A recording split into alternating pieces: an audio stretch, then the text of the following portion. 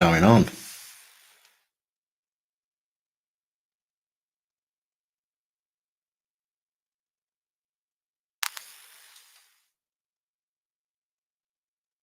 Something not right is happening.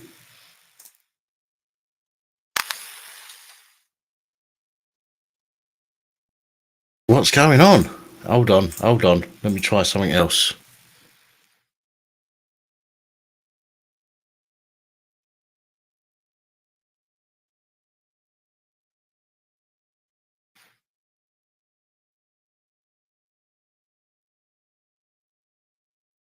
No,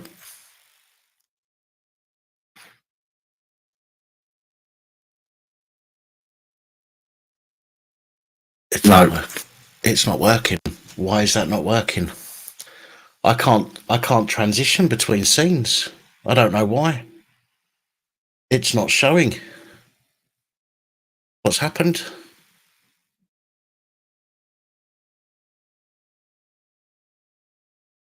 What's going on? My God. Transition. Right.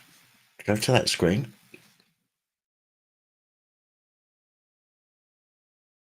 It's not fucking working. Why is it not working?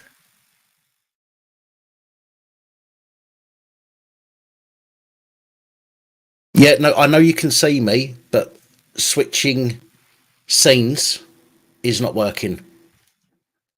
Um, that's what's not working at the moment. Let me take my hat off while I make myself look intelligent for a minute. I don't know how I'm going to manage that, by the way, but for some reason that is not bloody working.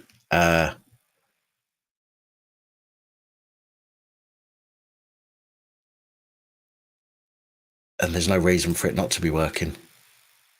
It's all there. It's all there. It's all there.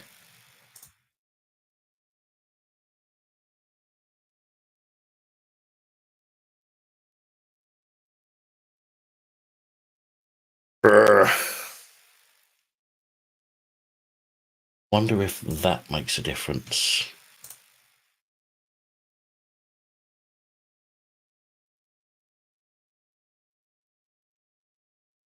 No, that's not making a difference either.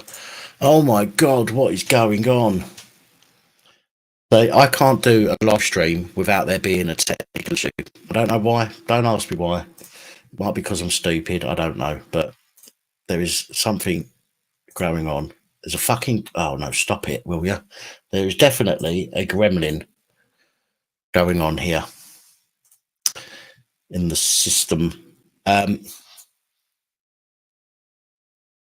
I don't know what happens if I close my StreamYard while it's running and then come back into it.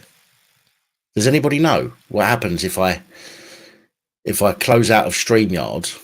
Because if I close OBS, I've got to close StreamYard as well, because I've got to open up OBS before I open up StreamYard, otherwise it doesn't work.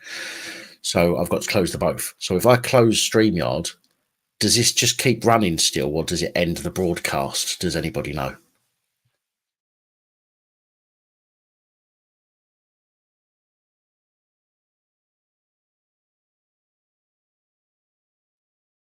Yes, Pap's having problems. He's always having fucking problems. Right, okay, I'll tell you what I'm going to do, because I need to be able to change scenes. Okay, otherwise it's going to be very awkward. So actually, if I'm quick, I might be able to do it before YouTube kick it off. Right, I'll tell you what I'm going to do. I'm going to close it quickly. I'm going to try and open it back up again. If it doesn't, then obviously click on the next live stream that I'll put on in a few seconds. Oh my God, this is doing my nutting.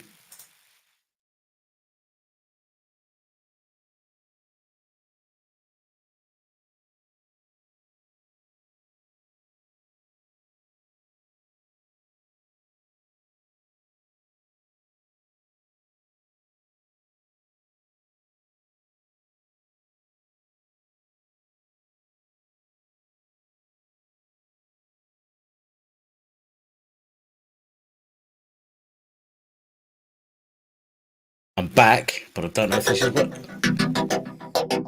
Now.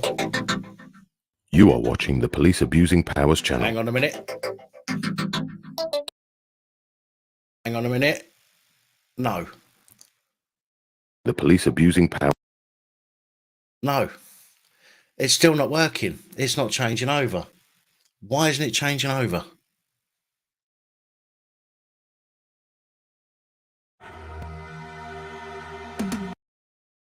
Oh, I don't believe this. What is going on?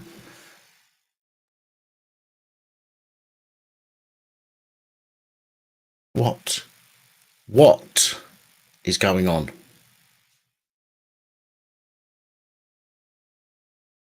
Right, let me try my settings on here. The snap camera, that's correct. Or is it? Is it? Or is it not? Let me try it this way. Oh, he's only fixed it. He's only fucking fixed it.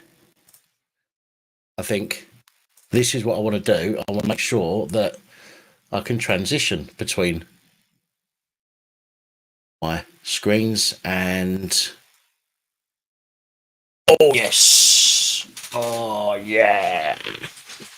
Yeah. I won't spin all the way round because I'll end up fucking garrotting myself with my headphone wire. So let's leave it there, shall we? Right. Okay. Fucking hell. Jack Ablaze, how you doing, my friend? The live chat is slow and glitchy as well. I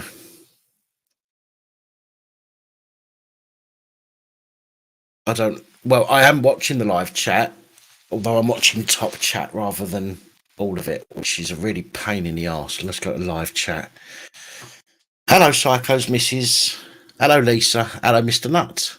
Hello, Hassan. Hello, Ward Fowler. Hello, Alex. Hello, JD. Hello, TTV. How you doing? Sonic. Chrissy Morris. Oh, how you doing, mate? How you doing, my friend? How's Essex? Hello, Crafts. How are you?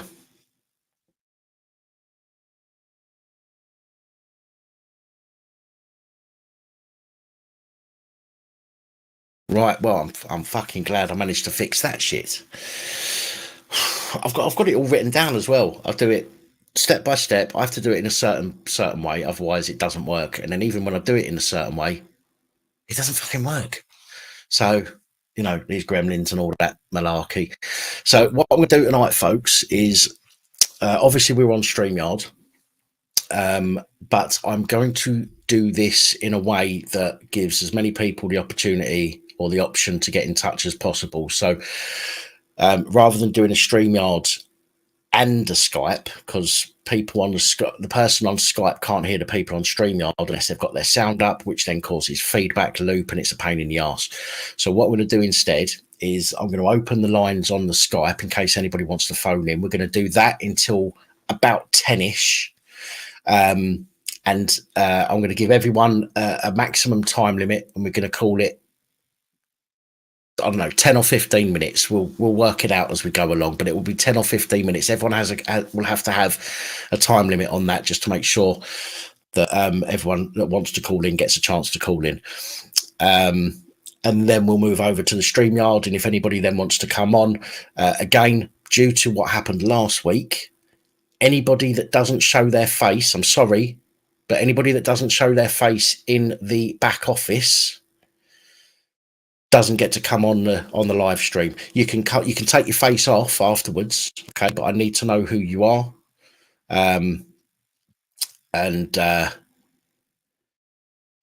otherwise I can't let you on because of the porn bombing that happened last week. So TTV, I know, mate. I spent today writing a story on that one, which is coming up tomorrow.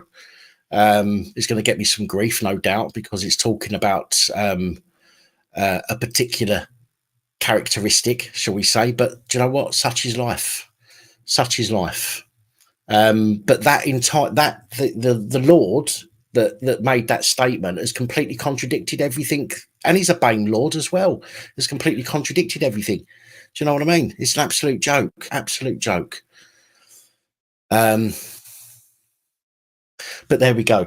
So what I'm going to do is let's hope that the Skype actually fucking works, because well, that's it ringing, because we know we can't get through a live stream without having bloody problems. I'm sorry to hear that, Crafts. I'm sorry to hear that. So what I'm going to do is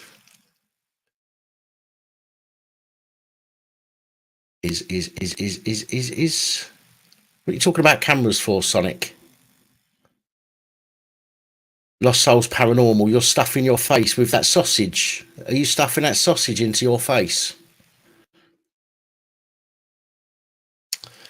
So, right, here we go. So the lines are open, hopefully, for the net until 10 o'clock or thereabouts. 0151 528 9590 if you want to call in. I know it's been a bit difficult with the phone-ins and the Skype and the StreamYard over the last couple of weeks. We haven't really had... we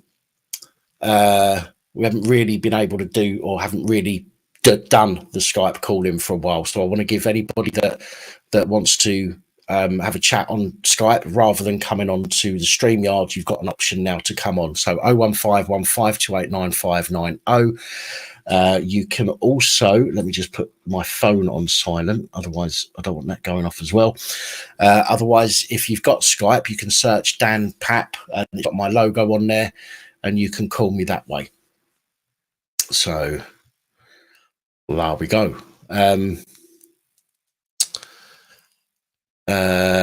What's up with if someone doesn't stop shouting down the mic and doesn't shut the fuck up, can you kick them from the call? TTV, what I'm going to do is I'm going to give everybody a limit tonight. Okay, so they've got, we'll have to play it by ear. It's going to be a 10 or 15 minute limit for everybody. So at the most, you can go and make yourself a cup of tea. If you don't want to listen to a particular caller, you can go make yourself a cup of tea or whatever it might be. But I am going to limit the calls, the time that somebody's on a call.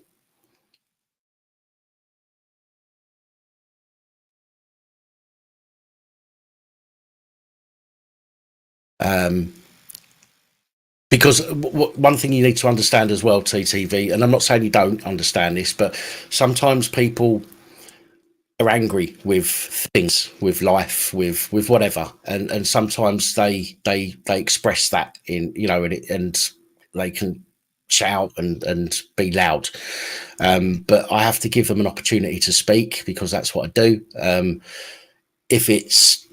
If it turns out to be gibberish and nonsensical or whatever it might be, then we can cut the call short. But I want to try and give everybody a limit, and give everybody a chance to be able to call in if they so wish. So that's if anybody calls, because at the moment nobody's calling unless they're trying to call and something's broken. But the number on the screen, 0151 528 9590, is the number that you need if you want to call in and talk. I know we've had people in the past. Oh, hello, Dan Smith. How you doing? I know there's been people in the past who have called that we've not heard from for a while. So if those guys are about and they want to call in and have a chat, then by all means, give us a ring. Here we go. Hello, caller. You like spit roast, yeah? Beg your pardon? You like spit roast? Spit roast? You like spit roast, yeah? I like spit roast. Yeah. Only if I'm the spit, not the roast. No, you like spit roast. In mouth and bum bum, yeah? That sounds to me like TC. Have you took his cock out your mouth now? Right. Yeah. Let me just. Yes, I'm just ringing just to see if your Skype was working, because the cunt's rang. I think it is, based on the comments. Yeah, I think he wants precious. Yeah, so yeah, I'm sure people can hear you based on the comments. So thank you for confirming that. How you doing? Not bad. All right, fella. I'm going because I'll see you on panel. Right, no problem. All right, All catch you later, right, fella. see you Bye. shortly.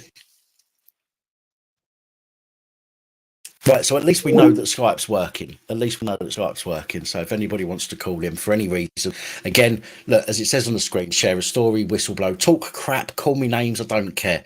You know, if to be honest, it's quite amusing when people want to call me names. So if anybody wants to be abusive, then knock yourselves out. I don't mind. And I won't kick you out if you're abusive to me. But if you're abusive in the comments, you're gone. End of that. You know, to anybody else, then see you later.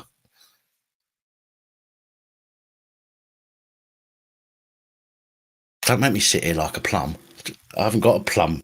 I haven't got a plum on here, I don't think. I think I've only got bananas. Oh, I'll have to sit here looking like an aubergine instead.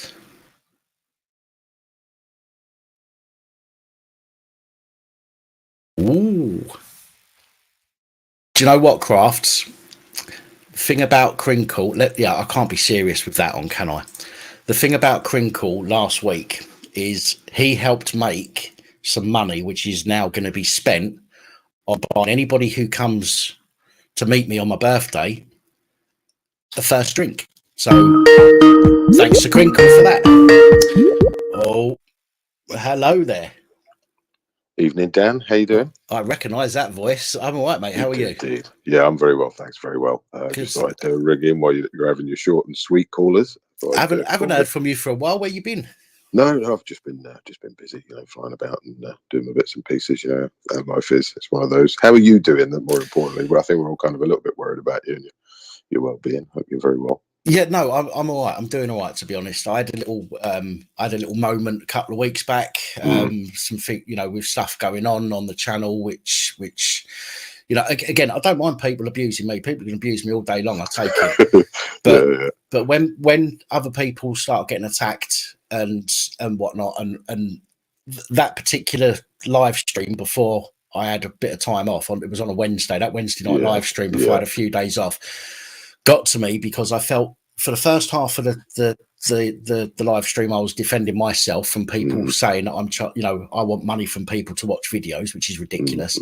And the second half of the live stream I felt that I was defending other people from being attacked, and it drained me. It really drains me. Yeah, and you do a big long stint when you're on a live stream. So sometimes when you're in your condition it's probably a good idea to maybe not go for 6 or 8 hours. You probably have to kill a blow in it. It doesn't help that it's the night before, the first day of the week, and obviously on a Monday, I have to try and get the weekend's news in as well. Yeah. So it's usually quite busy. But what I've done today, which I don't usually do, because I normally want to give the weekends to me, so I get a day, or almost 2 days to myself, so to speak. But I don't. Today I spent all day doing videos. I've got 10 videos recorded which just need editing now for tomorrow. Although it puts me a bit ahead, by the end of the week I'll be behind. You'll be back to where you are, but it's good to get ahead of the game. It's just far too much going on in this world that needs sharing, that people might not get to know about. But go on. Yeah. So the topic I wanted to bring up to this evening, and I think it's kind of, some people are aware of it, some people aren't, but it did raise my eyebrow. Really did raise my eyebrow about the whole Elon Musk, Bill Gates thing. Have you read about this and the tweets the texts that have been published? I've seen some of the Elon Musk ones. I don't know what's going on between Elon Musk and Bill Gates, though. To be honest, so this was kind of entertaining. So the whole Elon Musk buying the Twitter thing, obviously Bill Gates with his kind of agenda, whatever he's got going on, and I'm not particularly suspicious about Bill Gates because he's a nerd, he's a tech and all the rest of it. I do think he's got his fingers in pies that he probably shouldn't have, and I'm intrigued as to why he's now buying all the farmland up in America. But if he's got the money and he wants to do that, that's welcome to capitalism. But here's what made me what raised my eyebrow this week was so obviously Bill Gates has a problem with Elon Musk buying Twitter. He doesn't want that to happen. Doesn't think that it's going to be good for his agenda and all the rest of it. So he privately texted Elon Musk and told him that if Elon went through with it and Elon, kind of proceeded the way he was going, then Bill Gates would buy Tesla stock and short it, so to try and bring the Tesla stock down. Right. Now, Elon Musk obviously went back to him and said, hang on a minute, if you're the guy who wants to save the planet, why would you short the stock and try and hurt an electric car company that's doing its level best to make the whole planet greener? Yeah. And the thing for me then is, now I think Bill Gates has finally, through Elon Musk's wisdom, has revealed his hand, and he is a crafty bastard, and he's up to no good, and there is a nefarious purpose there that otherwise wasn't showing itself. And I'm kind of intrigued by that bit of news today, so I wanted to make sure that folks were aware of it and knew that that's what was going on, and possibly certainly interesting. As I say, it's not I've not the only news I've got to see today is the fucking what gets reported on the channel. It's been one of them days, but and I don't watch the telly, so I don't get to see anything pop up on there. Well, do you know what? I don't think this has really been broadcast a lot in mainstream media. I think this is all a lot of the alternative media online and stuff that are reporting this. Right. I haven't seen it in mainstream media, but if you go, you can go look on. I think it's on Elon's Twitter feed. There's screen grabs of the text messages between him and Bill Gates, and there it is. It's all laid out. I'll have to look at that. Yeah, he has dropped his pants there. I do actually follow it. I do actually follow Musk on Twitter. But I will check that out at some point. Kind of interesting. So that was it really. Nice to keep it short and sweet this evening, and I wish you all the very best. I hope you have a fun evening. I'm going to enjoy it this evening. No, well, it's nice. It's nice to hear your voice. Likewise.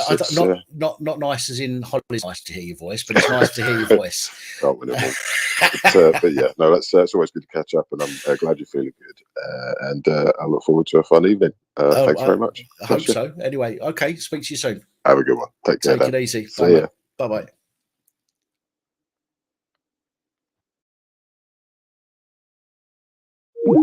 It's nice to hear the voice. I think that's what we'll have to call him from now, the voice. Like a Bond villain.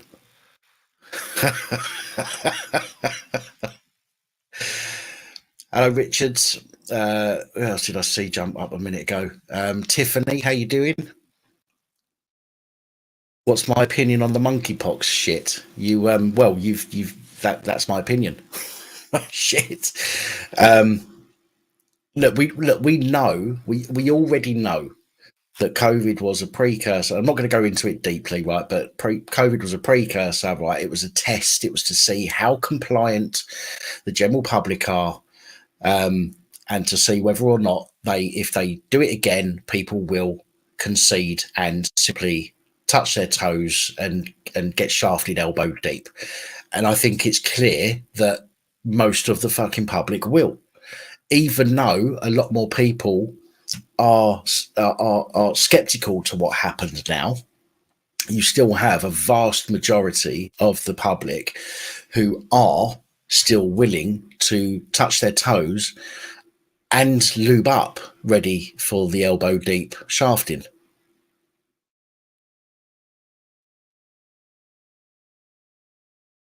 That's my opinion anyway. Obviously, my opinion doesn't necessarily count on the channel, which is why I like you guys to comment in the, on all my videos. I give an opinion, but it doesn't mean that it's the right opinion. It just means that it's an opinion. And this is why I like everybody commenting and being involved in the community. No lube your end. Oh, do you want them to go in dry, Graham? Rather you than me, sir.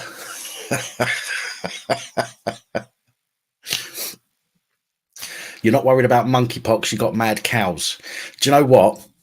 If I had my bottle of brandy, I'd probably say something really sarcastic and cheeky, like you shouldn't talk about people like that. But then I've got a funny feeling that when you come up to see me for my birthday, I'm going to get a slap from your missus if I say something like that. So I'm going to zip it and not mention that. Okay, so I'm not saying it.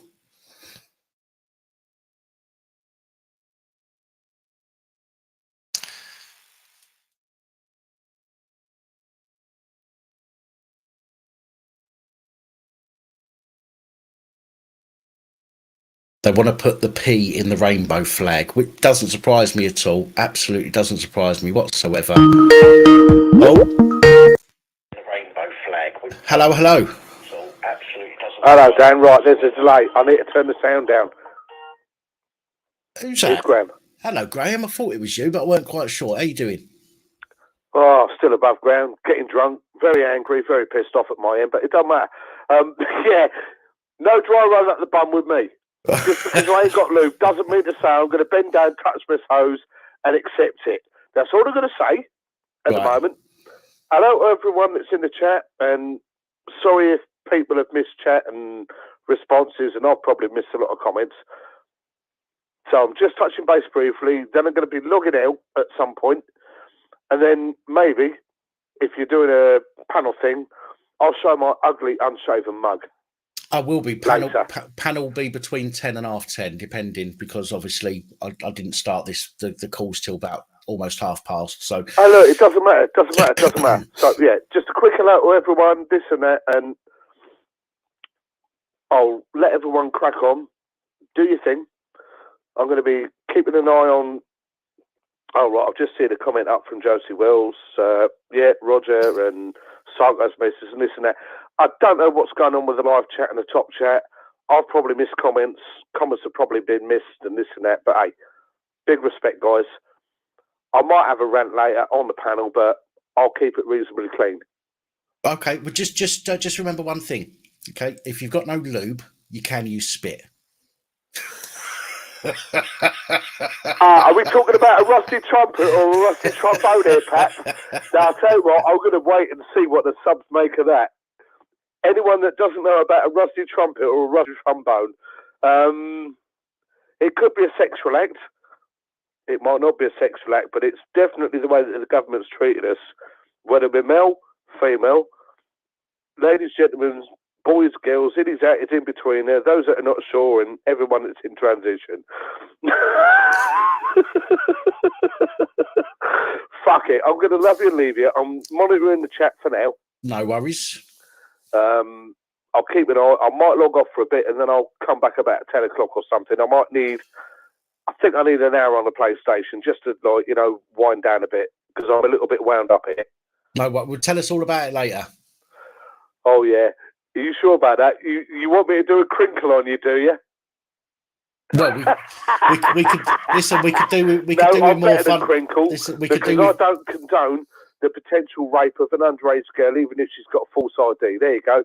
We could do with the extra funds for the first round on my birthday. So yeah. Well, you had the extra funds. What did you earn the other night? I know you told me privately. No, you don't have to answer that. It doesn't matter. I know you told me privately, but it was fucking funny when you did tell me. Right. So there you go. For people that don't know yet, sometimes Dan and I do a little bit of off-channel chat, but I don't give a fuck. I'll make no secret of it, and fucking hell, I'm getting pissed. Right, I need to take a break. I'll rejoin you later, maybe on the panel, if I'm sober enough to rejoin. Thanks for your time, Dan. All right, it's all entertainment. I love a bit of comedy. Love the community. Peace out. Respect. No worries. Speak to you in a bit. Cheers. Ta, mate. Ta-da. Ta-ta. Right, what we got here? Don't mind Crinkle. He's an idiot, but he's sometimes entertaining. And I've got to say, I agree with that statement. Okay, he is an idiot, but because he's an idiot, he can be entertaining sometimes. And last week was entertaining. I will say that. Absolutely pissing myself last week, and when I watched the video afterwards, and I've had to take that one down because of the porn bombing, but watching that back, I was pissing myself. It was a very funny evening. TTV. The reason I don't do that with regards to people slagging me off on Twitter is because if I did that, I'd have to do it on everybody, and that would take up so much time. I get slagged off so often. It would, if I do one person, I've got to do them all, and it's I just don't have the time to do it. You know, I was going to do a series of picking the comments out, like the comments on my videos, and highlighting how stupid people can be. But again, you know, I was screenshotting I had a folder full of comments, and when I went to do the video, I thought to myself, shit, if I do this, I'm going to put myself behind on everything else. So I've got to stick with what's important on the channel, and that's the reports that I put out, and obviously the live streams, which is what we're here for. So But if I had the time, I certainly would.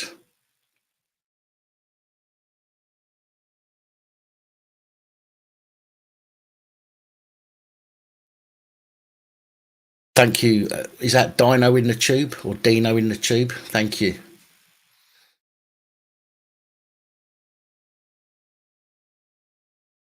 Oh yeah, don't I know it, Chrissy? Don't I know it? It's a great way of putting it. Actually, I've never really thought of it like that, but that does that is a great way of putting it across. Oh, hello, Princess Angela. Have you listened to my messages, Princess Angela? Your voicemail's full, Princess Angela. And they're not. It's not because of me either.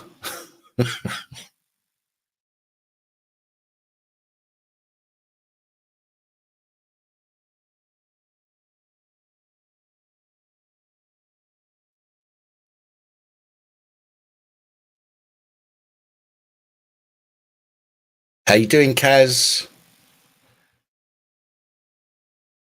Put the pink sausage on my face.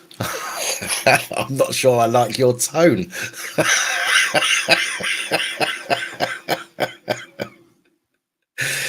Oh dear. I have some faces saved, but I haven't got a sausage one. Have I heard from Jamie? I've spoken. Let's just say I've spoken. Again, listen. As soon as he's able to come back on, I am going to pester him to come onto a live stream. Before he does anything else, I'm going to pester him to come onto a live stream. And if he can't come on a live stream and he wants to do his own video first, then I will make sure that I let everybody know about it. Photo Paul, good evening.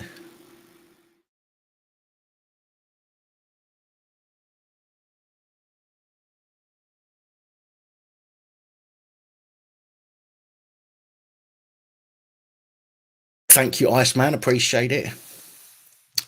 He's not, Angela, not that I know of. He's tried to call me a couple of times since 8 o'clock, since I've been on here. But obviously I can't take his call while I'm on a live stream, but he's left me a couple of messages. But I do need to speak to you. Ideally after the live stream, if that's okay.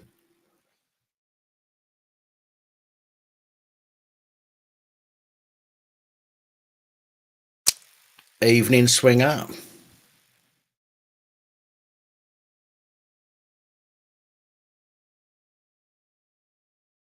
And good, yeah, there we go. Good evening to all the bent police watching. Yeah. Hello, hello, hello. Get back to fucking work.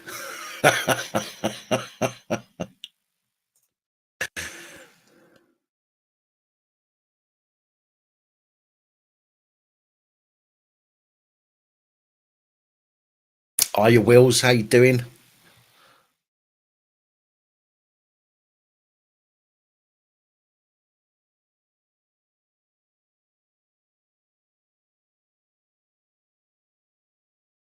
That's very kind.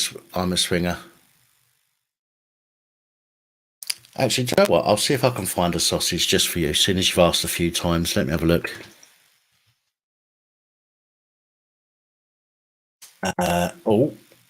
Oh, here we go. What's this one? How about that one? It's a bit weird. I'm not keen on that one, actually. Let's try this one. Oh, fucking hell. That one's even weirder. Oh, Savaloy. Oi, oi, Savaloy.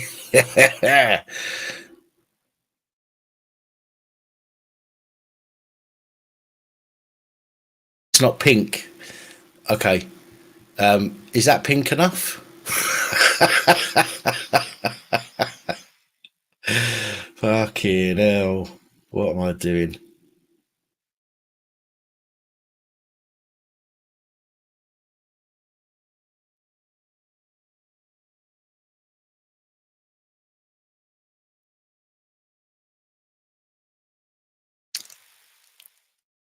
Right, I'm gonna respond to this. There's something in the comments there that I'm going to respond to.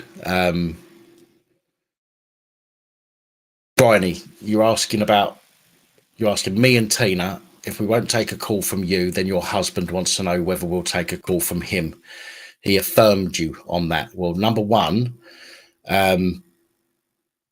you've got my number, you've got my email address, which means he can easily get access to my number and my email address. So I'm not stopping anybody from phoning me. And number two,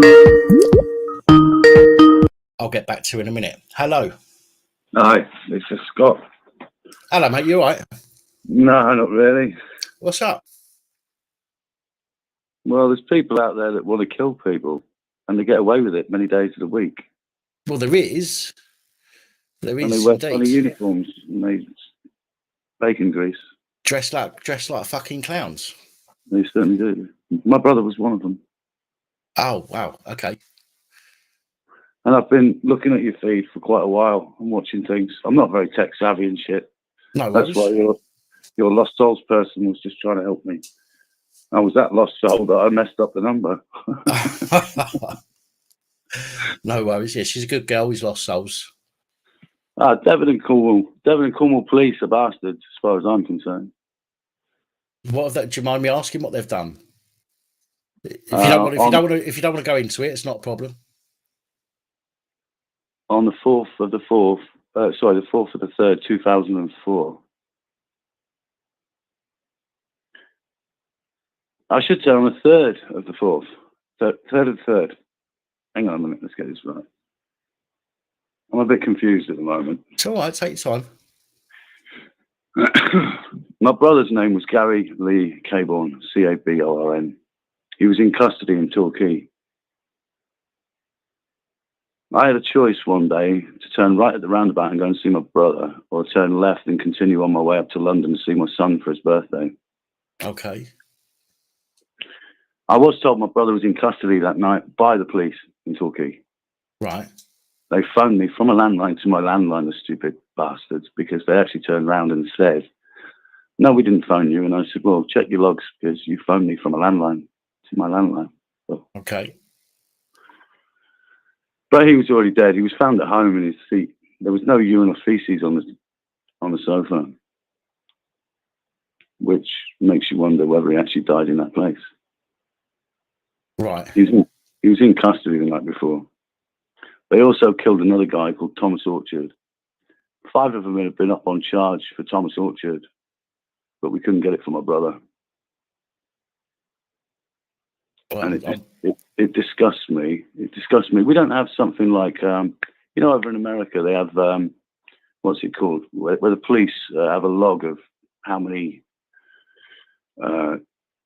times somebody's been, how many times a police officer has been, sorry, I'm a bit nervous.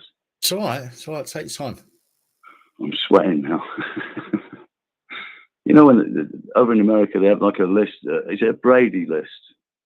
I'm not sure when it comes to America. So I think it's the Brady list, where all the police that have been on charges and stuff, or had complaints against them.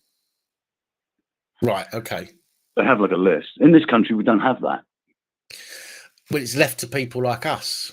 Unfortunately, there are some websites out there but the problem is this is only the charge or the only charges or complaints that we are let to know about.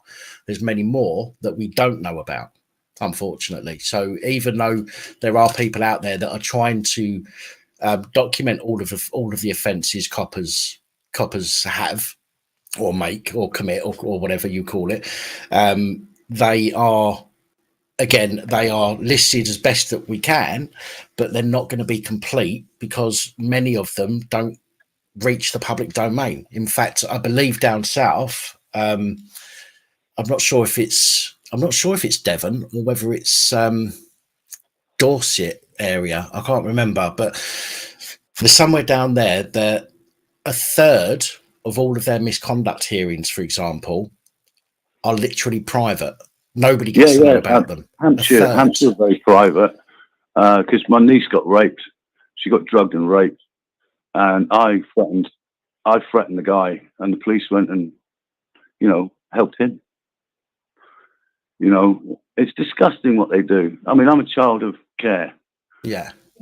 I'm nearly 50 years old now. I'm sick and tired of this. And I've been through the prison system, the care system, the young offenders. And if you actually look at my record, it's usually offences against the police. Strange, that, isn't it? It's, well, there's a lot of people, I mean, more so recently than in the past, but since this whole Harper's Law and the assault against emergency workers malarkey and all the rest of it came out, more people are charged with that assault against the police, and that's probably one of the main things police come up against is assaults against themselves. But I ask myself why. I ask myself that, you know, considering we're supposed to be a society where we consent to policing, there's no reason really why so many people would be violent against the police if the police are respecting people as they should do. Well, no, it's usually with me, the first charge, the primary charge is usually Section 5. Right. Which is ridiculous. You know, as a primary, it can't be a primary charge. As far as I'm aware, am I thinking correctly? You're probably a bit more clued up. I don't know. Law-wise, is Section 5 technically a primary charge? Well, when you say, what do you mean by primary? Just clarify that. Well, as an only charge. Well, you can get done for a Section 5, but it's not, you know, it's just it's generally a summary offence as far as I'm aware. Yeah. So you can obviously get done for it. You can still end up with a record for it and stuff like that. But one of the problems that I've seen with police over time is the fact that they know that when they arrest people, most of the time the charge that they arrest you with, okay, so if they arrest you for one charge, the likelihood that that's going to stick is pretty shit, because they're probably arresting you under the wrong legislation anyway, or arresting you, you know, unlawfully for whatever reason. So what they end up doing is they'll arrest you, they'll twist you up so that you resist, and you have to resist. It's not a wanton, it's a reaction. Yeah, exactly. And I'll talk about this in one of tomorrow's videos. When they twist you up, it's your body. It's not you thinking I need to restrain. It's your body taking over to protect you from being damaged. Yeah. And there's nothing you can do about it. So, but then they use that as a resist, and then they use the whole, you know, assault emergency worker because you might have pushed them or whatever, which you're bound to do. And so they have to use as many charges against you as possible in the hope that one of them sticks. Yeah, that's the disgusting thing. I mean, going back to my brother, all he did was spray paint a Tomahawk cruise missile up and down Torquay High Street. Right, because he was protesting against the Gulf War. Right. Exactly. And it wasn't until he sprayed the courthouse in Torquay, that's when they arrested him. Right. Which is literally outside his flat and 100 yards from the police station. Right. These 5 officers have done it before, done it since. I've had to move out of the county. I've actually moved to another country. Right, okay. Because of Devon and Cornwall Police. That's where I'm from. I'm Cornish. You don't sound it. No, I grew up in Perranporth. I was born in Plymouth. I was actually supposed to be born in Saltash, but unfortunately in 1973 the hospitals weren't that. I was shipped over the water. Right. Unfortunately, I was born in England.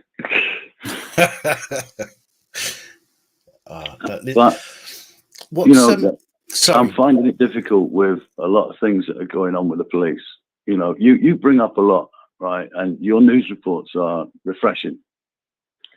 You know, because you don't see that on the mainstream media. You see none of this shit. That's not even half of the stuff that I get, to be fair. There's not enough time in the day for me to do videos on everything that I receive. And so, unfortunately, some of the stuff, which is one of the reasons I want to get a website up and running, so the ones that I can't do a video on, I can at least type it out and chuck it on a website. So I'm, you know, reporting more of them. But at the moment, I run out of time every day to do to do the amount of reports that come forward, and it's absolutely disgusting. It really is. The Hampshire lot were really bad. A lot of them got sacked, or they resigned, didn't they? There was 5 of them, I believe. The detective inspector, his secretary, managed to retire, and I believe the other 3 or 4 got the disciplinaries and stuff. Right.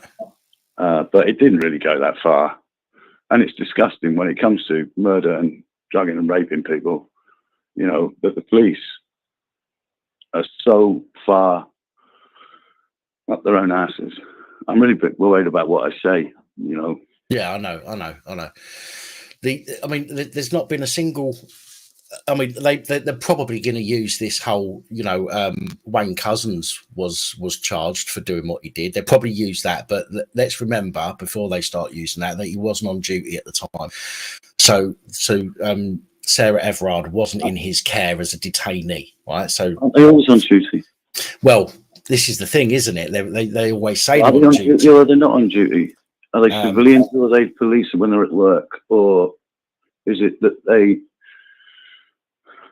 choose to have an opinion when they want to have an opinion? Yeah, I see that a lot on the auditors' channels. I'd love to do auditing, but I think I'm too emotional. I mean, I've done one what I would call an audit, and that was on a Jacob's biscuit factory, and it bored the hell out of me. Right, I've got to be honest with you. I mean, I got my arrest, which is what started this channel, was outside Crosby Police Station up the road from me, and that wasn't for auditing. People in the comments were going, "Oh, you're an auditor. You're an auditor." That's not what I was there for. If I was there to audit, I've got no reason to lie about that, especially 3 years on. Do you know what I mean? I'd say, yeah, I was there for an audit. Do you know what I mean? Blah, blah, blah. I've got no reason to lie about it. I was there because at the time I was learning to build website templates, and I wanted some footage of an emergency vehicle coming out, and that's it. And that's what I told everybody.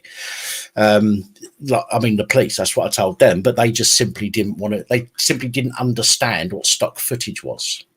No, stock footage. That was your word, stock footage. I remember that. And I even tried explaining it to him. It's what the news peoples use. They have an archive of stock footage, and they use it when they need something to fill a gap. Simple.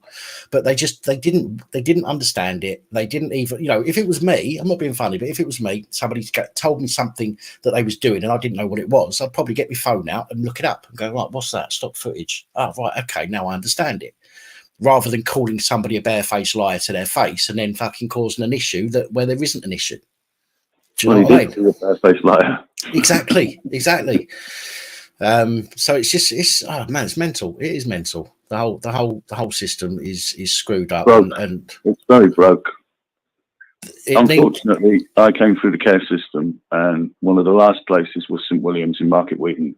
Right. I'm going to be 105 before my case goes to court. Fucking hell. Yeah, that's what the church has managed to do with the justice system in this country, that only 5 cases a year will be heard. I'm going to be 105. I'm 50 next year. I say this sometimes, and I genuinely struggle to find a word sometimes to describe how I feel about situations. It's almost as though they make we know they make things as difficult as possible for people, not just the police, the whole system, the whole judicial system makes it as difficult as possible for people to come forward, in the hope that they eventually don't come forward. That's what it seems like to me. And the facilitators were the police, I'm afraid, and that's where my anger has come from. And because they were the ones that they keep taking you back to the children's home with a smile and nudge and a wink and an elbow bump. Yeah, I've got no doubt that although I think personally there were less crooked police back in the day than there are now, That's my opinion. Some people might not agree with that. Although I think that, I also think that back in the day, people that, especially children that were in care or under the care of the church or whatever it might be, the police knew what was going on in those places across the country. And yet they're there to protect people. But rather than protect somebody, it's easier for them to take them back and forget about it. We'll take you back, and now I'll get on with my work. Forget about you. It won't give you a second thought, and hope that it goes away. And unfortunately, that has that's permeated through the years. It still goes on now, even though they make a big fuss about them trying to deal with historical crimes and all this, that, and the other. But it still goes on. Of course, it still goes. Look at Rotherham, for example. Yeah, that is beyond belief. So it's beyond belief. And that's all down to culture. Yeah, I'm sorry, that is, and that's the only reason that hasn't been brought forward as much as it was or should have been. Yeah, no, I totally agree. Culture, and I mean, again, certain culture. That's not me being in any way discriminatory against anybody else. All I'm discriminating against is paedophiles. Yeah, I'm disgusted by them. Totally, absolutely get you. Absolutely feel for you. Absolutely understand. And I don't. To be honest, I don't like these people that do these paedophiles things and let the people go. Well, the ones in America, they do them and they let them go for some reason. All of the stings that I've watched, and I do watch, in my spare time, I watch those because I sit there thinking to myself, you dirty cunt, you get shanked in prison, excuse my language. And it's sickening to have to watch it, but knowing that they've been caught and seeing the look on their face makes me laugh. And I think to myself, you gutted, you sick piece of shit. Do you know what I mean? So I watch a lot of those, but here in the UK, they'll stay with them until the police arrive, even if they have to stay with them for a couple of hours. But in America, the ones that I watch in America, they confront them, do the video, then they let them go, and then I believe the video then goes to the police rather than waiting for the police to come and pick the person up, which gives them obviously the opportunity to disappear or go and commit more offences or whatever it might be. And people need to be stopped. If it's a crime as serious as that, they need to be stopped. Well, you did that thing on the Judge Savile. Was it yesterday? Friday, I think it was. Friday. Friday the 13th is the day that we lost our son many years ago. But that's another story. Anyway, the point is, people like that judge, I've just got another year probation, right, for upsetting a policeman. Right. And what did he get? 3 years probation for doing? Or 3 years? It's 3 years suspended sentence. Probation. I mean, it's people that just wander around doing these things and they get no punishment. But people like me that stand up and say, you're a fucking idiot, shut your fucking mouth. Yeah. I get more of a sentence than they do. I use when I was arrested, not outside the station, but in the past, I was arrested for growing weed. Okay. Good lad. My brother did. He told me he was smart plants. I don't hide the fact I'd done it. Do you know what I mean? It wasn't mine. It was somebody else's. Asked if they could use a spare room, give me a bit of cash, for doing so, and I agreed. I put my hands up to it. I agreed. I ended up with 2 years suspended for 12 months.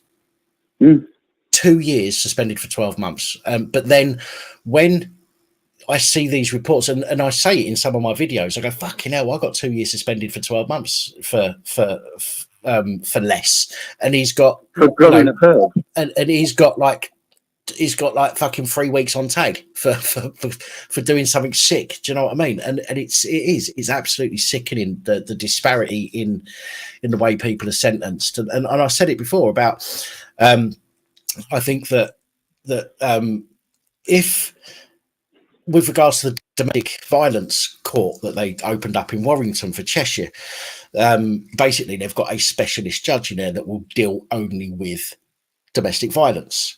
Now, I think that's a good idea.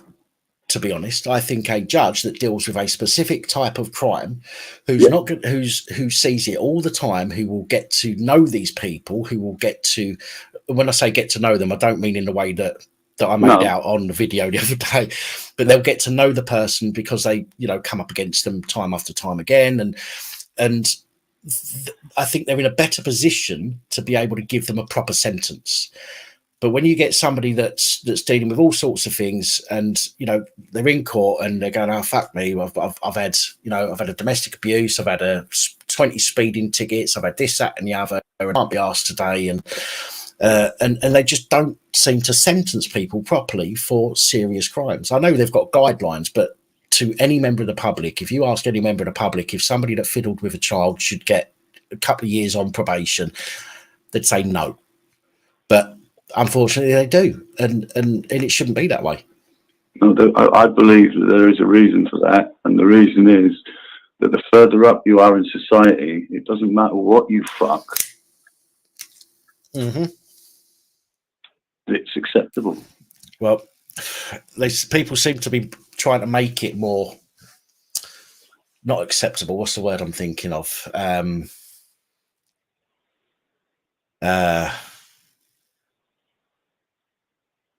not sure of the word I'm thinking of. People, it seems as though that, with these groups and the way that these types of people are dealt with, tries to make out it's more acceptable.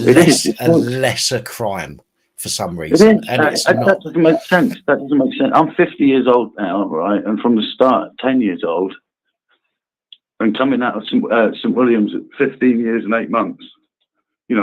Dumped out of care at 15 years and 8 months. Just gone. There you go. Go and get on with your life. How the fuck do you deal with that? Still at 50 years old, I'm struggling. But these people don't even go to jail. No. It's a life sentence to anybody that I mean, don't get me wrong, I've not been a victim of anything like that, and I couldn't possibly imagine what it must be like for somebody that has been. But I do know that people that have been through something like that have a life sentence. And it compounds itself with what happens.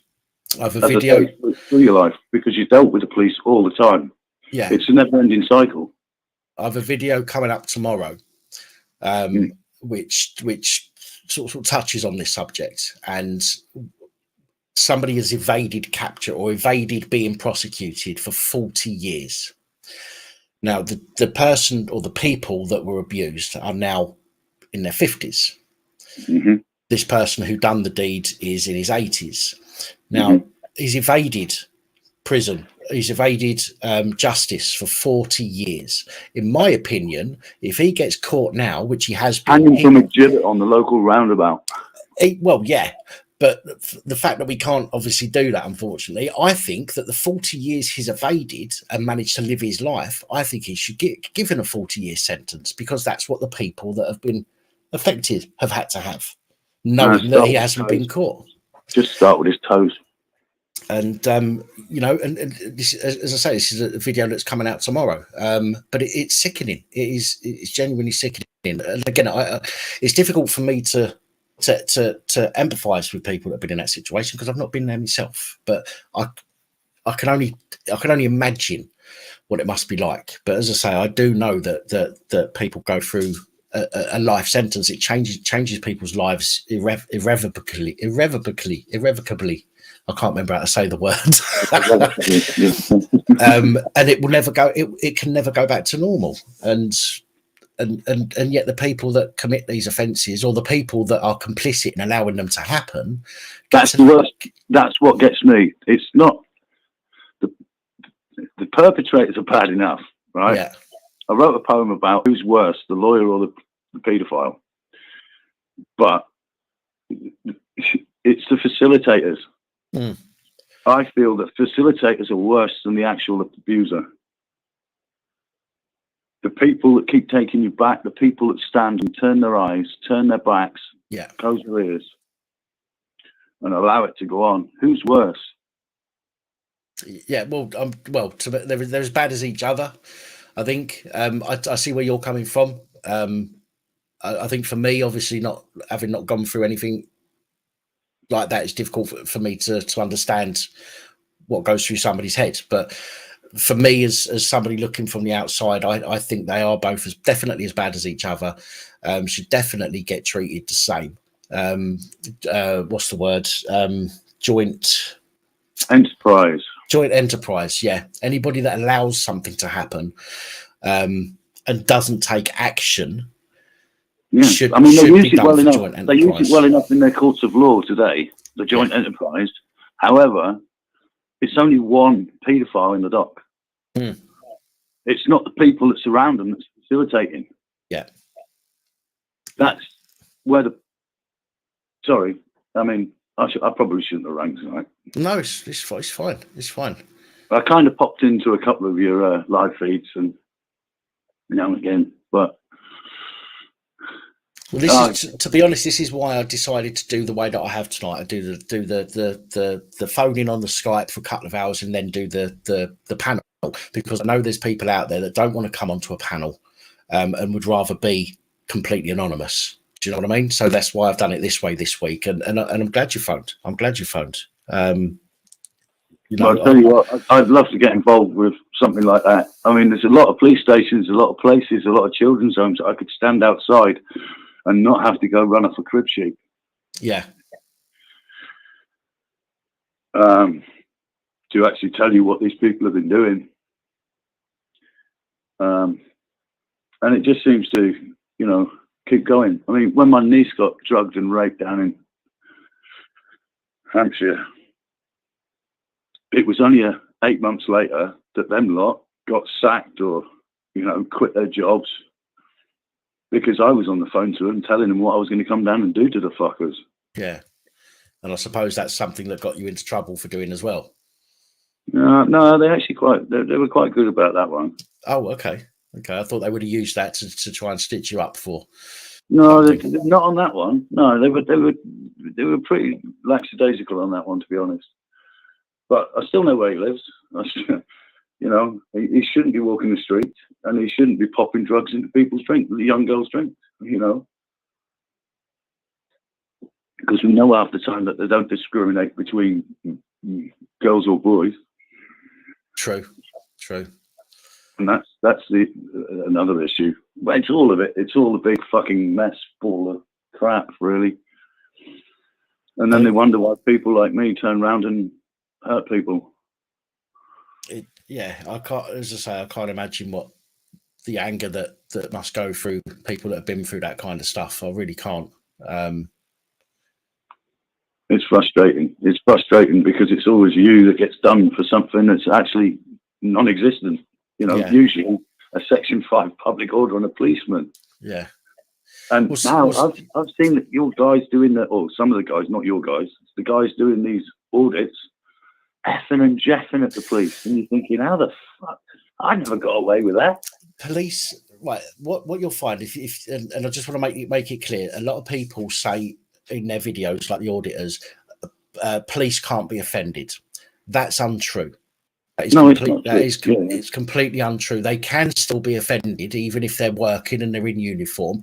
It's just that their level of offence has to be much higher than that of a normal member of the public.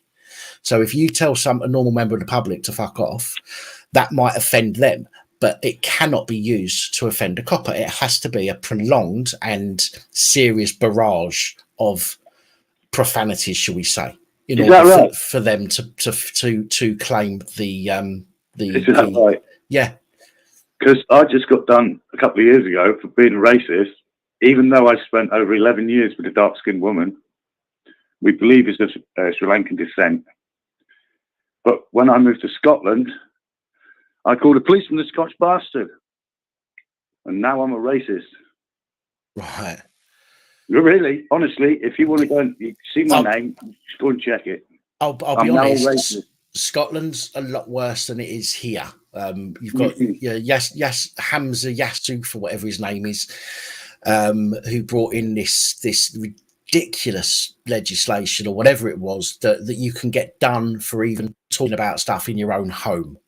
And that is absolutely 1984-esque Well, the police can enter, ridiculousness. believe me, the police can enter your home in Scotland without your permission, right? And you get done for assault. Right. I mean, that's ridiculous. Well, I'm on probation for it right now. Fucking hell. I know it's difficult up there. I know the judicial system is a lot harder up there than it is down here. I mean, it's hard down here, but up there it's a lot. I wish I was back home. I honestly, I mean, I wish I could say something that could make you feel better or change something, but I can't. I mean, No, it's not about that. It's just actually speaking and putting it out there. You know, this is out on the airwaves now. Yeah, well, this is what I was going to say. I mean, what I can do, because I can't do those other things, what I can do is try and give a platform to people or somebody, an ear to listen. And I will listen to people, which is why we've been on for longer. As I said, I was going to keep all the calls to a limit. Minutes. Yeah, I was thinking about that just now. But the difference is when somebody phones up and I can I can tell when somebody phones up how they're feeling, sort of, and I can tell whether this person needs to speak for a bit longer, or if somebody just wants to phone up for a basic chat, and then I'll call it at 15 minutes or whatever it is. But when somebody phones up and they've been through something and they've got some I want to be careful of the words I use when they sound down or when they sound defeated or whatever it might be, then I'll give them more time. Do you know what I mean? Because somebody obviously phoned up because they need to talk to somebody and they want to get their story out, and I will give that time to people. There's only two decent coppers I met, and the first one was called Sergeant Easton. He was from a place called Brigg in Humberside, and I believe he ended up committing suicide. He hung himself up Gallows Wood. Right. And he, from the age of 10 to the age of 15, knew me. And the second one is retired, and he's now a counsellor to me, but he's only just come back because it ended up going away a few years ago. They're the only two good coppers that I've ever met. Right. Well, in 50 years. I only know one. I can honestly say I only know one copper that I never ever had a problem with, and he was actually a friend of the family when I was growing up. He was one of my sister's friends at school's dad. And I remember he even took me to the police station because I was a little shit when I was younger, right? I'm not saying I wasn't. He took me to the police station and put me in a cell, locked the door behind, and sort of, I didn't know at the time, but he stood to the side for a few minutes, and I was only about I wasn't even 10, I don't think, and my arse fell out. But I respected him, never had an issue, and always respected him. Do you know what I mean? He was never a wanker. He never talked down to people that I know of. He never talked down to me, at least, and he was always, he was always decent. And that's the only, I can honestly say that's the only copper that I know of personally that I've dealt with that has been decent in 50 years. I can't say that he might have been not decent to other people, but to me, I absolutely respected him. It's a long time to actually meet only one. Yes. Yeah, it is. And there's a big disconnect. And I do agree there must be more of a connection. I don't hate the police. I hate the ethos. Yeah. And like we was just talking about enablers, who, the people that stand back and let things happen. The police are just the same. The police who stand by and watch while one of their colleagues do something that they shouldn't be doing, knowing that they shouldn't be doing it, but then make a decision in that instant in time to back them up. They are as guilty as the person that committed the offence against you. Absolutely. Absolutely. I had one copper, I'm not being funny. He was there at my arrest, right? They knew I was having a mental breakdown. It ended up, I nearly got shot. And then there was an argument about afterwards, because I went to Porterfield and then I went back to Porterfield. The copper that was there at the arrest was actually in the corner of the cell, squat down underneath the camera with his hands on his head going, this shouldn't be happening. Yeah. You know, I'm looking at him going, help me. And he's going, I can't.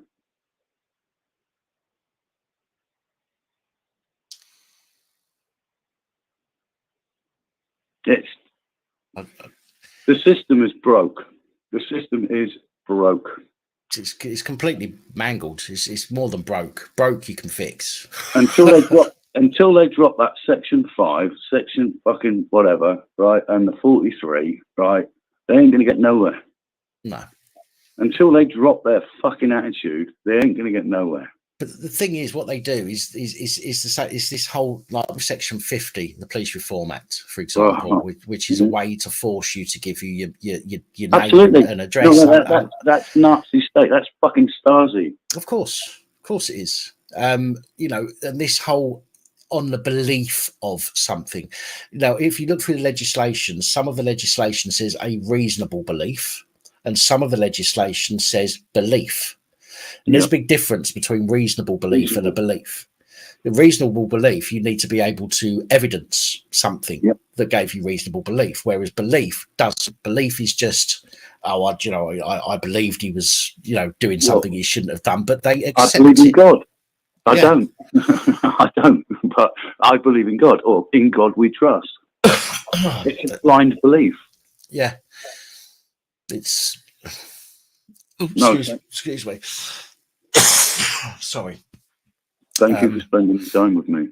You are more than welcome. If anyone's welcome to phone up anytime that the number's on the screen, and I will answer, and I will give anybody that needs the time that they need. Well, if there's any hunters out there that want to pass any information elsewhere, please. Sorry, I should probably have said that. Excuse me again. I'm going to need to go and get a drink of water, I think. Well, don't ask for one in Inverness police station. No, probably won't get one. Yeah, or it'll be spiked. I got 3 sheets of toilet paper and told to use them wisely. Wow. How is that? When you strip naked in the cell and full of gravy, sickening stuff. Listen, I've got to say, I'm genuinely sorry to hear about you. I'm genuinely sorry. Here we go. I'm genuinely sorry to hear about your brother. And did you say was it your daughter or sister? Did you say? My niece. Oh, sorry, your niece. My apologies. And I'm sorry to hear, obviously, about your niece as well, and yourself. As I say, I wish I could say or do something that could make things. What can be done is if you keep this going, right, and try and get your people or whoever you know to try and sort out some serious kind of Brady list for the police in this country. Well, I've got some plans. I have got some plans for the channel and moving forward. Unfortunately, as with anything, things like that take time and cost money. So it's going to take me some time to get into effect some of the things that I want to do. But there are some things that I want to do with the channel and with society as a whole, if possible, to try and make things better if I can somehow. But well, if I can help in any way, I think you've got some way of contacting me. Would it be okay if you sent me an email? Would you mind sending me an email? No, I can do that. How do I, have you got? Is your email on the channel or somewhere? I can find it. The email's in the description of every single video. Yeah. I'm not really that au fait with technicals. I'll find it. Right. Well, if you're looking on do you use a phone or a laptop or computer? Just a mobile. That's all I've got. Right. Well, when you open a video, underneath the video, you've got like a little downwards arrow on the right hand side. Yeah. I'll find you in there. If you click on that, it expands the description, and in the description has got my email address. You should be able to just click on it, and it should open your email client. If not, if you press and hold on the email address, it should highlight the email address, and you should then be able to open it in an email. Cool. I have a blackbird will travel. Sorry? I have a blackbird. I will travel. Righto. Very fast. All right. Well, listen. If you could, as I say, if you can email me, so I've got a way of contacting you. I can't remember if you said your name at the beginning of the chat or not, at the beginning of the talk or not. But if you don't want to give it, that's absolutely fine. Just let me know. I think I saw my name come up on the ticker tape, and that's why I got in. Because it's Scott S. Oh, so you was talking in the comments, weren't you? Yes. Lost Souls was telling you how to. Yeah, Lost Souls. Yeah. Okay. Just drop me an email. Just say it's me. We spoke last night. For a lot longer than everybody wanted to listen. Yeah. to be honest, okay, I've not seen a single comment that have said time's up. Okay, and the reason for that is because the apart from a few dickheads that come in to troll the channel, everybody that usually watches these live streams comes on because they know what the live streams are about generally. Okay, and they know we're going to talk to people maybe that have got problems that they've been going through, and they will listen. They are you've got a generous bunch of people in the community on here. So if you was phoning up and you'd had a drink and you was just blaring out crap, then after 10 minutes they'd go, Dan, time, Dan.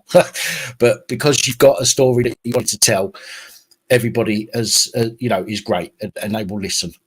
Merci beaucoup. So thank you again for calling. I genuinely appreciate your call. Thank you, and for trusting us, myself and the community with your story. You're the only community that I do trust. Well, I appreciate that. That makes me feel You're good. kind of like-minded in a way.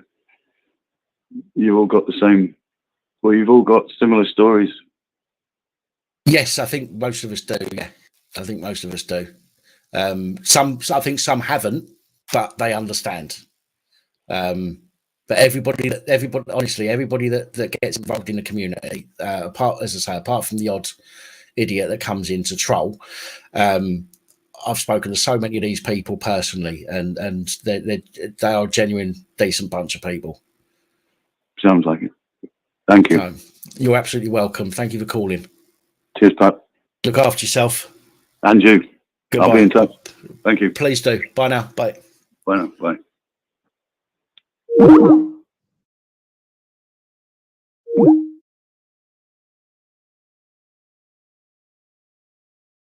What a call. And this is why we do what we do on these live chats. Hello, good evening and welcome. Hello. Hello. Well, I'm watching you live. I don't know if you're talking to me, you're talking on the phone. Oh, well, I'm talking to you now. All right, good old mate. I mean, you know what? I've grown a beard waiting for you to call me back. Who's this? It's Michael, private investigator. We spoke about 6 weeks ago. Do you know what? I tried to call you the other day, and the reason I tried to call you... You know what, mate? Hang on. It's a cracking line, but the bullshit's coming through, Dan. No. I'll tell you what. I haven't called you for a while, but I did try to call you the other day, and the reason for that is because I've got somebody who wants to speak to you. Well, that's all right. Pass my number on, mate. Okay. That's what I wanted to ask you. Yeah, on my email. I'll give you my email. I've got no issue. But I've got a couple of good stories. One you'd definitely be interested in. Go on. That's what the police are doing about drones. And secondly, before you go on to, if you go for a glass of water, is the black flag. Now, I've just had, in the last 10 days, the most unbelievable chat with a family member who joined West Yorkshire Police. He's passed out. He's been given his police station. And I now know what the black flag is to the police, all police, every force, because he was taken by his shift sergeant, and he said about 8 of them were there on his shift, to a pub, and basically initiated into the thin blue line flag. So he told me it's caused chaos, to be honest, Dan, in the family. Right. When we found out he was joining, he told nobody, not even his dad. He found out about 6 weeks into his training when he got a visit from the local, well, not the local, but the recruiting inspector. Turned up at his dad's house, unannounced, asking him all kinds of questions about his background and shit. Yeah. And he was going, "What's going on?" He said, "Well, your son is actually training at the moment," which freaked his dad out. So we've only just recently, the last 3 weeks, had a chance to get him to sit down and say, "What are you doing, mate?" And this is in his uniform. He's got a brand new uniform. He's probationary at the moment. He goes out with a regular PC. They change every other day. Yeah. But for the first time in a long time, to be honest, since he was a boy, we sat him down and explained to him what we think life's about with these police. I've been an investigator for 30 years, mate. I can't stand the freaks. Yeah. I live amongst them. And he told us what the black flag was. Sorry, Michael, can you just give me a second? Crinkle, if that's really you, you can go fuck yourself. You ever come on my channel and say something about somebody's parent who's died, you can go fuck right off. He's known for that. He's a bugger for that. Sorry, he just wants to rise down. He wants to rise out of anybody that'll give it to him. Sorry for interrupting you there, Michael. That was fucking that. No, you go get your water. Go get your glass of water and put us on those. I want to tell you about the drone, but I also want to let people know about this black flag. You'll be astonished at what I'm going to say to you, what it means. I know what they say it means. It's about respecting the fallen, dead constables, you name it. It is a registered charity. It is. It's bona fide. But I now know why they wear it. And there's a lot of audios out there. I go on a couple of panels. I haven't managed to get on one yet since I've actually found this information out from a family member. And, well, we were in a pub when he told us, and we just looked at each other. We didn't speak for about 20 minutes. Yeah. And then we bombarded the kid with questions about what happens in this scenario then, and that scenario, and what does it mean about this? And he said, look, they've even paid for it. And I'm expected to wear it. There's probationary, and then he gets what he calls his cat gear. Like his stab vest. You get a temporary one, which he looks stupid in, to be honest, because it's too big. But while that's waiting, he gets kitted out at Elland Road, correct sizes, because they give him 6 weeks to make sure they're going to stay before they invest in the money. Right. For the personally fitted stuff. And he said, I've got me, and he pulled the black flag out of his wallet. It's still in his bag. And he went, this is what they're expecting of me. What do you think? So we gave it to him as best we could. And he rang me today. He was supposed to come to a barbecue of mine this afternoon, but he shied off, saying also, I'll let you know, he's putting his papers in on Friday. He's got 4 days off. He goes in to see his inspector to get his duties at Elland Road. And he's resigning. He won't be able to cope with what my family... We'll just disown the guy. It's awful. But I said, look, man, you can come work with us. Investigators do a lot of the similar stuff. Yeah. Properly. We get well paid, but it's hard work. We don't have the backup. You live off your wits, but I'll happily give you a job. So I'll see him hopefully next weekend once he's resigned. He's only been he passed out, 6.5, 7 weeks ago. But I was shocked because you must have your thoughts on the badge, what it means. I always did, but now he's told me, and I'm like, what? As far as I'm concerned, I mean, obviously they tell you it's a charity thing, isn't it? Yep. Right. Yep. I always just assumed it was it was them and us type thing. It was the thin blue line between them. I can confirm when I go on later on, Dan. I'll say it on your live channel. It's worse than that. It's worse than that. It's worse. And you can happily put my name out. I'm on a lot of panels in my community, so a lot of people know me. They know what I do. And I was going to audit, going out with News Now Yorkshire and people like that. News Now Yorkshire does some good stuff. He's the up and coming, mate. I saw his very first one. I know Michael quite well on the phone. We speak a lot. But I dare tell Michael, because he's building at the moment on this black flag. Right. I'd rather not tell him direct. Because one, I think he'll do audits specifically targeting it. He's doing really well on the drones at the moment. Yeah. He's doing really well on the drones. You're starting the drones. And I also know from your family member what the police say about the drones unofficially and how they're going to work to get all the information they need you know, from the drone and the CC and the CA or CAA, whatever it is. Yeah. That run the airspace. Civil Aviation Authority. Civil Aviation, yeah. He told me he's got. And you know what the worst thing is? He brought his book, which is his manual that West Yorkshire Police gave him, right through training school. It is a book on how you operate as a policeman. Right. Absolutely. It talks about your friends. Don't trust your family. Don't trust your brothers, your sisters. Yeah. The goal of policing is intelligence. We want information on everybody. Send your granny up the river and all that exactly. stuff. Yeah. Yeah.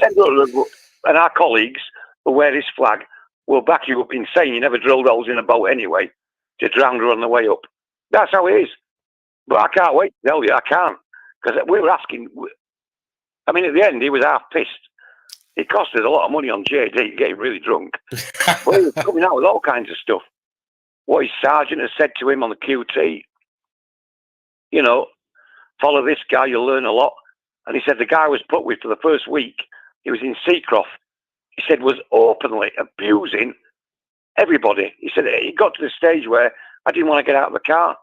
Right. I just wanted to bury myself in the seat.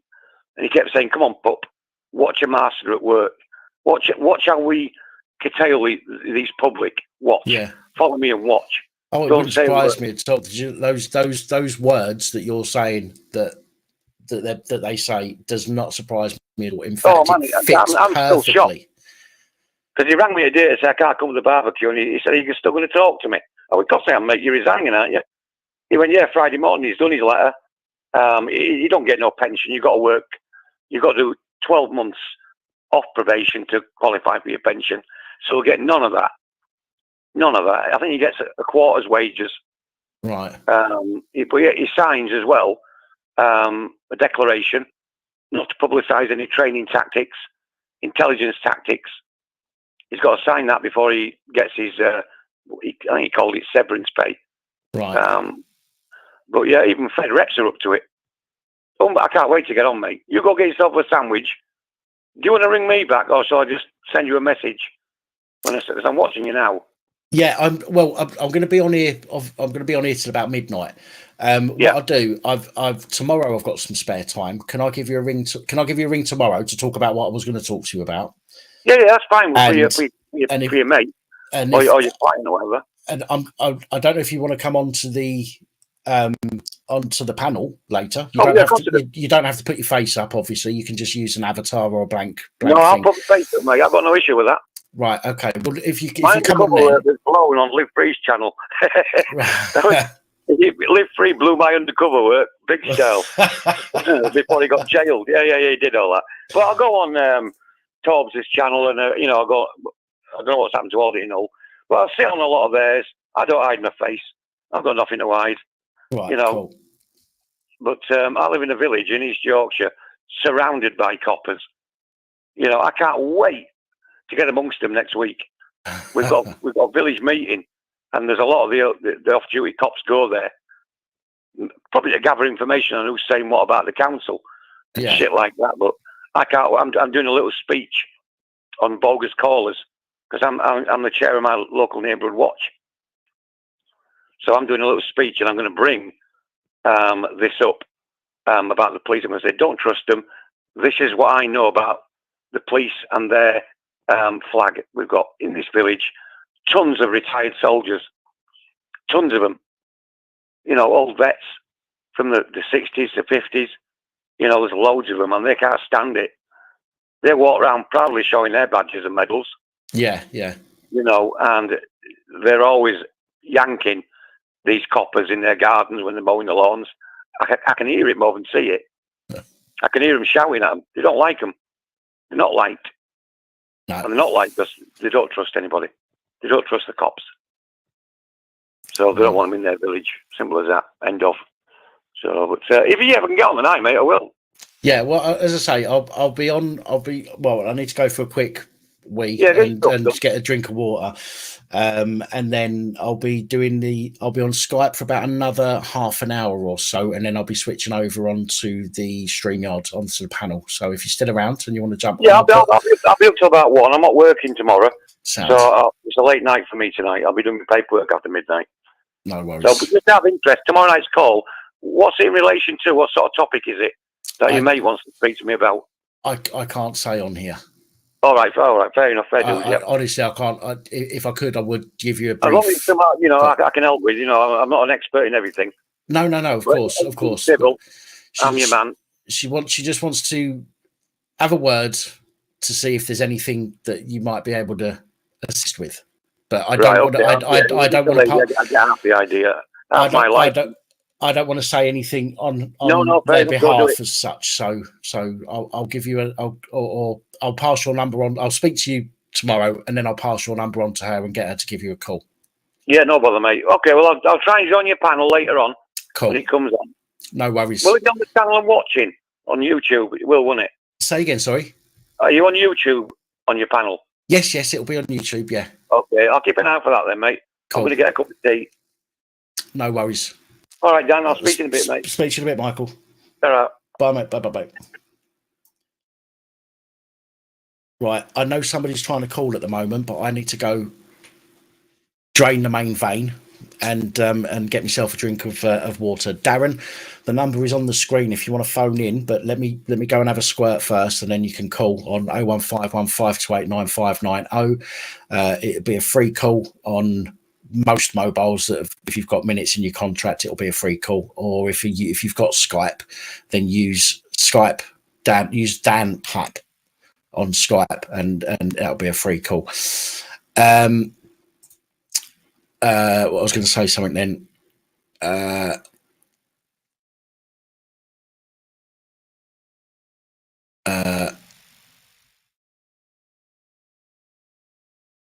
Yes, actually, we do have an awful lot of fuckwits in the channel tonight in the comments, which I will apologise to everyone for, and also I will big up moderators for doing such a fantastic job with such an overwhelming amount of fuck knuckles that are coming into the channel and causing us problems. So, guys, thank you so much for being so fucking on the ball. And I have to go for a piss, so I shall be back presently.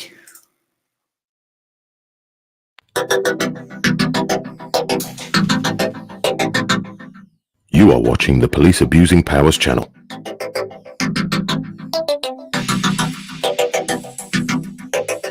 Your host Dan is currently taking a comfort break and will be back momentarily.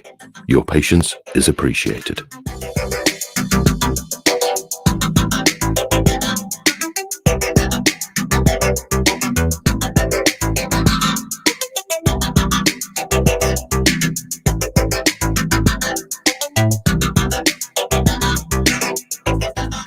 Please check the video description for channel social media links, where we share alternative content, not necessarily in video format.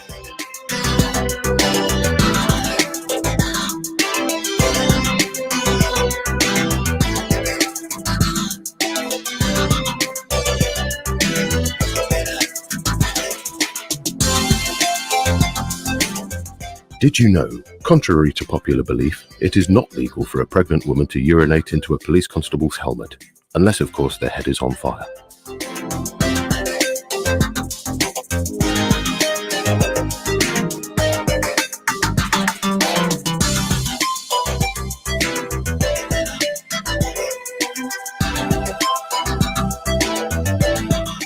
Due to the nature of the content and limits YouTube place on freedom of speech, your support is important. There are ways you can support the channel listed in the description.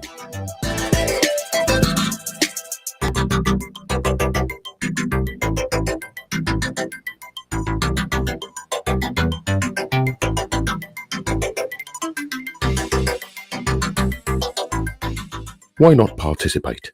You can contact Police Abusing Powers using the phone number on your screen when the lines are open, or you can Skype using Dan Pap as the contact. That's Dan P-A-P.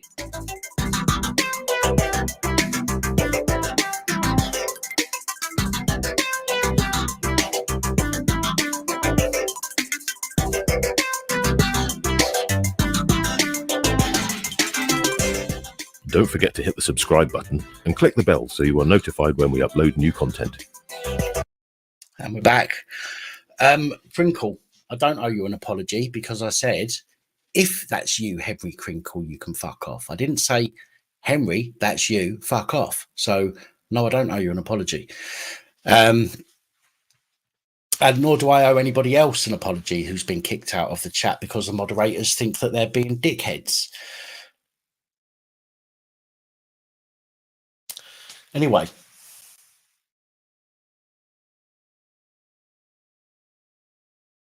Back we go.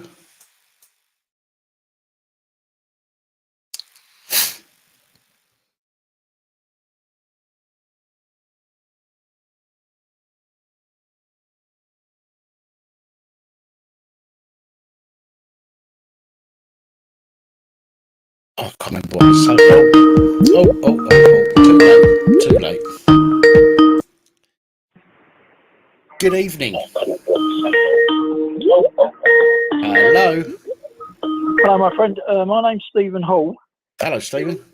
Oh, just turn this down. You did that thing on that RLC guy in the Royal Logistics School? Yes. Right. You wanted some information about it? Well, I'm ex-military, by the way. Okay. He'll get stripped of everything that he's got. All these, he'll be busted to private anyway. He'll lose all these things. And he'll either do civvy military nick, which is Colchester, can be anything for up to a year. Then they've done when they're finished with him, he could go to civvy nick, but I don't know what he'll get for civvy nick. Probably 2 or 3 years. Right. Well, he certainly deserves something because. Because you can't. You can't. I mean, he's kicked out anyway. No one's going to employ him. He'll get dishonourable discharge in his red book anyway. Right. Yeah, I mean, the whole military law side of things, I very rarely deal with, to be fair. We have the odd, maybe Queen's Guard or something like that that's been up to something dodgy, but it's very rare that we get a story from somebody in the armed forces. So I don't look into that as deeply as I look into like civvy police, so I don't understand the processes of it. And, I'm not afraid to admit that I'm stupid on that subject, but no, I thought I'd just pass it on to you. So I do watch you, and that's all I've got to say. Cool. So, well, thank you very much. I appreciate it. Thank you for calling in. Okay, take care, mate. Bye bye. And you, thank you, Nikki. Happy birthday. I would sing you happy birthday, but I sound like as if I stood on Smudge's foot. That's what I sound like. So I'm not quite sure I would have as many people watching by the time I finished singing happy birthday. So, oh, fuck it. Happy birthday to you. Happy birthday to you. Happy birthday, dear Nikki. Happy birthday to you. Ta-da. See, I've lost one watcher already. I told you it would go down. Let's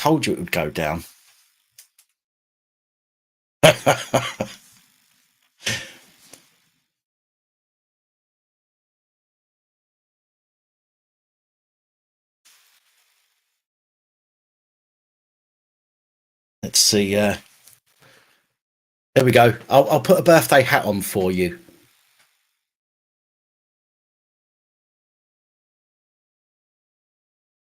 How's that? Birthday hat. Yay! Yay!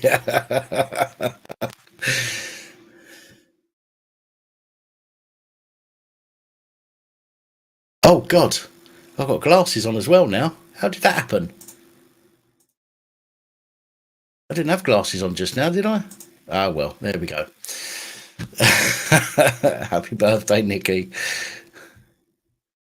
Don't tell me I've just sung that and you're not even in here anymore.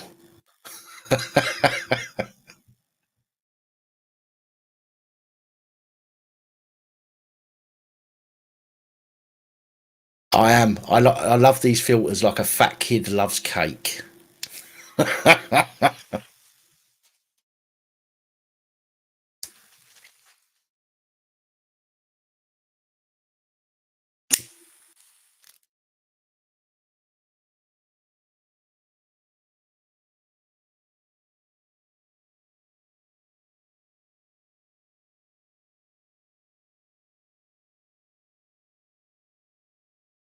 Am I proud of myself? Well, the man. Let's have a look at your channel and see how proud you should be. 3 subscribers. Yeah, well proud. Let's put it this way. I'm prouder than you are. Fuck with it.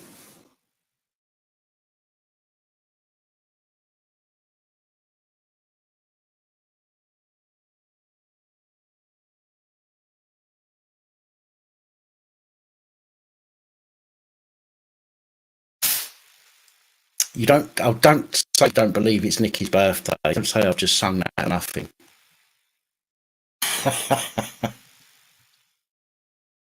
Bit Elton John. I can go it. I can do a bit of Elton John for you. Look, where is it? Oh no, I haven't saved it. Hang on a minute.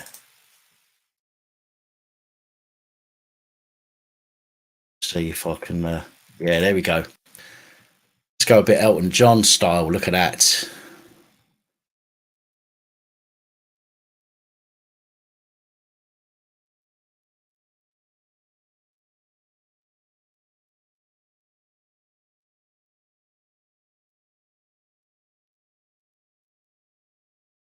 Difference is, Tiffany, you're not slagging me off.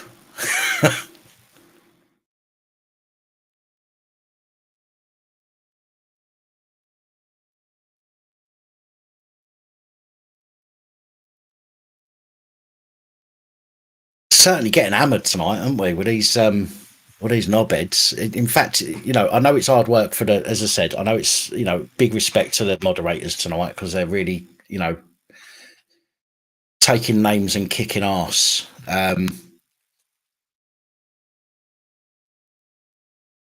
But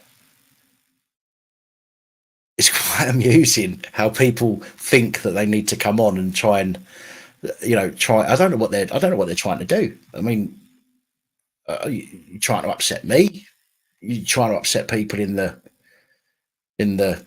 community, because the community just gets tighter when people like you come in and try and break it up. So it's all you're doing is wasting your time that you could be putting, maybe spending it with your girlfriend or your boyfriend or your Alsatian, or, you know, I don't know, spending it with your family, with your friends. But no, you're on here wasting your time making up all these different accounts, being a sad little cretin with nothing to do, probably nothing to show for your life. Yeah,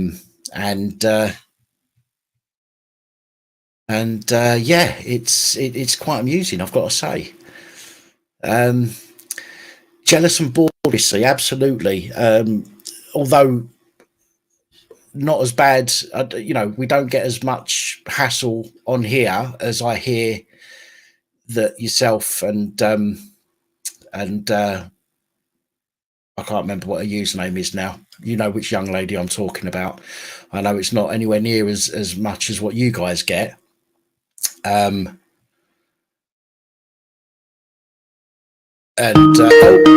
fuck me. That made me jump. Hello. Hello. Hello, Dan. Hello, who's that? I'm not going to tell you. Okay. Right. What I'm asking is, if there's anybody, this is a clue for you, from Devon to Liverpool that want to lift up for your birthday bash, I'm willing to give them a lift. Okay, well, that's kind of you. What I think the best thing to do, because it's going to be very difficult for people to say, yeah, okay, I'll get a lift for that person if that person doesn't want to give their name. And I get it, you might not want to give your name, but on the post that I put on the community page, if you put a comment on there under your username, so they don't know, you know, we don't know necessarily who you are, but go on. You're a cunt. I'm a cunt. You know not this name. What from name? Devon. What? From Devon, and you're a cunt. You're from Devon and I'm a cunt? Yeah. And what's your point? You don't know who this is. Can I retract my 30 quid from last week? Who is it? Lucifer, you cunt. Who? Lucifer. Oh, fucking hell, Lucifer.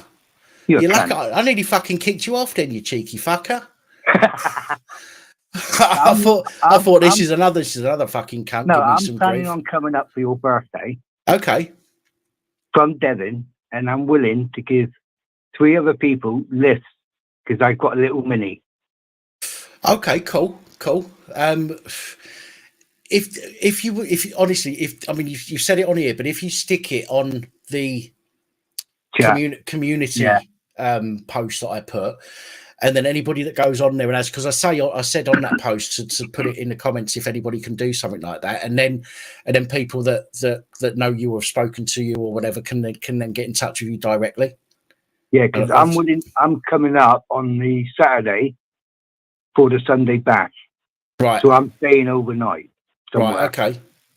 I'll probably your front door. But yeah, I'm that's what I'm planning on doing. Right. Okay. Sounds good. Right. Fine. I'll let you go, and I'll speak to you later. No worries. Take it easy, Lucifer. Bye, mate. Catch you later. Mate. Bye, mate. Bye. Bye.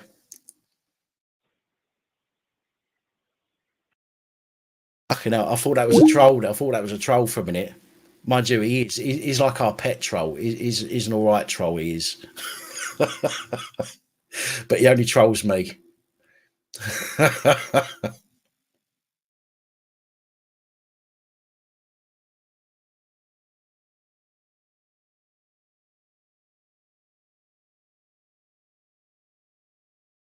So yeah, what was I saying? Anyway, yeah. Typical. Hello, good evening and welcome. Hello. Hey Dan, it's Nikki. Hello, Nikki. Happy birthday. Hi. Thank you so much. I thought I'd ring in. I don't normally because I'm quite shy, but I just wanted to say thank you to everybody for the birthday wishes. I don't know who was saying I'd make it up because I don't know why the hell I would do that. And I also felt bad because I was 3 minutes behind, and so you sang me the lovely birthday song. And then I was coming 3 minutes later, so I was really behind. And then so thank you very much indeed. That's very kind, everybody. I wouldn't say it was a lovely birthday song, but you know.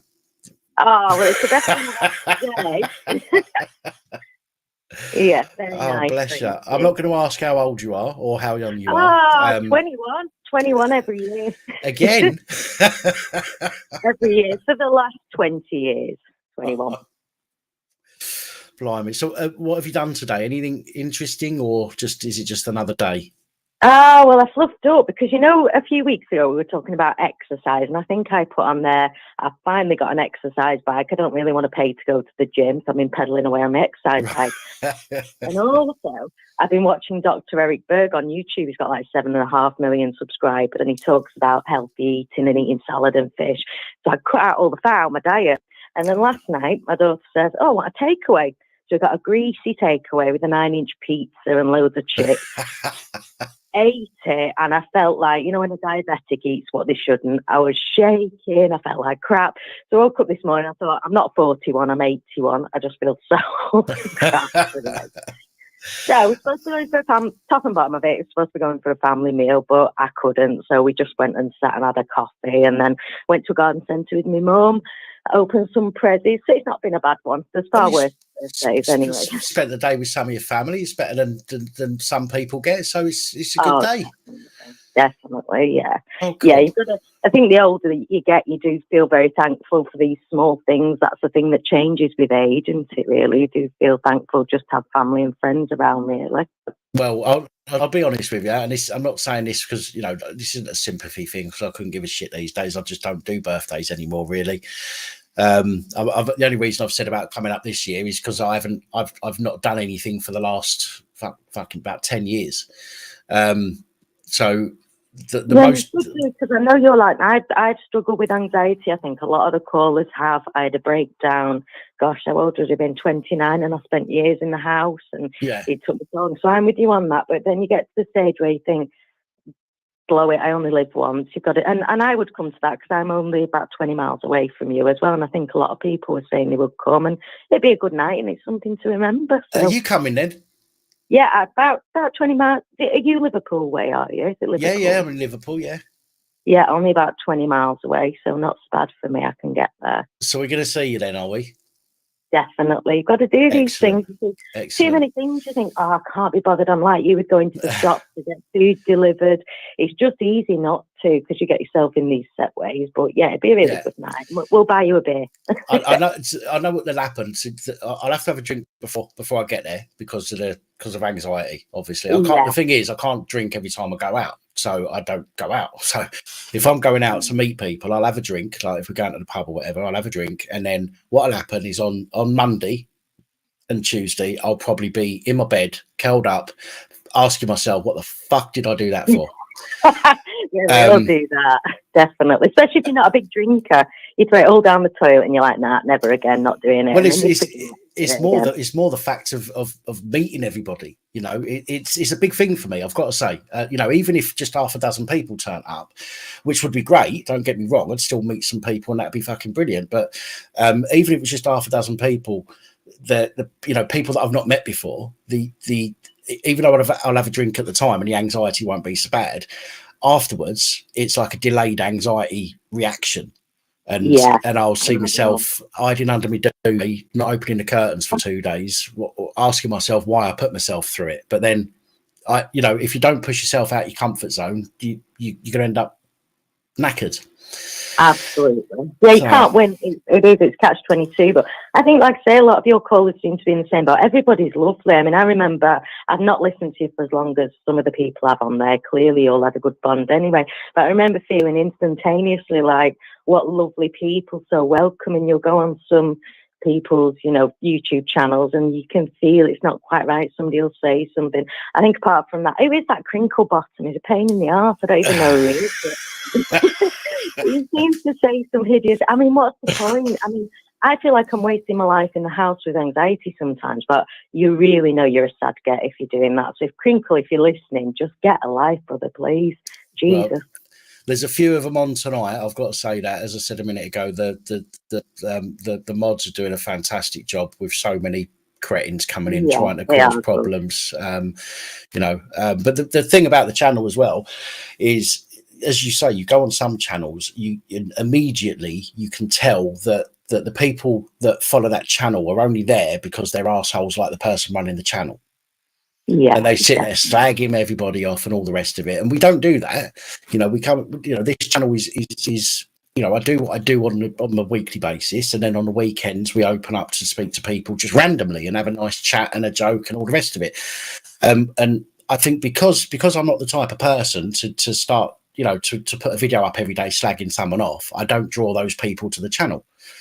True. You attract what you give out, don't you, Jim? Yeah. So, I try and keep it, I try and be reasonable with everybody to a point. But as we say, occasionally we get people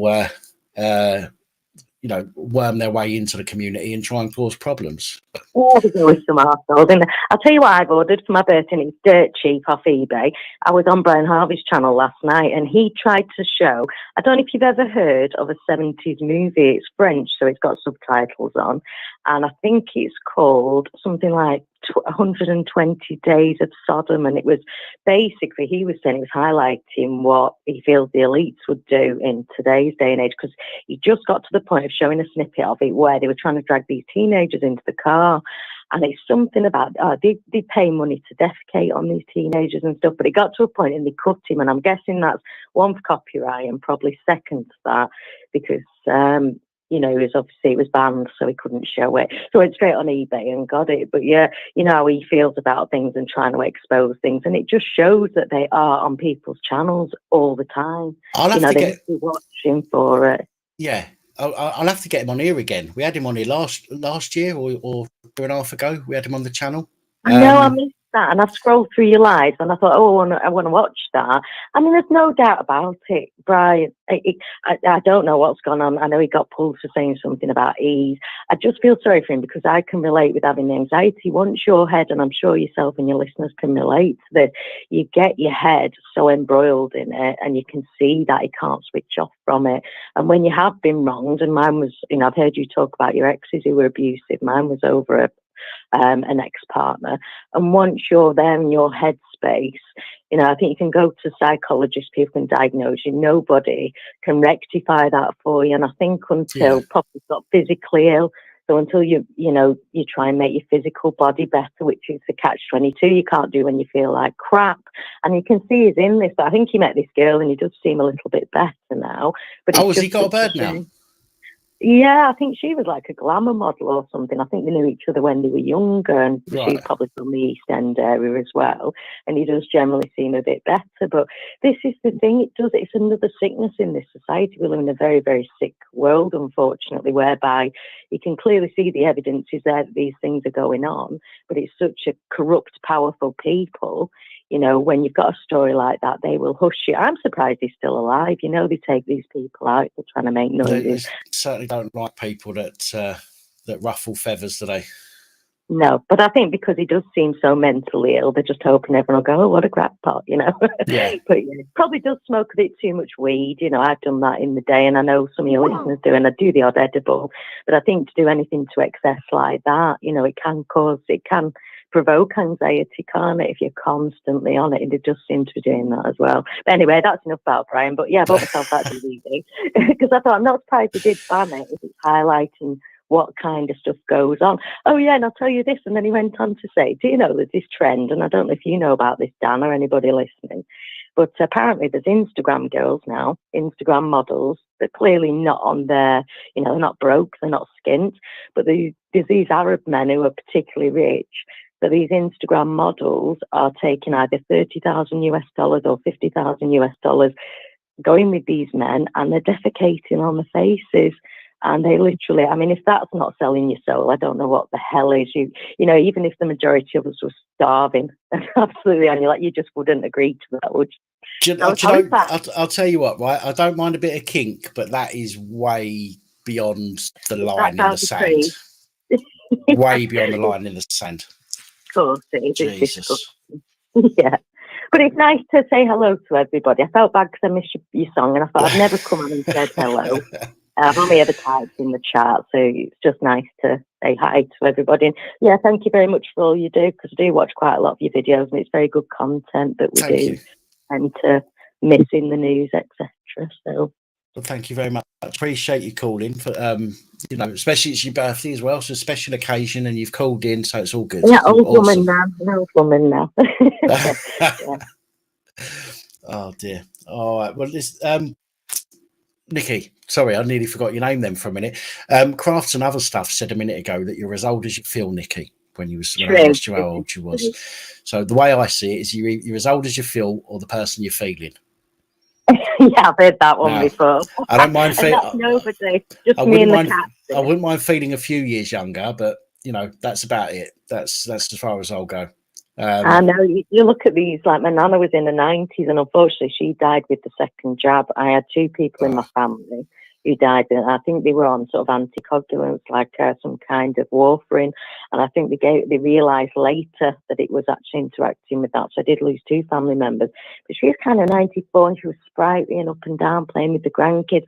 And you get up and you're 40, well, I'm 41 actually, but you get up and you ache and your back aches and your knee aches, and you think, how the shitting out are they at that age and up and jumping around? They must have done something right. But again, I think anxiety, if you've had years of anxiety and stress, it manifests in every part of your body. So that's why you've got to get out and do things, really. To be honest, the older generation were more active than we are today. You know, even me, I look at myself as completely different generation to the next generation that's coming through, who are what I would call like the tech generation. I know computers have been around since I was young, and I've known computers most of my life, but the newer generation are the lazy ones. These are the ones that think they can get stuff for nothing and don't have to do anything, and will get the government to pay for them to live their life and all this kind of crap. But in the generation before us were the people that were out, working their fingers to the bone. That were more active all the time, and so it genuinely doesn't surprise me that somebody in their 90s was more active than maybe a 44-year-old or a 41-year-old. Well, I think they say this is the first generation where we may potentially outlive our children because they're growing up on a diet at McDonald's and sitting at the computer. In fact, we won't have limbs in a few generations. People say that we'll end up like seals because you don't need your arms and legs. Well, definitely not your legs. But they're lazy. But I can't say much because I'm a lazy get. I drive round to the corner shop. You've got to it's do as I. Kids, unfortunately, say do as I say, not as I do. But it's monkey see, monkey do, isn't it? So exactly. But yeah, lovely to speak to you. And is it your birthday in June, did you say? It is, on the 16th of June. But we're going to meet up on the 18th because 16th is a Thursday. Friday is a bit awkward for some people. So Saturday and then, Sunday recover, hopefully. Well, that'll be great. And if everybody turns up and buys you a beer, it'll be a cheap night for you anyway, won't it? If everybody buys around him for you. Well, the first round is on me, thanks to Crinkle. Obviously, last week's live stream where people were, paying not to listen to Crinkle. To get rid of him. has now, afforded to pay for his first round, which is on Crinkle. So you can thank Crinkle for that, everybody. Yeah, lovely. Well, I'll let somebody else jump on because I am nervous and I'll listen to this back. I know I'll listen to a bit of it and I'll be like, when you go, oh my God, do I really sound like that? Yeah, so jump off and let somebody else jump on. But hello, everybody, and you're all lovely and have a good night. Thank you, Nikki. Take care. Take care. Ta-da. Bye. Bye.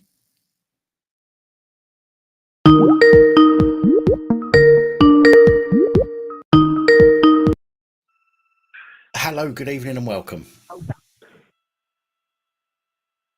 Hello. Hello, Dan. Hello, Bobby. How you doing? I'm not bad. How's yourself? I'm all right, mate. I'm all right. Never forget your orphan voice. I know. What's up, my man? What I want to talk about, I asked a question in the D-Corp this afternoon. I've been having a massive argument about that Wayne Cousins today. Right. The fellow saying, he's only killed one person. I believe that it's more than one, and I've got 5 reasons why I think it's more than one. Can I just say before you give your reasons? Can I just say it doesn't matter if it's just one person or not. I know. So, but go on, carry on. Sorry. My reasons are that, like I said to the fella, I said, well, he went out and hired the car, used its own he gets its own address, and he used his own bank card. That is telling me that he was used to it. He was cocky about it. He knew what he was doing. The first reason why I believe that he's done it before.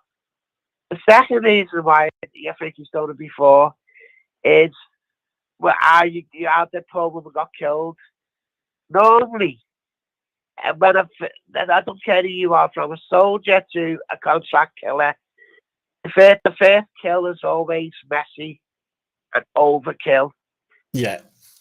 Nothing like that. Thirdly, he strangled her. Now, and he went back and burnt the body. Don't forget that. He went back and he tried to burn the body as well. So yeah, I don't get to at that point in a bit like Sorry, go on. He strangled her.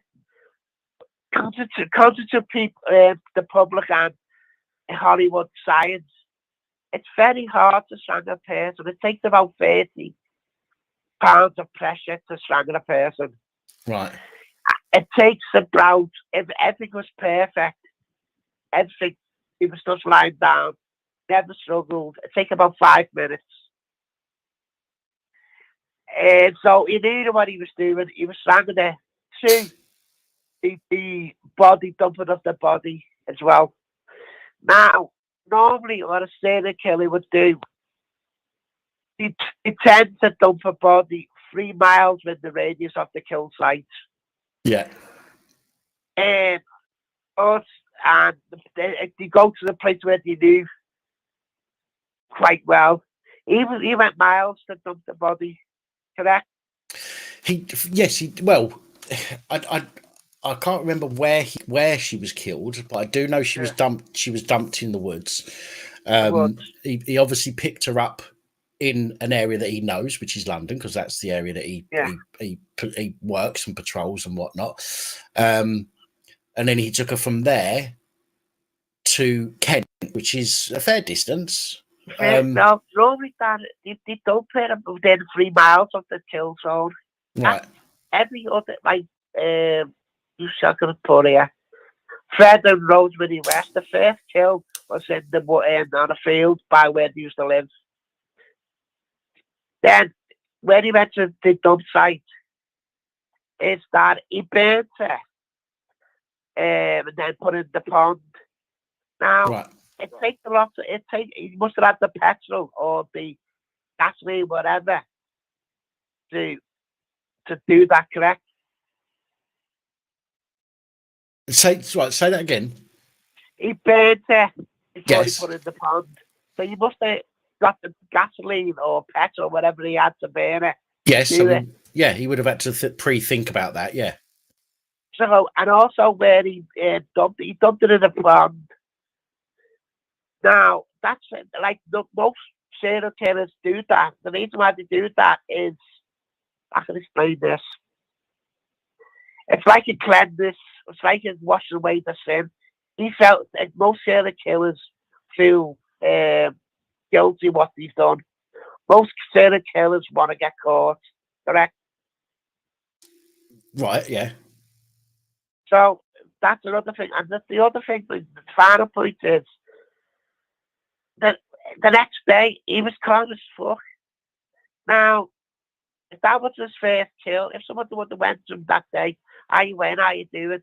What have you been up to, mate? He would have been jumpy. Yeah. He had to do nothing at all. Now, that cunt shouldn't be come out of prison. They want him to come lessen the sentence, don't they? That's right. But that cunt should never come out of prison. Because not only he's killed a woman, he's killed a lot more, I reckon. Well, he was quite used to what he was doing. So it's more than 2 to 3, I reckon. I definitely think there's more than one. There's more than enough people that go missing and don't get found again for him to have done it previously. Whether it's once or twice, I can't say. But from what I've read of the reports, what I've reported on stories, and what I know of it, I have to say that, in my opinion, his actions were not the actions of somebody who was doing it for the first time. I would have been a shit show where he could have. He planned to go hire a car, put the petrol in his car, and the reason why he got caught, and he picked it up at a bus stop, and they got CCTV, and that's how he got him. Too confident. Yeah. You wouldn't be like that. Yeah. That's what my point to that fella today. He was having an order of it. He said, no. You don't know fuck all. I said, mate, I know a bit more than you. He goes, no. And all of a sudden, and all of us as well, Dan, he's must have, I reckon he's killed at least 10, maybe a bit more. And also, there was a woman went missing on the 21st of December 2000, when that Sarah Everard went missing 2021. The 21st of December, another woman went missing, 23-year-old, I think it was. Yeah. Around where it happened as well. No, I agree. I totally agree with you. Totally agree with what you said. I mean, I don't know much about killing people. I can't say I've ever done it. I'm not suggesting you have. Don't get me wrong. I'm not a serial killer, but I never was one to kill for free. Put it that way. Yeah. Oh, excuse me. But no, I think most people in the comments are agreeing with you as well that it definitely couldn't have been his first time. And I'm sure it doesn't add up. Its action doesn't add up. In every other serial killer, it's a certain pattern. You could tell. You could actually tell what was the first kill.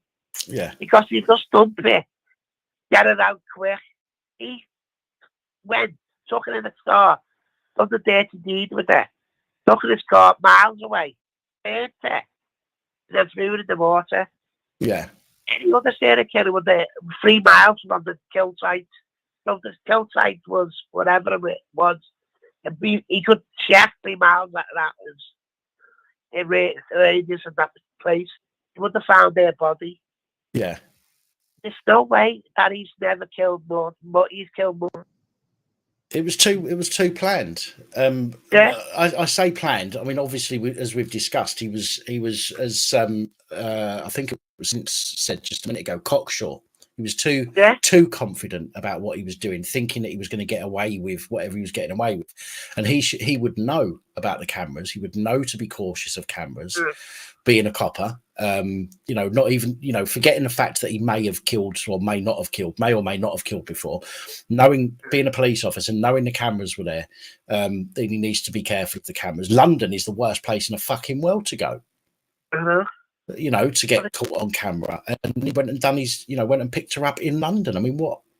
You've either got to be completely stupid, but then afterwards you would know you've made a massive mistake and your arse would fall out, and as you say, you would not be as calm, or you've done it before, as far as I'm concerned. And also, Danny, hiring a car, that's basically a good decision if you think about it, because you could do the dirty deed. That car go back to the renter. That car might be all over the country by the next week. Well, it'll get validated. It gets. I believe they get validated after each use. Yeah. So he's not that trick. He knows what he was doing. The stock got caught because he picked it up at a bus stop where there was a camera. And when they checked the camera, they checked the details into the rental plate on it. So if you think about it, he was smart. Yeah. In a sense that he must have planned it, because if I was going to kill somebody, I'm not saying I am, but Crinkle maybe. That's what I would think, because it's the best getaway car, because all you got to do is take it back. As long as you don't get all nasty in it, like blood and all sorts of that. Yeah. Take it back, and it's clean for you. Go to the next person. Yeah, and even if it doesn't get cleaned properly, by the time anyone gets to find it, it's been used by half a dozen other people.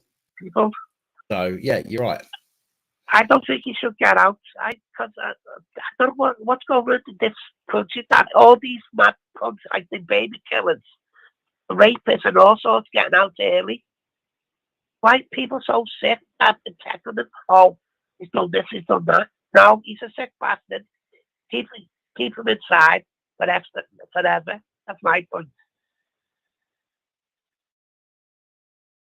Sorry, say that last bit again, Bobby. I think you should keep them in all sorts of people, baby killers, rapists, pedos, any silver sick cunt inside forever. Just throw away the key. Or bastards. Cousins, obviously, he's got a whole life term, no possibility of parole, right? Nothing wrong with that as far as I'm concerned. You've got to remember that it's him, he's the one that went in, and we're waiting for the judgment from the court still, as far as I'm aware. Yeah. They had the hearing last week, I think it was, and they're still waiting for the judgment. But he is the one that has gone to the court saying, I want to appeal it. It's different if it was, a member like public prosecutions or whatever, somebody like that went and said it's too much or too less of a sentence. But I think because it's him that's going, I personally don't think he's going to get it. I don't think he's going to get a reduction. If he does, I'll be shocked, put it that way. But I don't think he's I don't think he's going to. Well, I think the police in London and that should look into more things, because I reckon it's quite a lot of skeletons in his cupboard, basically. Yeah. And I think that, like the one I was saying, the 23-year-old went missing on the 21st of December 2001. She went missing. But I think that they should at least try to find the body, get the parents, whatever, know what happened to his daughter, basically. Yeah, there's too many people. As I said a minute ago, there's so many people that have gone missing and not to be found. It's not to say that they're all dead, obviously, and hopefully they're not. But they're going to be people that are, and not being for a family, not being able to put any closure on that disappearance is got to be horrendous for the rest of their life. Again, it's another life sentence that somebody has to live. And I think you're right. I think that life sentences for people that cause other people a life sentence of their own, I think they deserve a life sentence. Absolutely. That's what I say to them. People like that, they should just get rid of them. But don't forget, we've got to pay for them. He's in prison for life. Yeah, I think it's about £3,000 a week, isn't it? The problem is, and I do agree, right? I think I've mentioned about people swinging. Do you know what I mean? And I do believe that. I believe some people deserve to. The problem is that when you get back into the habit of doing that again, like we saw, or we didn't see, but like we see from history of people, that you think about the amount of people that got ended, shall we say, in that way, and they were innocent. I think if there is absolutely undisputable evidence that cannot be, and I mean undisputable, not balance of probabilities type. I mean, you've got fingerprints, murder weapon, confession, motive. If all of the pieces fit, and it has to be all of the pieces, not just some of them. And I think in a situation where all of the pieces fit, and you've got all of the undisputable evidence, I think, yeah, they should. But when you get into that habit, you tend to find that, like with court cases now on paedophiles, you'll tend to find that they start being more lenient on people.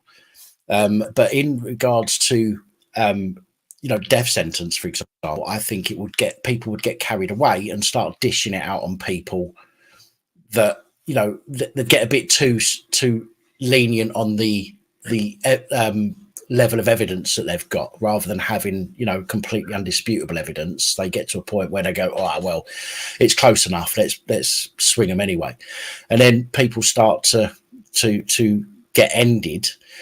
I'm trying to use words that doesn't get me channels spiked, pinged up, but when they get ended, when they're not necessarily proven 100% to be guilty, and we end up in a position that we was in before. I just think that if you're going to play the numbers game, I'd rather have 99 really sick bastards getting killed and the one innocent. So I'd rather that you got to play the numbers game in those sorts of situations, because if the way you think that the possibility, but then the 99 sick bastard might get away with it. So if one innocent person dies, to me that'd be acceptable. We're not being nasty or a monster. I just think you got to play the numbers game. Yeah, if it's like hundreds of innocent people, then I would have to think about it again. Or if there's only a few to thousands, you've got this percentage. If there's the percentage of guilty people, really guilty people, to the percentage of innocent people, it's larger. And I would have to think about it, but you can't just think. People say, "Well, what all the innocent might get killed?" Yeah, but one innocent might get killed, but there could be 10,000 sick perverts. You know what I mean? Yeah. Sorry, I just saw somebody had been deleted. I think they was deleted by accident, but I've been trying to delete people off your site, but when it answers, they think, "No, there's a button you can press." You can't do it yours, because I've saw a few comments from Pat, somebody's son, dickhead or something. I can't remember what it was. Yeah, I haven't made you a moderator yet. That's why. Oh, sorry. That's a very sneaky way of saying, "Dan, make me a fucking moderator." Yeah, that was the moderator. I will do. It. I will make you All right. moderator. We'll have a chat in Discord at some point about my sort of cut-off levels for booting people, or you can talk to Holly. Holly knows them anyway, like back of All her right. hand. But I just thought of this message saying crackers and so I just thought, well, like that Lisa Lee and Princess Ollie. Yeah. I knew something was fishy about her from the first time she's on it, and I was proven right, basically. Yeah. And that's all I have to say anyway, Dan. All right, mate. No, this is an interesting conversation. Absolutely, we'll pick up on this back on Discord. Like I said to the fella, I said I've got more insight. I don't get people think I'm cynic or whatever. It's not that. I just know things about that sort of situation. Yeah. It pissed me off. And the fella really, really pissed me off. Sorry to say it, but that's all I've got to say. No, so, as I say, mate, interesting conversation, interesting topic. We'll pick up on this in Discord. All right, I'll speak to you soon. All right, man, take it easy. Bye now. Bye, mate. Bye.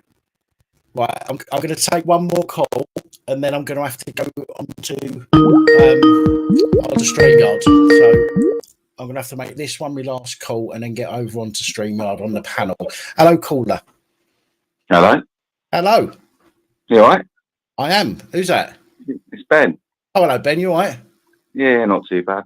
What are you up to? Not much. Just watching you live. it's all fucking going in the fucking chat. All these. I know. There's a lot of fucking wankers in there, isn't there? There is indeed. Yeah, the moderators mainly. No, I'm joking. Oh, careful. Yeah, I know. So, any news on your claim against the police? Because it's getting there now, isn't it? What, the Merseyside? Yeah, like still waiting to hear at the moment. I've I had an email from HNK about a month back now, saying that that they are sending the letter to say that it's going to court. Right. And obviously I think they have 3 months, if I remember rightly. I think the police have 3 months to respond to that letter. Yeah, and they'll drag that out. So yeah, they'll take that to the limit, and probably not reply in the hope that we give up. But yeah, I'm hoping in the next couple of months it might eventually come to an end. After three and a half years. Yeah, that's literally when I sued them the first time. It literally was about 3 years. Yeah, and then they'll offer the settlement, and I'm suing them again for that weird arrest that they did on me. And yeah, I'm not gonna take the settlement this time because I don't need the money. Right. Fuck it. I'm just gonna just go. No, that's it. Just not go to court, because then you get our actual court judgment. It could go wrong, but it's worth giving it a go, isn't it? Because they can't keep doing this to fucking people, No, that's right. Absolutely. There has to be somebody that takes the stand, And, I mean, you have far more interactions with the police than I do. So for somebody that has as many interactions as you do, it makes sense. Not much now. So we say so many interactions as you've had. Let's put it that way. It makes sense to at least out of one of those try and push it as far as you can go. As I say, I mean, this is my, the one here in Liverpool is my first. We'll see what happens with this, the Metropolitan Police thing, where they've still got my stuff. We'll see where that goes, but I'll be following up on that one as well. Yeah, obviously. What's going on with that? This one, is it just under investigation shit and all that crap? Yeah, released under investigation. They've still got all my stuff. I actually emailed them myself, the police. I've been trying to get in touch with my brief, and my brief has fucking vanished for some reason. Doesn't seem to want to get back to me. So I've been I emailed them myself, and I said to them basically, look, under Section 9 and Section 19 of PACE, right, my journalist equipment is classed as excluded material, so you shouldn't have fucking taken it anyway. And the guy turns around to me and goes, "Oh, it's the first time I've heard that you was a journalist." I went, "So you haven't even bothered looking at the policeman's fucking body cam?" Because on there I have a whole discussion with him about my ID, journalist ID. And he goes, "Oh, you've got journalist ID?" And I said, "Well, I've got ID that says I'm a journalist." And he goes, "Well, if it's legitimate, can you send me a copy?" I said, "No." I said, "Because no journalist ID is fucking legitimate. There is no centralized place that issues it. You get it from where you work." It's the same as America, I know. Like citizen journalist, you know? Yeah. Like, it doesn't matter. Anyone can fucking get a camera phone. It doesn't matter. Like, you know, you could be taking pictures 1 minute of like something like birds or something, and then you see something happen, like a story, and then record it, and then you become like a journalist, don't you? So exactly. I fucking hate when the police come out with that shit. It's bollocks, isn't it? So he's asking me for a copy of my journalist ID, and I said no. I said, you know, it's on camera. The copper saw it. It's on his fucking body cam. All it says on there is, it doesn't say my name or anything. All it's got is a picture of me. It says citizen journalist, and on the back it gives the laws that they can't fucking do nothing to stop me. Simple as. Yeah. As I say, journalist ID is generally a voluntary scheme. You choose to work for a company, and they give you an ID. When you leave that company, they take their ID back. Yeah, and then you get told what to fucking do anyway if you work for a company. Or you've got the NUJ, the National Union of Journalists, which is a voluntary scheme which you can join. Again, not everybody wants to or has to. So to say that things like the NUJ is the only form of ID that they accept is bollocks, because there's plenty of others out there that don't want to join that union because they're with another one, for example. So, but he agreed with me. I've got an email from the copper actually agreeing, stating, as you quite rightly said, you know, there is basically no such thing as a journalist ID, so to speak. So at least I've got that in writing anyway. Yeah, good. But yeah, I had a bit of I'll try and generalize what I'm about to say, but I got arrested, my last arrest, and I'm under investigation because they can't keep rebailing me because they got fuck all. Yeah. But what I got arrested for is exactly the same as what someone else has done, which I reported, and because I do this as a test, right? And I've proven it so many fucking times now.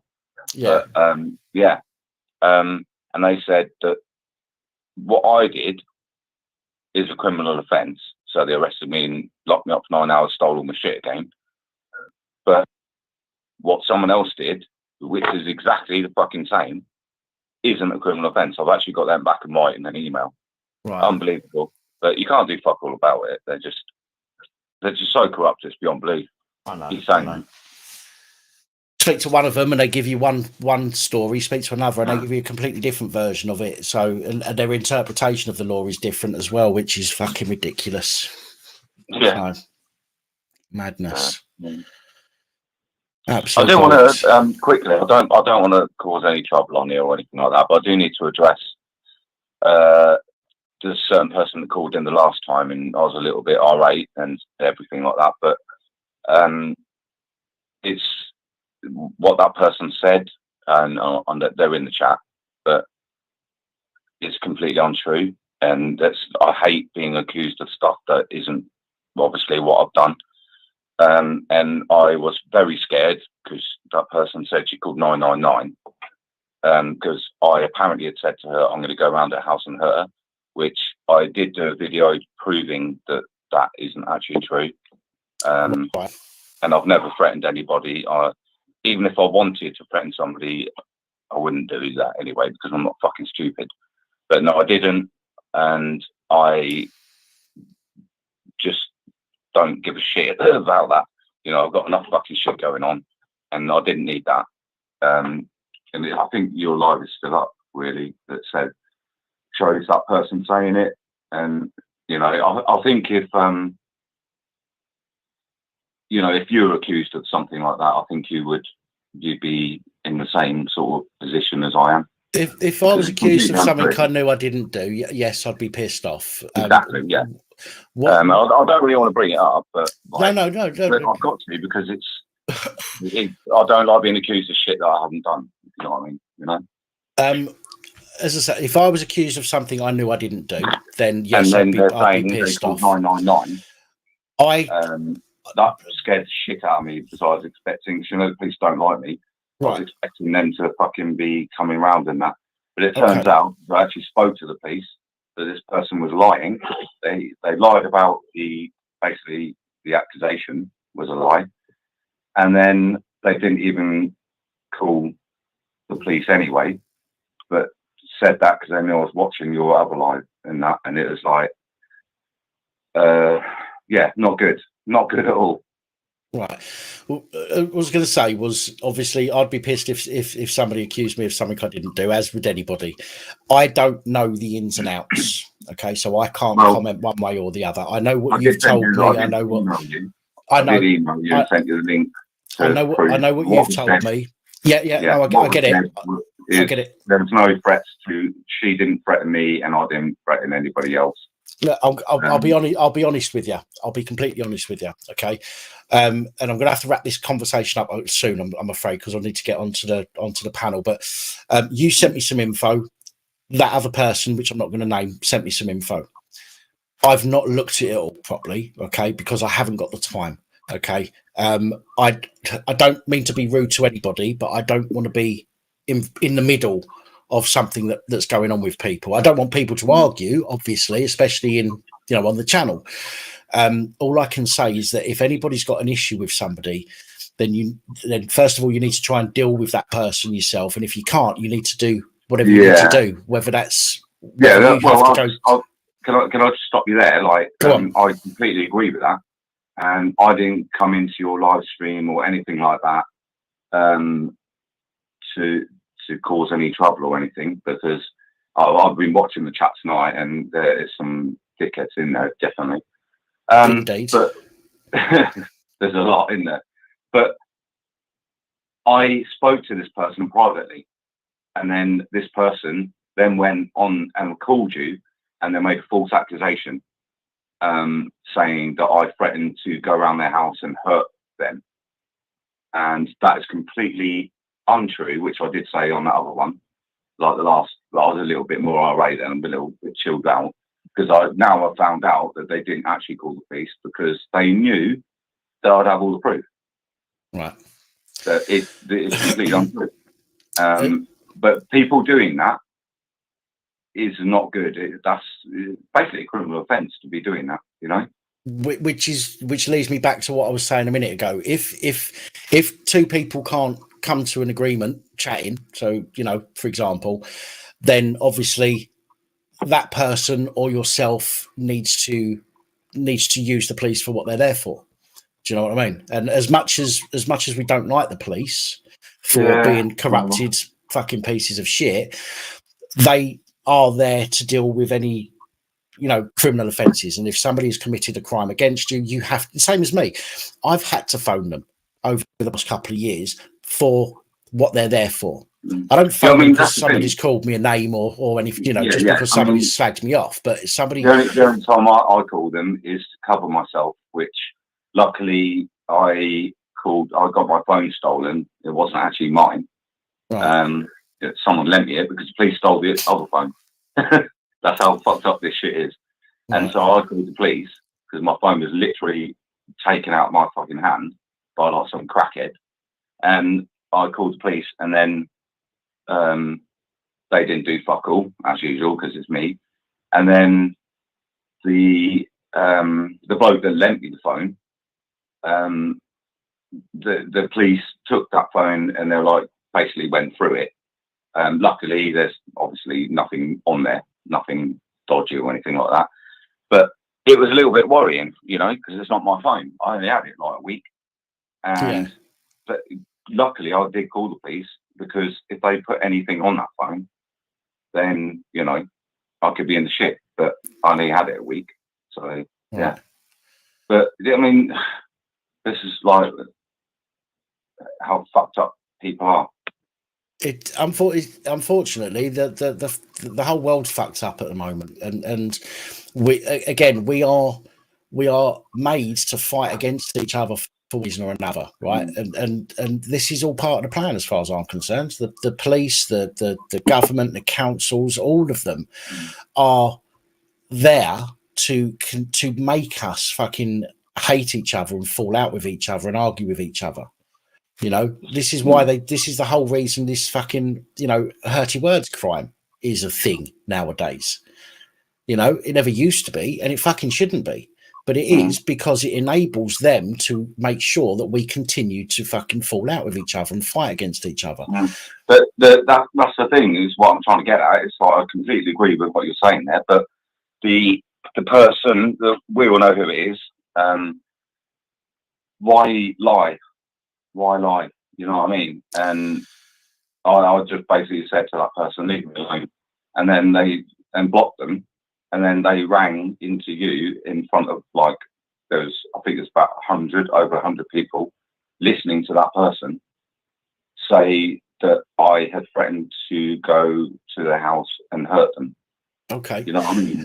That's well out of order. And I'll tell you something. I've got the fucking proof. The fact that's not what was said.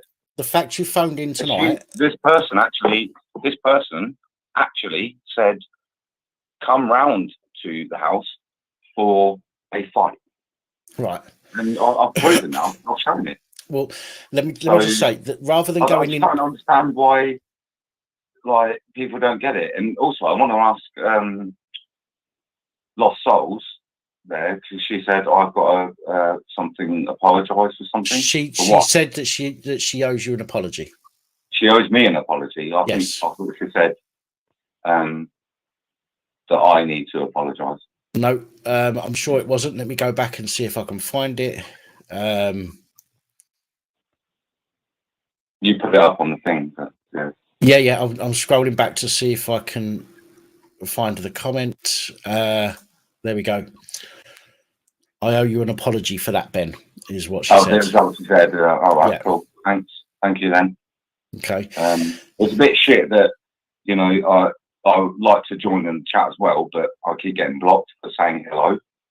I don't know why that keeps happening. So, Right. Well, listen, the fact that you phoned in and you haven't got mad, okay, you haven't gone on one, and you haven't, you haven't started swearing at anybody or anything like that. And I don't mean that disrespectfully. I'm saying that you phoned in and you're talking reasonably. You're being reasonable in the way that you're speaking, okay? And that is obviously why we've been talking now for over 15 minutes, because you're being reasonable, okay? One thing I will say is one thing I don't want people to do is anymore is to get me involved in personal issues that people might have. That person came on, okay, and explained their side of things. You've now come on and explained your side of things. I've just seen that person has put, there's more to it than those messages. No, there isn't. There isn't. Okay. There's nothing. Right. Nothing at all. But this is where things continue to spiral out of control. What you both need to do, and I'm not being disrespectful to either of you, but what you both need to do is fucking restraining order, to be honest with you, because it's a bit weird. Well, let's not spiral this conversation out of control on this, in this chat, because I need to end this so I can go onto the panel and do that for a couple of hours. But what I'm going to say is, I think that if whatever is going on between you two, if you can't come to an agreement, you've both said your piece on here, which, to be fair, is a bit it's a bit silly to air the grievances on here. Well, look, Pilgrim Outdoors UK, sort it out yourself, leave Dan out of it. I'm not getting you involved in it. You let that person on. So Pilgrim, Dan, let that person on and let them make false accusations. So he's involved in it. So tough shit. Listen, I don't know what's false and what's true, do I? I just have to listen. I'll put proof up. This is why I'm talking to you. Okay? Did you know? Oh, damn, I forgot about that one. This person rang me up, the same person threatened to break my legs as well, and I've got that recorded. Right. Well, then that is So there you something. go. Well, then that is something that you need to go to the police about. You know, look at it this way, right? You can No, tell fuck the you. police. You can say to me that somebody's done this. That person can tell me that you've done that. I'm never going to know because, first of all, I haven't got the time or the inclination to go through everything and try to work out who's telling the truth and who isn't. So you don't, what I'm trying to get at is like your channel was all about corruption, lies, all that sort of stuff. Right. And basically you've got that happening on your channel. You've literally got criminals in your chat that are like all, you know, lovey-dovey, if you want to put it that way, towards you and everything. But they're actually criminals because they're making false reports about okay. people. But again, I don't know that Pilgrim Outlaws, shut the fuck up. I don't know that a report is a false report, do I? As I say, I haven't got time to go through everything that you've said, everything that person said. You imagine the amount of people that do have problems on in the chat. I can't possibly find the time to go through it all and try and be the person to mediate between you. All I can do is give. I'm not asking for mediation. I've shown the proof and everything. All I can do. I do, like you said, you haven't had a chance to look at the link. I'm sure you've seen the video that proves that I'm not a liar and the other person is. That's still in my inbox. Still in my inbox. I think yeah, I've looked. You're very quick to email me when you're talking about yourself, like your claim against the police. You emailed me out of the blue after what, a year or 2 years or something, asking about like something to do with that insurance thingy because they in Kenya, yeah. So you know, so you must look at your emails then. Yeah, I do. I look at my emails every day, and I have to try and prioritize because every day I'm going through gathering stories and everything for the reports. That's what my main concern is every day. And then when I try and find myself a couple of hours or whatever in the evening, I will look through and I will try and answer messages on WhatsApp or messages in Facebook or respond to messages in email. I've got people in email that messaged me months ago, and I've still got messages in email where people messaged me last year when I had my stroke that I haven't got back to yet because it's gone so far down the list of emails that come through that trying to get to them is a nightmare because every day I've got 15, 20, 30 more emails to try and get through. So it's very difficult to get through it all, is what I'm trying to say. I did watch some of the video. I didn't watch it all. I had to watch it in between doing something else. So it may show that I don't know if I'm the only person that's got a link to it. It may show that it's got one view. I've not had a full watch of it yet because I just haven't got the time. And to be honest, the other person could send me some stuff, and I'll be fair. I really am not interested in getting involved in problems between people. By all means, come on and give your side as you've just done. Okay, by all means, as the other person came on and did. That's absolutely fine. All I'm saying is that it really gets to me when someone says something, especially when it's a female saying that I've said that, you know, I'm going to go around and hurt them, you know, especially with all the reports that you've done. It's fucking horrible. And I don't, it's probably the worst thing. Like false accusations are pretty bad, obviously. But then when the accusation is that, you know, it's a woman that I've apparently threatened to go and hurt her, and that's recorded on the thing. I've got a recording of it. So and that's the only thing that's pissed me off, really. Like to go to that point and say something like that. You know, slag me off all you want. I don't give a fuck. You know, call me a cunt, call me this, call me that. I don't care. But do not say things that are not true, especially threatening to hurt a woman. Is not fucking good. Right. And there's proof of that, and that's all I want to get out there. I don't really want to go on about it too much, but you know. Okay. Pilgrim Outdoors, you're a fucking loser, mate. You're a fucking loser. Right. Ignore people. If people don't like what you've got to say, ignore them. I keep saying this to people in the comments. You know, and Matt, you're a fucking loser. I'm not trying to convince myself. I've got the proof. Go to my channel. You can fucking watch it, you piece of shit. Absolute fucking scumbag. Right. You're all fucking scumbags on this chat. Honestly, you're all shit. You all talk fucking shit. Ben, people have got an opinion. They can share their opinion. The same as you. If you're in the chat, but they're saying that I actually did that, basically. But they don't know. So why should it matter if they don't know what's going on? The only people that I'd actually I don't make threats. Let's put it this way. I don't make threats. Right. What I'll do is I'll fucking turn up at someone's door and then smash the shit out of them. And I won't do it to women either. Okay. Well, Ben, you fucking dickheads like English Bulldog. To call yourself that, you're a fucking idiot. Right, Ben, I'm not going to have you sitting on the phone going through the comments and calling people out on the comments. If you've got a problem with somebody in the comments, listen. You've called up. You've said your piece about the other person. Now to take time. Now to take time. Now to take time to Ben. Ben, I'll end the call if you don't let me talk. The person that I'm talking about also has a restraining order because she fucking attacks transgender people. Right, I don't know. I don't know. I don't want to know. Let's put it that way. Okay. But I'm not going to have you on using the airtime to call out people in the comments and to have a go at them for their opinions. Well, then get into the comments. If you've got something to say to them, go and speak to them. No, I can't. No, what you can't because do. Every time all I have to say is hello. None of because Holly keeps blocking me, so I can't even have freedom of speech and talk.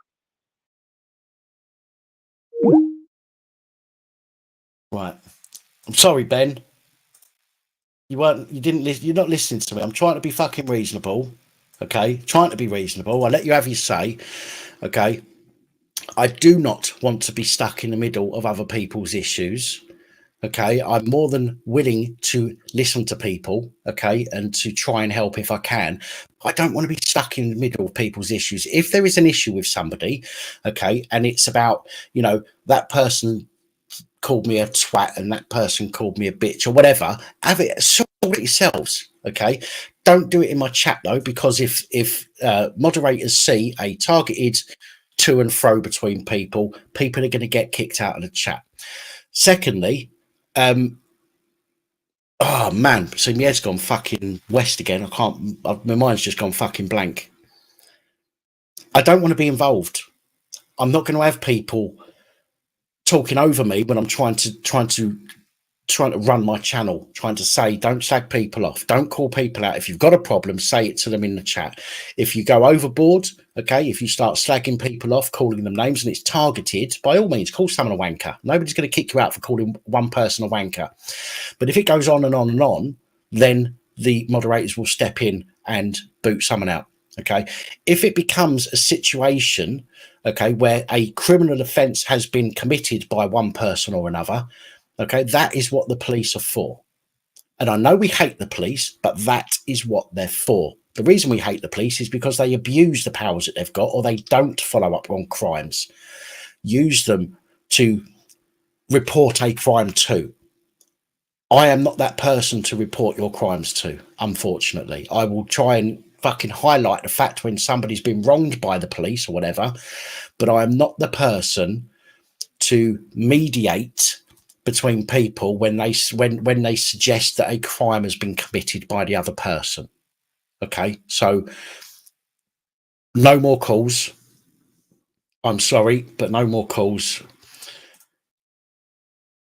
That is it for tonight on the calls. And I'm sorry if you think I'm a cunt for cutting you off then, but you weren't listening to me. You was okay initially, which is why I kept talking to you. Towards the end, you started going off on one, and I can't have it. I can't have that. All right. So, right. Anyway, mofos. Anyway. What do we want to do? Invite. There we go. Now, as I've said to you already, with regards to the StreamYard, which we're going to do now, we're going to open a panel up. As I've said to you with regards to that, only people who show their face. You don't have to show your face on the main camera when we bring you into the channel, into the chat, but I need to see your face in the back office. So when you come in, put your camera on. I will not put you on camera on live. I will not put you on live without giving you a warning, so you can then change your camera if you don't want to be seen. Okay. Again, I have to do that because I have to do it that way because of the porn bombing shit. So, so my apologies to anybody that might have wanted to come on but are not able to because of that reason. So I'm going to pin that. Oh, fuck me, where's it gone? Oh, come back. No, stop. I'm going to pin that to the top. So there is the StreamYard link, hopefully pinned to the top. If you want to come in, then by all means. TC, I can't see your face. I don't know if it's really you.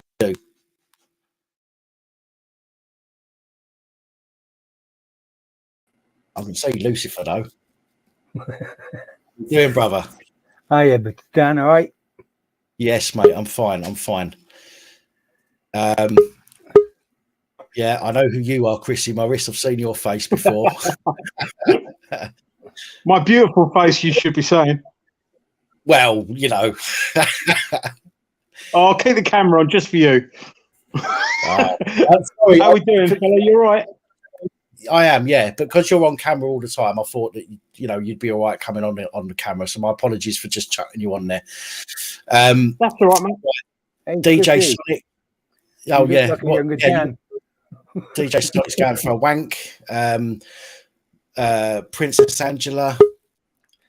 Oh my God, there's loads of people in tonight. I can let I think it's 10 people at a time I can let on. So we've got Roger. I know who you are. Oh yeah, fucking Josie Wales, Jack Blaze, young Tina. Hello, everybody. We've got right. There might be some people trying to get on, but at the moment I've got 10 people on screen. Not on screen, but I've got 10 people in the back office, and I can't let any more people on at the moment. So my apologies. If you're there, I need to see your face, brother, to make sure it's you. Told you that. Can you hear me all right, Dan? Oh, I'm not going anywhere. Oh, you're not playing this game again, am I? You must be muted again. Fucking hell, God, it's an interesting one tonight, isn't it? Eh? Fucking hell. Is my audio okay, Dan? It is, Tina. Yes. Yeah, yours is fine, Tina. Yeah. We just wind Jack up like when he asks. Okay. Yeah. Okay. Well, this is the microphone I'm using, the Yeti. Oh, you got Blue Yeti. Mm. Oh, cool. Oh, here he comes. Here comes drunk Scotter. Oh, right, DJ.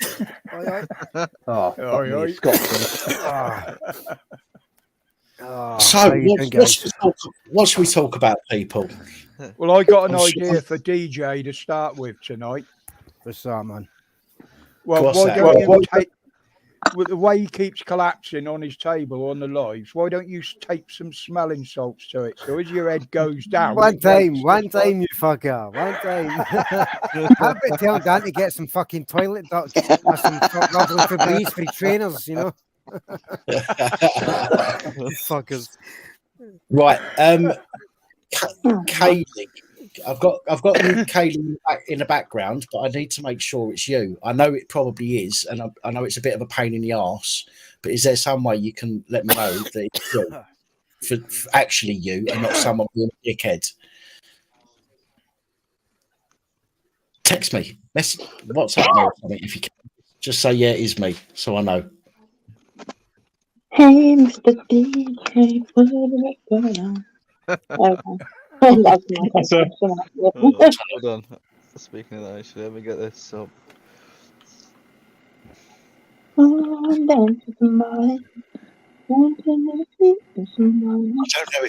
don't know if it's you, Kaylee.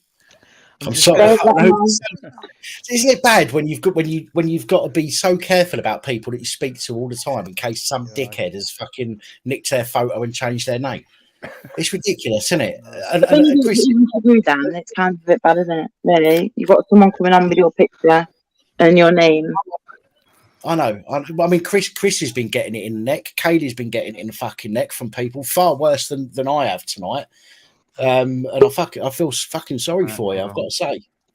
Yes, it is. These trolls can be absolutely awful, mate. They can be absolutely awful. There's no level they won't stoop to. No, mate, I know, absolutely. And I mean, Katie's told me some of the stuff, you know, obviously I won't discuss it on here. It's not my place to, but she's told me some of the stuff that she's been through and fuck me. I honestly don't know how she or you, are still fucking sane. To be fair. Good evening, everybody. I've got to hand it over to Chrissy, though. I reckon Chris has had it 10 times worse than I've even fucking had it, and I've had it. Can I just point out one that somebody's put the comment there? That looks, one must looks like that episode of Young Ones from University Challenge. Scumbag College, woohoo! Don't you mean more like the opening of the Muppet Show? It's Dan Celebrity Squares. Oh, fucking hell. You're talking about songs there a minute ago. It's a pity Crinkle's no on, man, because I've got a song for him. It's quite old one. Some of you guys might recognise it, but I've changed it slightly from, you know. Just give me 1 second. I just need to reply to something. Crafts. Let me say, right. Obviously, you came on the other day, all right, or last week, and you said your piece, and that's absolutely fine. I don't disbelieve you. Ben's come on today and said his piece, and I can't disbelieve him because I don't know. I'm not an investigator looking into what's going on between you two, but he has a right to defend himself, the same as you've got a right to make an allegation, so to speak. Do you know what I mean? And it shouldn't really be happening on a live stream. Let's face it. But the people that are going to believe you will believe you anyway, regardless to what Ben says. And the people that are going to believe Ben are going to believe Ben, regardless to what you say. And unfortunately, that is the way that shit works. And it's horrible, especially when you're sitting there going, that person's lying about me. But I have to say, you have, and I don't mean to be disrespectful to you or Ben. I had to kick Ben off because he started to go from one, so I had to do that. But to be respectful to the both of you, you've both been able to have a say, and I think that it's best if we leave it off. Time for them to respect the channel. And if there is an issue that you think is a legal issue, a criminal issue, then you need to use the police for what they're there for. And as much as I hate the police and I don't go to them for anything unless I have to, okay, I will only use them if it's an actual criminal offence. And I think that yourself and Ben, if you've got these issues, you need to go down that route. I cannot be the one to try and mediate between people. It's just not what I am here for, and I haven't got the time to do it, and I don't want to fall out with anybody. So I'd rather people deal with it themselves, so I can then be nice to everybody. So anyway, you're like in my Dodgers hat, Oh wait, where's it gone? What's happening to my hat? Oh fuck, he's playing with that. I don't know. It's fucking no. It's nice as mine. There we go. It's back now. Hold on. I've just thought about this instead. Right. So yeah. So anyway, Chrissy, we've only spoken once, I think. Stream. We should speak more, mate. I'm loving your work. Yeah, no, I've seen your videos as well. I've known about you for a couple of years at least. I remember the time the Only Way is Essex were filming, and down and give them some shit.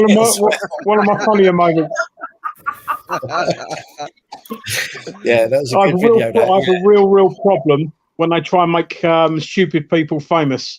You know, our kids need role models, not idiots to aspire to be. And the fact out of Essex is all those flats, right? Serious. We've got some decent shit going on down here. Yeah. Serious. The fact that they lie. And that ain't any of it, though. I mean, the fact that they lie and say, you know, a reality TV show when it's all fucking scripted as well. Do you know what I mean? What the fuck? On your street, Chrissy. Yeah. That ain't my life in Essex. Towie trolls are the worst trolls in the world. I mean, I'd get sort of like single sentence abuse from them, and they would spell every word wrong other than the swear words. Absolutely crazy, you know what I mean? It's like, how can you have an argument with someone that can't spell the word "end" and stuff like that? And I'm dyslexic, so I know it. I ain't even joking. Apparently, I've had podium offices with some of these people that I didn't even know back in the day. Like, I've literally been on the podium having it out with some of these people that have been on these series since I didn't even recognise you. These are really crazy people. Sugar, what's it called? Sugar Hut. Sugar, is it still there, Chrissy? Yeah, Sugar Hut. Yeah, I used to store there. Is that Brentwood? Isn't it? Yeah, the Brentwood. That's where Towie's based, mate. That's where Towie's based. Yeah, they've got a few different gas now. My nan, it was proper expensive back in the day. Like, what's his name? Dan, you got some more of them bots in the chat, by the way. Oh. Yeah, I see that. Hold on, you've got Chrissy and Katie have turned up on your fucking stream. Blame us. Oh, no, it wasn't bots, it's me. Sorry, I was talking my channel. Section XYZ adult dating crap or something. Jeez, man. It might be Crinkle looking for some young love. Hey, maybe if Crinkle gets on today, maybe it can be silenced via people donating more money. Listen, we've already had. Come on. We want to get We've already had £20. 200 people to Dan's house for his birthday. Hey, if you can get more money, that's more rounds. You'd be lucky to fit 20 people in my house. Fucking hell.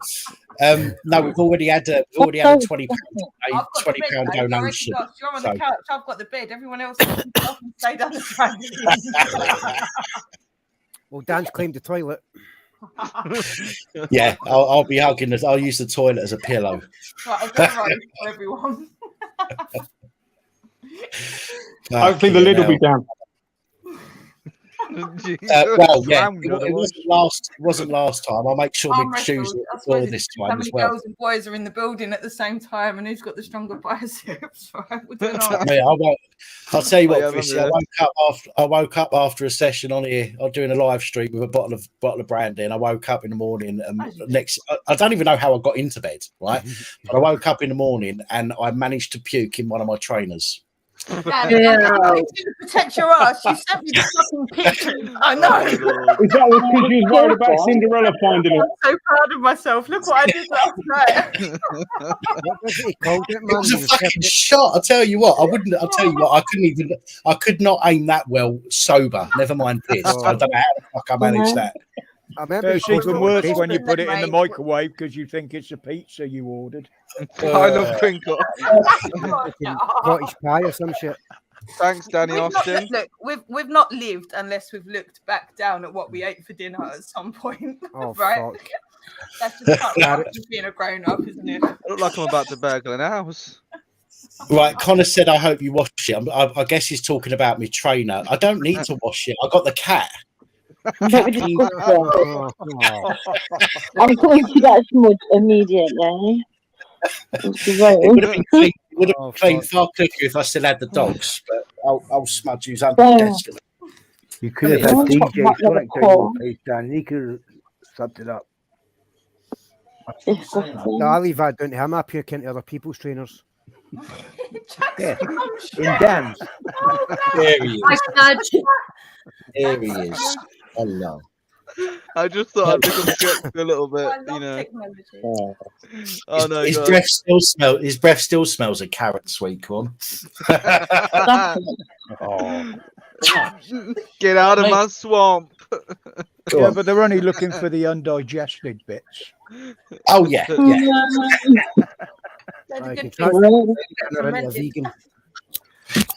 Hey, donkey, get out of my swamp. That's what they're doing in Shanghai at the moment. Shrek in the chat has just spoken about Donkey in the Swamp. Did that just actually fucking happen? It did. Shrek spoke about Donkey in the Swamp. We're all over 30 at least, and a bit, yeah. Well, not me, but and a bit. Way over. Yeah, probably so. I'm probably one of the. I think I'm the youngest in this panel. I reckon for some reason, everyone seems, Bohemian Rhapsody. Look. everyone seems to like this one. I wanna let you go.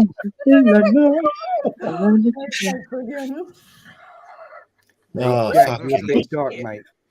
I've got kids, I've got 3 kids, 18 and under. I should know about all of this well before middle-aged men on the fucking internet. I don't know how you're doing this. What is Come here, middle-aged man.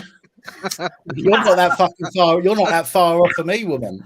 Oh my lord, this is a decent one. Hold on, this is a decent one. That's when you know you're getting old. You start taking compliments like that. I'm Comments feeling like it, that. baby. Myself and Dan have had a few conversations about you're a bit dark. Yeah, I know. I'm aware of that. Hold on. Oh, your head was triangle just now. I was saying you look like Whizbit. There's a few people that will remember that. Probably some that won't. Fucking hell. Well, is that better? No, not really. Well, here we go. Look, if he was yellow, he'd look like Whizbit. Fucking Illuminati. Illuminati confirmed. Fucking hell. You had a chin like Desperate Dan then as well. Oh my lord. You'll see now. He's just gone into a circle. He's doing shapes. What was that? Yeah, fuck, you're good looking there, man.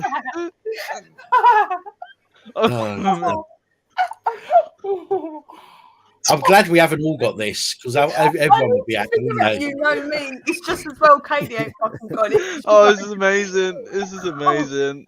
What is this at, please? You look like a Star Trek character. If I told you, unfortunately, if I told you, I'd have to kill you. Please, I'll take it. Oh, it's just Snapchat You filters. do with it for an hour first. I've had to change my name. I'm now Lord Popcorn.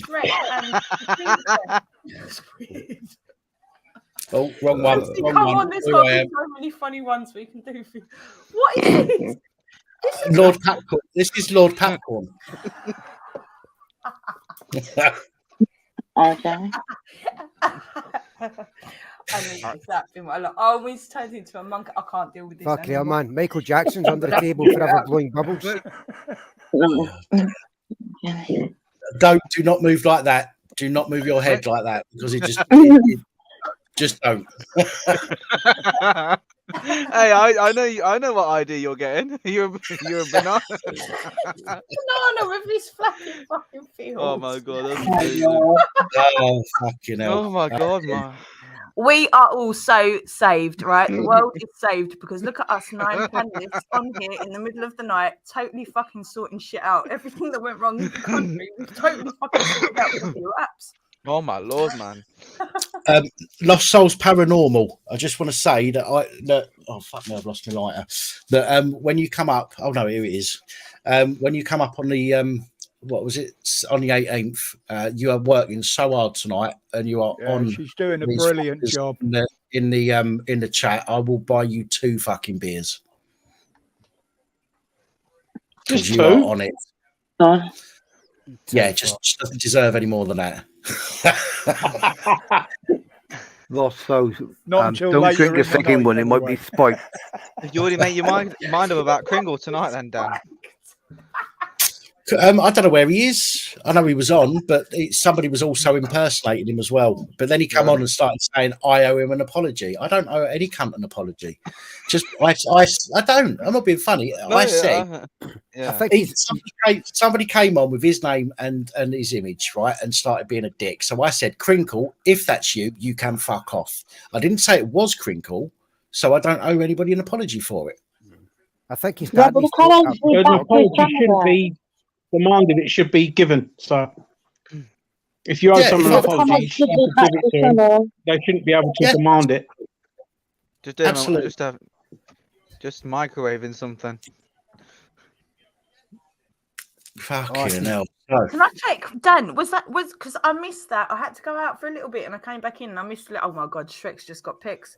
Don't know if anyone's seen that, but Dan, was it that Ben? Was that Shrek's just got pics. Crinkles in the chat. That went a bit weird, but was that the Ben that you were talking to? Was it? Is that who you're referring to at the moment? Is it? No, Crinkle. I missed about 20 minutes. I was a kind of bit in and out, so I've kind of lost what happened for the last 20 minutes there. This one here, as you can see on the screen. Okay. You got someone off the chat so we can get in. He's a fucking wanker.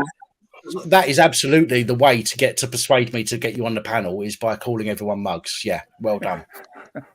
I'd love for you to get him on the panel. So I swear to God, he's a rude, arrogant prick. I'm sorry, Ash. I'm shushing. So I should actually let him on, shouldn't I? Because I could, make a sometimes the best way. He wants to connect as well. Yeah, just we can make a few quid for the party. Yeah, give them the Sorry. give them the rope to hang themselves. You know, he wants the platform so desperately. What's he going to do? There's 9 people that are probably going to say, "All right, mate, whatever." I've already said my piece to him, Angela. I've already said my piece to him.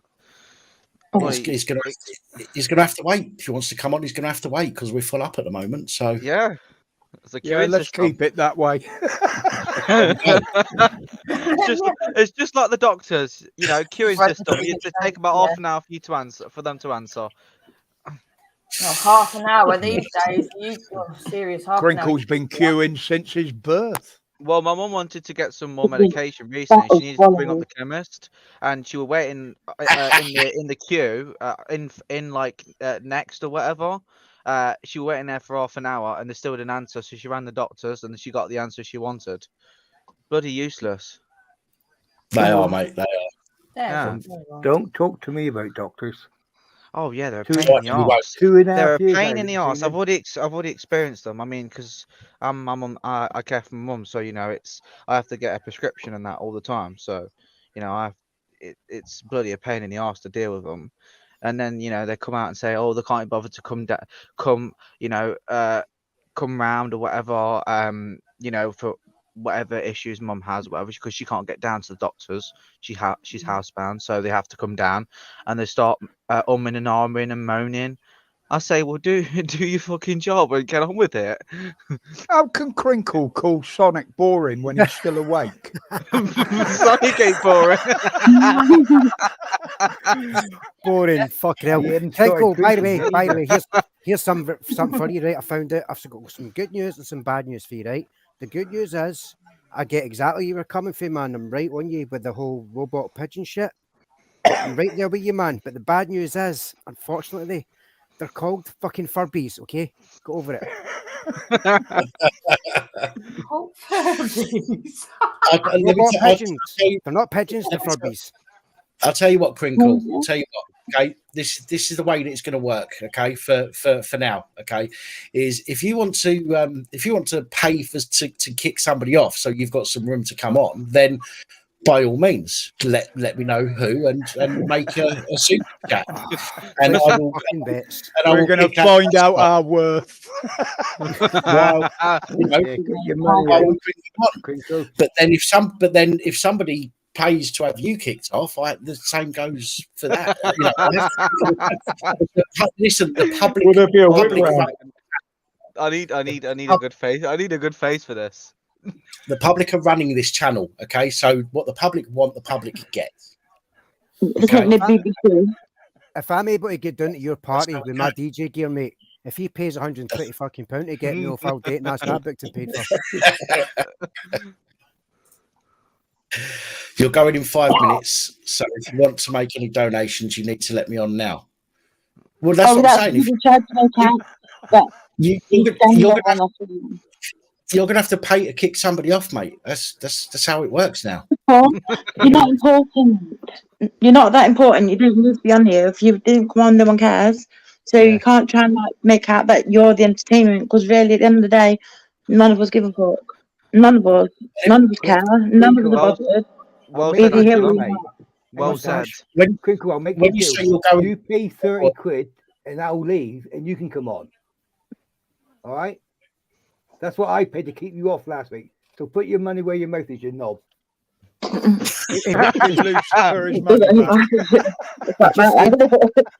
He just said he thinks I'm fucking boring and he wants me off. So pay 100 and I'll disappear happily. I paid 30 quid. I was talking about you because you're rude, and you not long ago in the chat you turned around and put Dan's going to jail or Dan's going to prison, then deleted it and tried to blame it on some other fake account when I've got a blatant screen recording showing that it goes direct to your account. Because you're a dickhead, mate. You're not clever, you're not smart, you never have been, you're just simply a twat. And the last time I checked, last time I checked, Dan didn't fire into 15-year-olds. Take a breath, Angela. What, Angela? I agree with, Angela, I completely agree with you. What as I said on the last live stream, what annoys me about Crinkle is that he's so full of himself and he thinks that everything he says is the right. Is like anything he talks about on these live streams, whether it be COVID, whether it be vaccines, whatever the case is, right? He says he knows everything. He says, "Oh, look at this paper, look at this piece of evidence.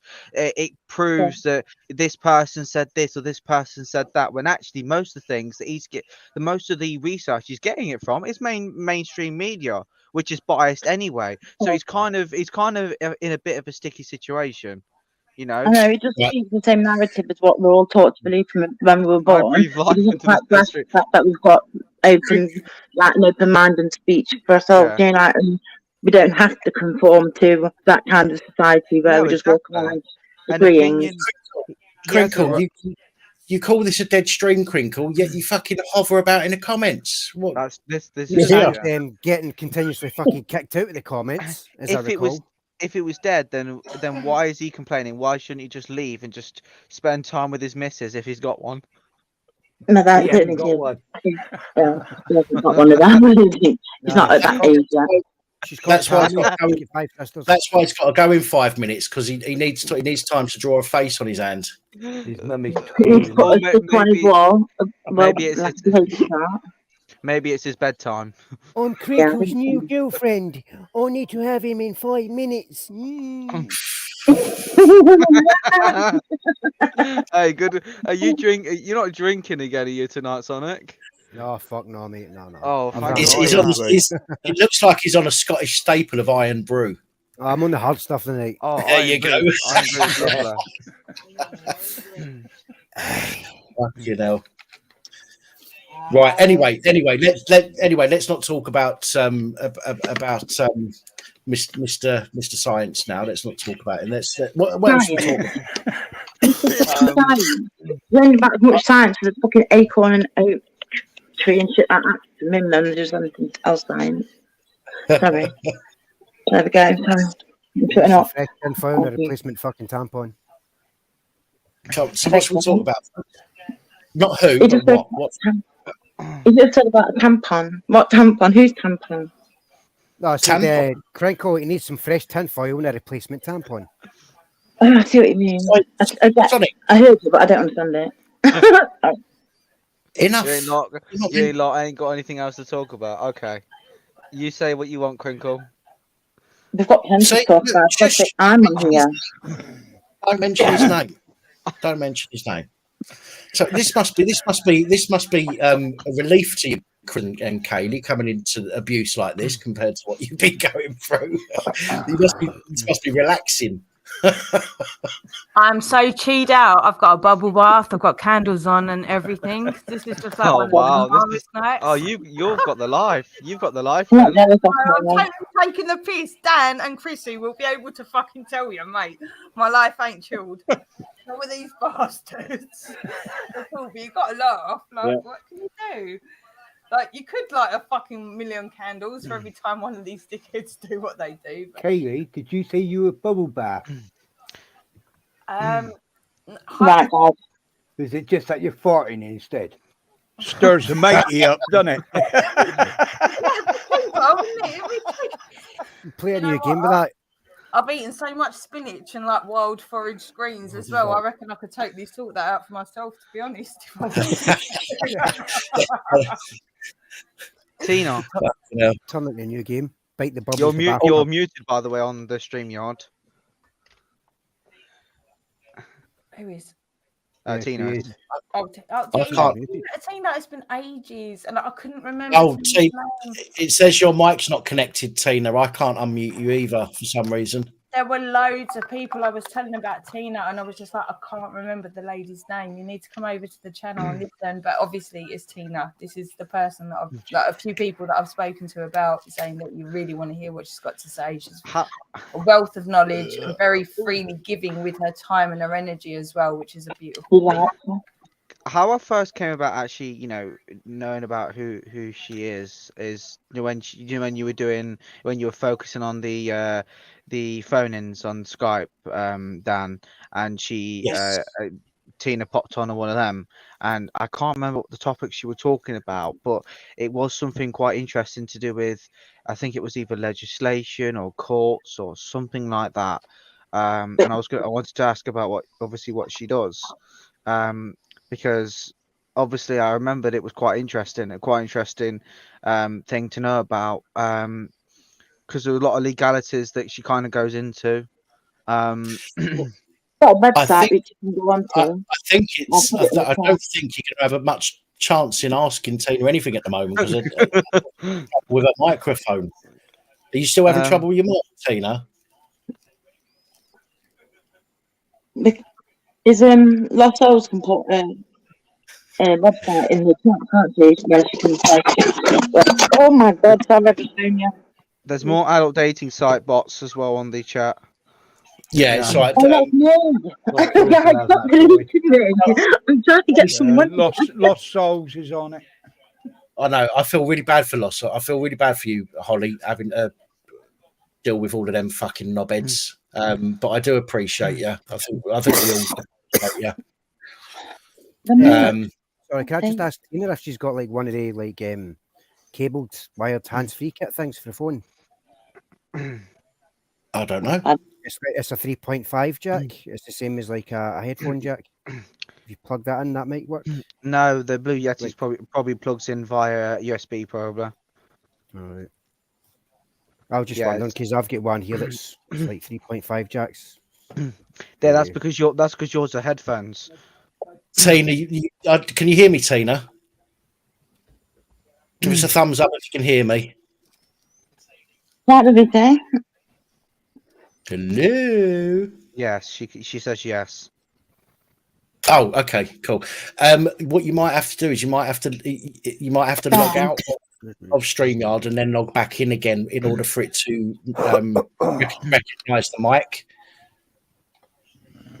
But I won't fill you up with crinkle. Don't worry. Well, he'll probably get kicked off anyway because people will probably pay money to get him off. Yeah, whatever works. Don't let that shit crinkle in. Oh my lord! I honestly think Crinkle should come up to my birthday. I think. It'd be like just the scientist again. I really think under health and safety that shouldn't be allowed for his health and safety. It'll be like WrestleMania. It'd be like Mr. Musborn. Come on. folder. Do you know what? I might have to pay for the next upgrade on StreamYard because there's so many people wanting to come on, which is cool. What but year? I can't get everyone on. Are you buying the basic one, the £25 one or whatever? £20. Yeah, because you've got the, I believe you've got the is it professional? Is it what's called? It's like £39 or something like that. Professional one. I think it's like So £49 monthly, £39 per month for a year, I think. Yeah, I might have to look into getting that. I know, Tina, it's because so many people are wanting to come on. Welshie, give me a minute. I'm gonna have to kick you for a minute and get Tina back on, but don't go nowhere. I'll bring you on shortly. Oh, well, I don't mind going for a minute. Oh, hang on, sorry.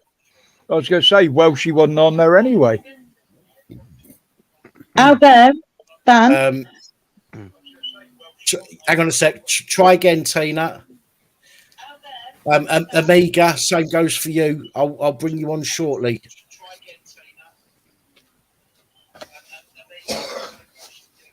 Has someone got someone on a phone or whatever? Because you can hear the YouTube in the background.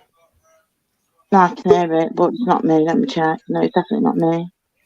I noticed Kaylee. No, it me this week that I found out where I was going wrong. Can you hear me okay? Yeah, we can hear you now. Yes. Right, somebody some sound on in the background. Yeah, I've tried to put the live stream in the chat, so. Right, okay, cool. You changed your name now, Blaze Lord. I can't bloody name now. Jesus Christ, the Blaze Lord. Was asking about what you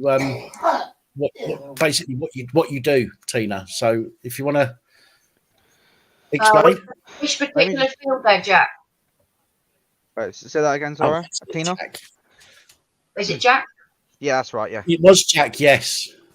Which particular field you want to ask about? So, what exactly do you do? Everything. I guess that's quite vague because I don't really know what that means. That narrows it down a bit. I started off at the age of 18 doing benefits advice for women fleeing domestic violence. I was told by a DWP officer I was not experienced and to piss off out of the room. That started my journey on learning DWP benefits by the book, DLA, PIP. I trained in mental health. I've trained in drugs and alcohol. I've trained in PACE, which is police interviewing skills. No, I don't like the police before you start on me. I hate them. And I want to know how the bankers do what they do. So in legislation and law, I've trained in court work, magistrates. I've worked with magistrates. My main two jobs were working for the civil service. I was a manager of a young offenders centre in Plymouth since 2008, and I retired in 2009. So I did a lot of work with magistrates, courts, the police, the offending services. It was 18 to 24-year-old young horny males. That was good fun for a few years. So but it worked out quite well. I was also a homeless housing officer for 14 years for a local council. I'm trained in over 100 different subjects, and I've done it over 40 years. Anything else you'd like to know? No, I think you do. What star sign are you? Cancer. I think you do a lot, though. I mean, you have. I mean, I guess you guys have been getting a bit of abuse recently from one individual. I guess I think you know who I might be referring to. But It's something you just have to deal with when someone doesn't take the advice they're given. But yeah, that's the reason I've got the website, because I've got all this experience. That's and right. I want to share it to the world, and I'm setting it up for a legacy for people to carry on with. It will continue when I'm dead and gone, so people are going to be taking it over. And in the next 3 years, we hope to turn it into a charity. So it's going to help people, we hope, across the UK. It's not about me doing it for you, it's about me showing you how. I'm there when it goes wrong. So Jack, I am. If you go back through the chat from earlier on, Lost Souls actually put a link up to Tina's channel. I don't know whether she can do that again in between. Yes, no, I've already got it. There you go. It's up there now.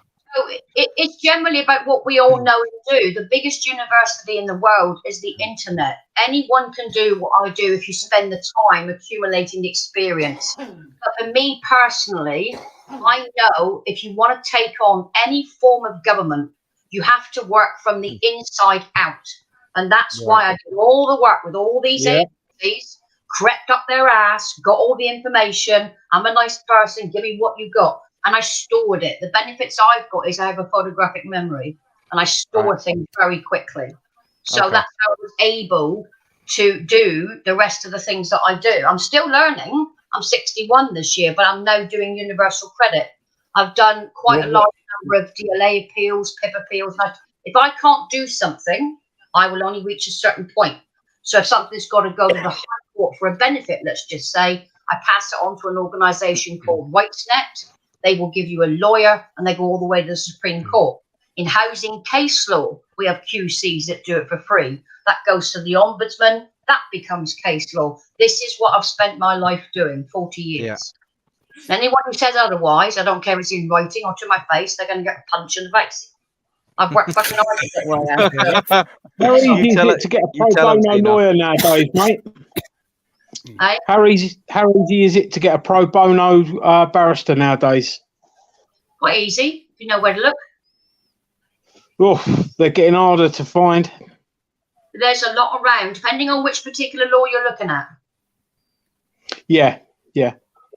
So if you've got like court cases with the police, you've got Liverpool, you've got HNK, you've got a few others. If you're looking at pro bono for medical, there are specialist medical lawyers. I've got a list of those I'll be putting up on my website anyway for anyone that wants to look in the future.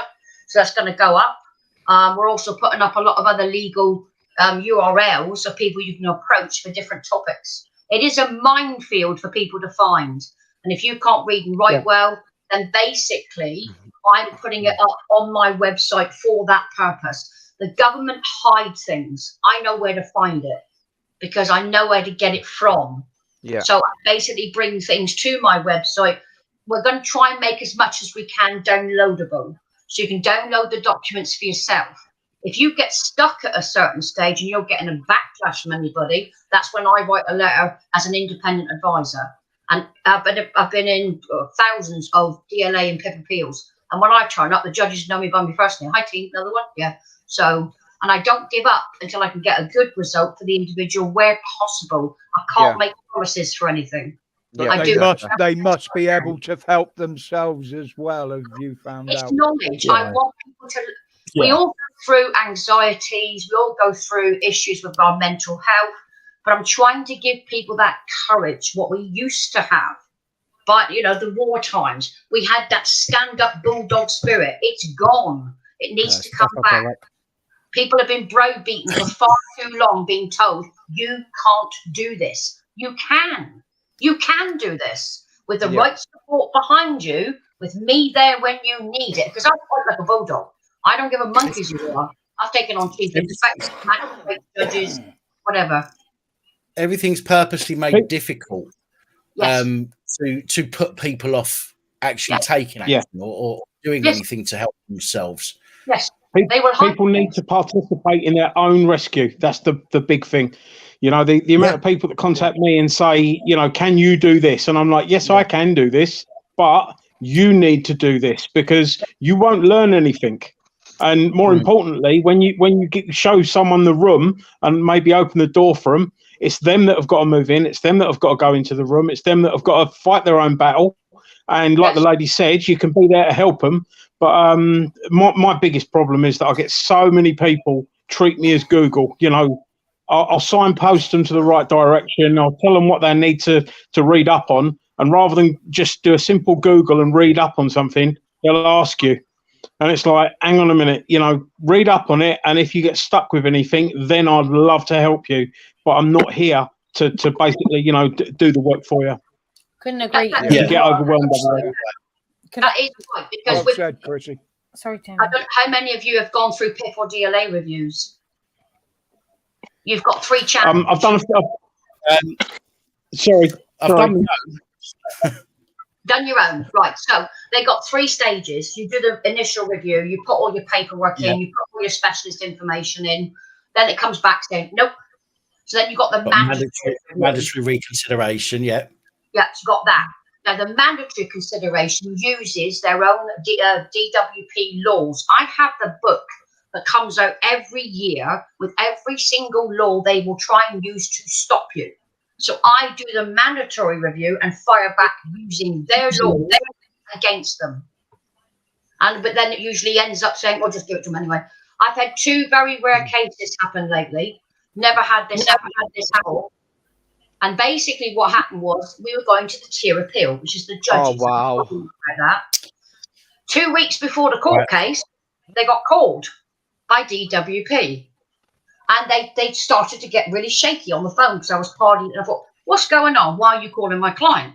We're now going to court. You're a defendant. We can't talk to you. Oh, we made a mistake. Can we talk about it? They were not only given the full award, they were given double points on each of the sections. They were crapping themselves going to court. Yeah. Yeah. Don't let anyone else in, Dan. Well, I've got Amiga in the back here. Who's got his camera on. So Amiga's been sitting here for a little while. So I'm gonna. Hello. It's about learning yourself what your capabilities are, and if I can explain why, I've come across with my offending work very, very unsure young people, 18 to 24. They've had abuse and probation. They've been told they're worthless. They can't do this. They can't do that. 7 of my offenders all took university courses, and they all passed degrees. One of them got what they called quantum physics and mechanical engineering. He tried to explain it to me, and I've no idea. One is a youth worker and a manager of a youth service. So I'm convincing them and letting them know you can do this. You've just got to find your confidence to build it up. They studied. Yeah. They learned. I think somebody called my name just a second ago. Was that you, Amiga? No, I haven't made a telephone call. No, I've just been sat back in this fucking CPU hog called StreamYard. No, I mean somebody. I just heard somebody say "pap" as well. Yeah, that was me. Right, okay. One simple question, and then I'll get out your hair. No worries. Sorry for. Your hair. Sorry. No, anyway, seriously, as a member of the public, right? Seriously, the auditing movement is skyrocketing like inflation. What can we do as a member of the public to counter tyranny? And I'm only seeing Cray Twin style options here, if you catch my drift, because everything legal is getting shat on. Police routinely get away with. Can I cut in on this one and answer that? Educate. That's what we need to do. Educate. It's the be all and the end all. The biggest weapon we've got against tyranny is education, is knowledge. If more people knew what they could do, and had the confidence to take what they can do to the police, there wouldn't be there wouldn't be as big a problem. Every time the old Bill interact with someone, they're using stick rather than carrot. And if when the old Bill know what you're talking about, all of a sudden they're like, hang on a minute, we better dangle the carrot rather than the stick. It's that simple. We've just got to literally educate people and get those people to educate other people. Passing stuff down. I mean, order of magnitude though, because there are a lot of people that know the fucking law in and out, and yet they're getting crushed still. Can I just tell you? I'm one of them. I'm one of them. But at the end of the day, it's all you can do is your best. You can only do your best with what you've got, where you are, and however you can. So it is a. You gave me right. Yourself, myself, Dan, even here. Like loads of us have been at the fucking undercomings of the law and what we're supposed to be. We know what's supposed to be and what's supposed to be not. Right? A lot of people don't. That's the problem. A lot of people don't, and they don't give a shit, and they're not going to stand up for us, even if we're getting fucked over. We need to know where we stand. We need to be confident in where we are, and we need to hold our conviction in that, not because I'm better than you because it's on YouTube. No, it's the law, it's the right thing, it's what's actually purported to be the way that we're supposed to do things. It's very simple. You talk about just talk about like knowledge and stuff like that and knowing stuff. Can I just refer to TC's channel? Was it court rulings in the common law? Court rulings in the common law. Yeah, refer to his channel because he does like a lot of court judgments related to certain situations. Well, I'll tell you one of the plans for the channel, okay, and what I've been thinking for the last 2 years. You know, it's 2 years. I've had a year off because I had 3 strokes last year, but for the last 2 years, I wanted to take the channel in a direction to empower people. Okay. Yeah. Now I know initially when I first started the channel, I was going through other people's videos and I was breaking it down and explaining where the police had gone wrong and where the person themselves might have gone wrong, etc. And now I've moved on. The channel's evolved into what it is now. Okay, and we report on all these stories. But one of the things I want to do, because I believe that I believe that the government, the police, and we'll call them the establishment, their main goal is to keep us fighting against each other, to stop us coming together and fighting against them, okay? Because they know that they're fucked once that happens. So what I want to do is there are a few things around the country called Cop Watch, okay? Not Cock Watch, Cop Watch. Now, is there a difference? This Cop Watch. Well, yeah, this Cop Watch thing is a great idea, but what I want to do is I want to create a like not just a website, but I want to create somewhere where people can come. Okay, they can register if you like. Okay, and they can say, right, I want to be, we'll use that term cop watcher. Okay, I don't like the term, but we'll use that because it's easy to understand. I want to be a cop watcher. So if I'm out and about and I see somebody getting stopped by the police for any reason, I'm going to film it to protect them. Not just to protect them, but to protect the police. Because although we don't like bent and corrupt police, sometimes the police do get attacked for no reason, and they are people still. Okay, so it's about protecting everybody. A story that I've got coming out tomorrow is about body cams. Okay, now body cams only capture a very small amount of footage. Okay, a field of view. The field of view is pretty shit when you're up close. Okay. Yeah. It's only any good if you're 5-6 foot away from somebody where you get to capture everything. But when a copper is then engaged with somebody, that camera shows the other person's chest. You can't see if the copper's hitting them over the head, and you can't see if that person's hitting the copper.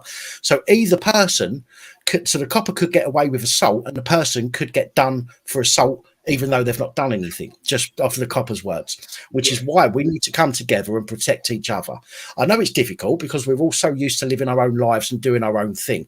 But the more people that realise that we need to come together as I like to say it, people call me racist because I don't stand for people calling racism on every incident. If there's clear evidence of it, then yes, I'll say so. But if I don't see clear evidence, I won't say it's racist. But I think we need to look at each other. We are a human race, okay? But there's only two levels that we need to think of. There's us and there's the establishment. There isn't the establishment, the blacks, the whites, the Muslims, the Christians. There isn't all of that shit. That's all bollocks. That is designed to make us fight against each other. Think that, though. They'd like us to think that, though.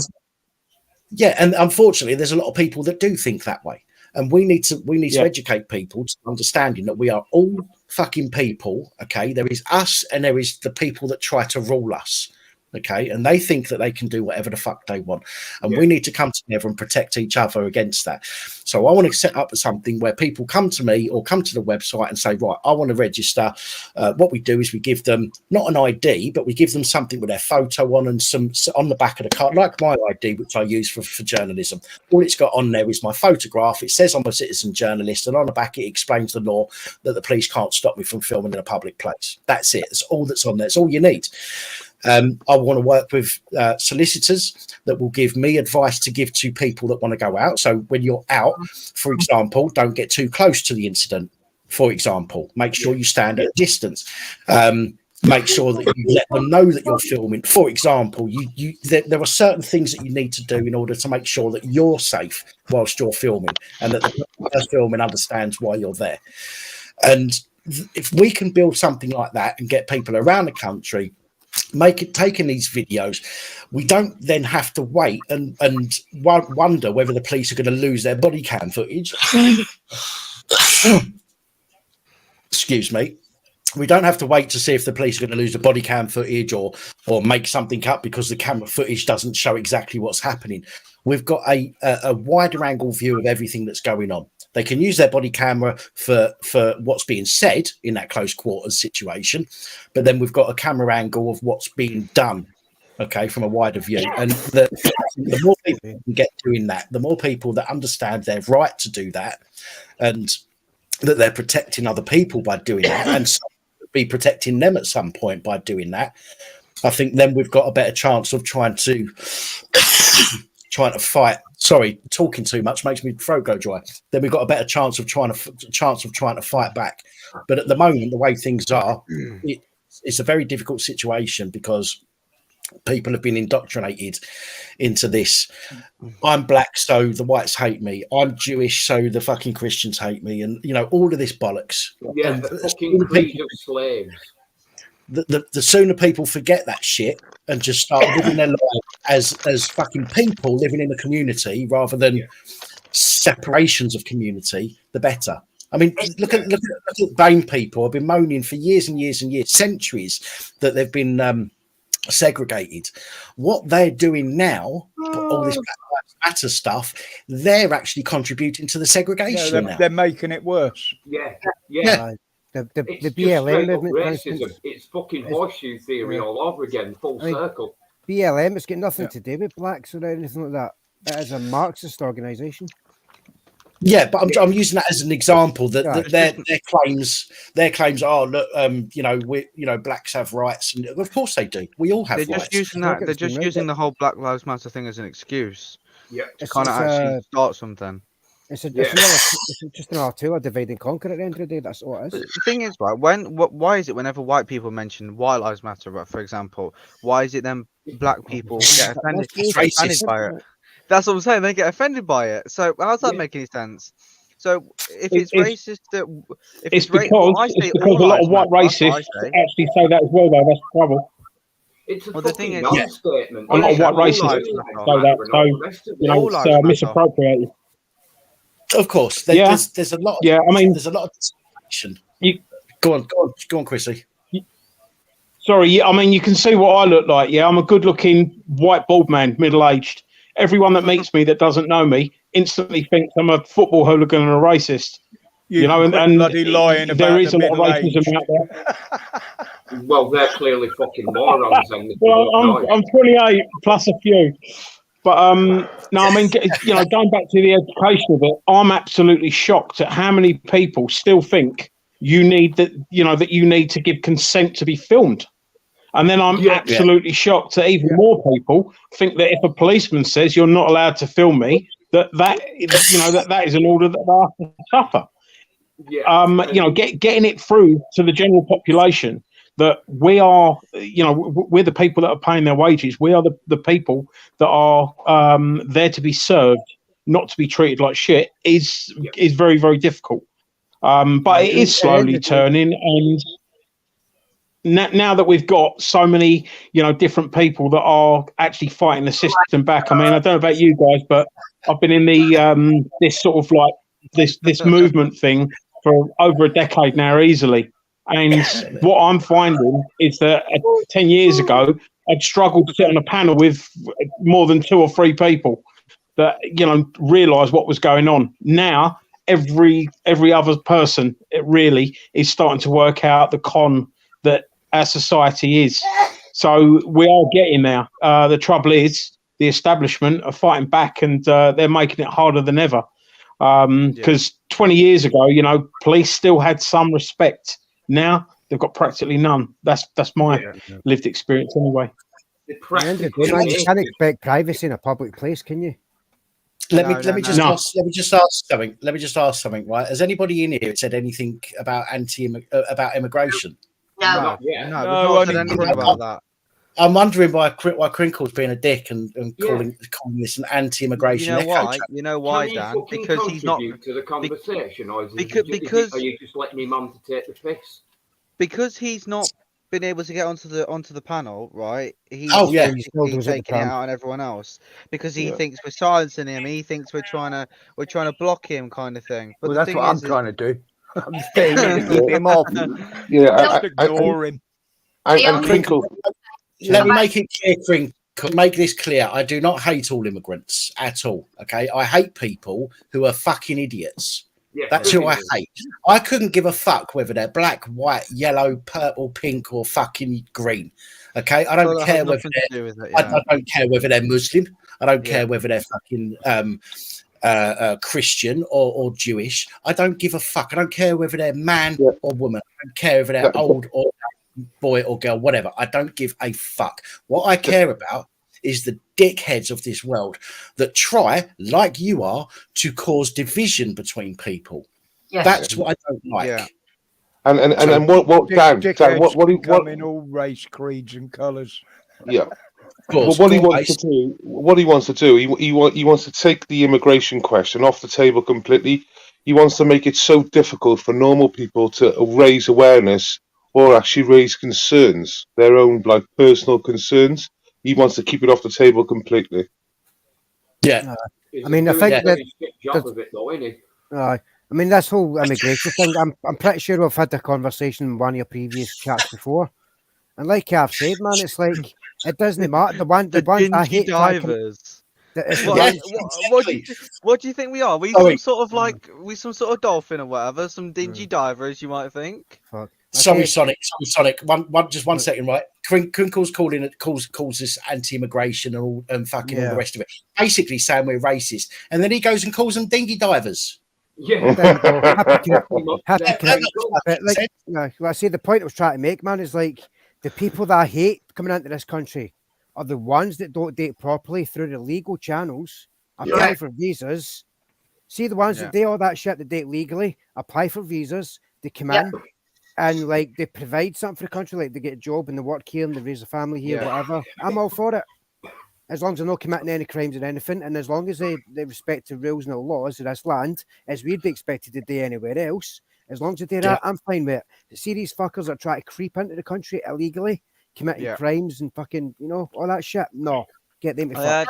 As long as you do it legally, abide by the laws. I don't care who you are, where you fucking come from. You do it right, I don't care. Watch my video tomorrow, Crinkle, about the demographic that is most likely to be armed. Let's just leave it there, shall we? Yeah. We know he'll say it's a conspiracy theory, and he'll say facts and figures are racist. Conspiracy. And that is my video tomorrow. The demographic that's most likely to be armed actually comes from a BAME lord of the, from the Commons. Yeah, right? but haven't you heard that black conservatives can be racist too? Anyone can be racist. Anyone and everyone can be racist if they choose. Anyone can be racist. Sorry, Tina. Go on, Tina. Go on. Crinkle, if you're listening to this, instead of being a keyboard warrior finding birds full of robotic material, do the real research. If you know international law, once they've crossed that border into UK waters under human rights, we must pick these people up. Being a homeless officer for 14 years, we don't keep a lot of them here. They have to go through an immigration process. So don't piss about with what you're doing. Find the facts first before you go off. Yeah. Oh, and also, Crinkle, try not to get a lot of your stuff from the mainstream media like you say you don't. I want to know. I mean, he's gonna house. Can I offer an opinion, guys? Go on, Chrissy.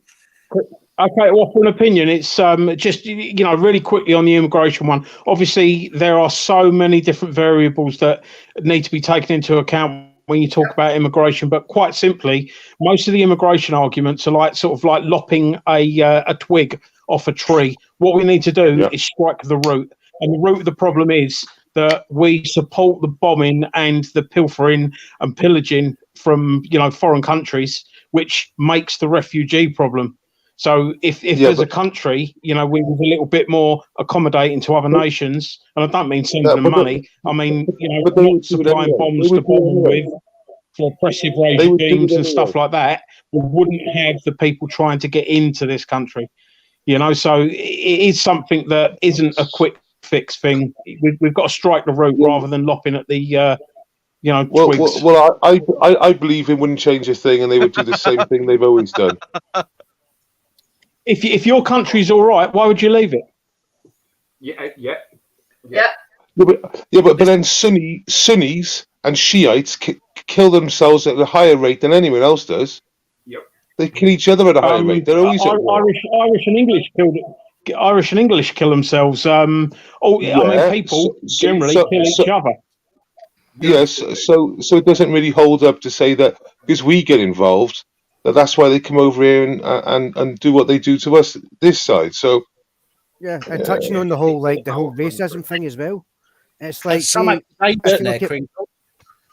you look at places, there'll always be sectarian violence, but no matter it's a human condition rather than sort of any specific creed, colour, anything like that. Ultimately, I don't think everyone wants to be where they were born, really. I mean, people do want to travel, but ultimately, you want to be in a country that that you've grown up in, that speaks your mother tongue, stuff like that.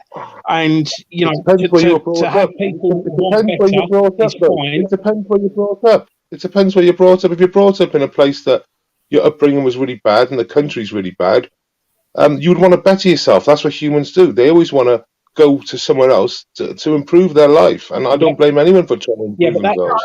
But you wouldn't want to stay. That's an immigrant, and then you've got to consider the difference between an immigrant and a refugee. A refugee is leaving a place that it might not, the place that they might not want to leave for very serious reasons, like the places being bombed and whatever else. And people get, and this is, I've got a massive problem with people talking about people as illegal. It's like no one's illegal. We're all human beings. No one should be deemed to be, illegal as such. And if we looked after our foreign policy a little bit better, we wouldn't have such a refugee and immigration problem. That isn't a golden ones because, like humans do, they want to go where the milk and honey is. And if you want to better yourself, and you say you had open borders throughout the world, then everyone would go to the more affluent parts of the world and abandon quite a lot of the most needy countries. So you would just strip the countries of their assets and their professionals anyway. Yeah. Well, if you, one of my favourites, if anyone wanted to look at it, it's called Immigration by Gumball. And basically, it's chewing gum is what it is, but the guy's American, so it's called Immigration by Gumball. And that explains that theory perfectly about how the best people leave the worst countries, and obviously that negatively affects them. But ultimately, a lot of people, there are better countries than this. I'd love to go over to Australia or New Zealand, get better climate, stuff like that, better work-life balance and all that. How would you get into Australia now? How would you get into Australia? You wouldn't want to live under Shergar. Sorry, say again, New Zealand, I'll tell you that. Yeah, sorry. So, say for example, you want to emigrate to Australia. What would you need to emigrate to Australia? Because you need a lot. I personally don't want to. I don't want to emigrate. I do like here. This is my home. This is where I live. There are better places that I could go and I thought of going to, but ultimately, I want to live where I was born. I do like my homeland. So, I'm basically happy here. But if we started getting bombed, I'd be thinking Australia looks bloody good.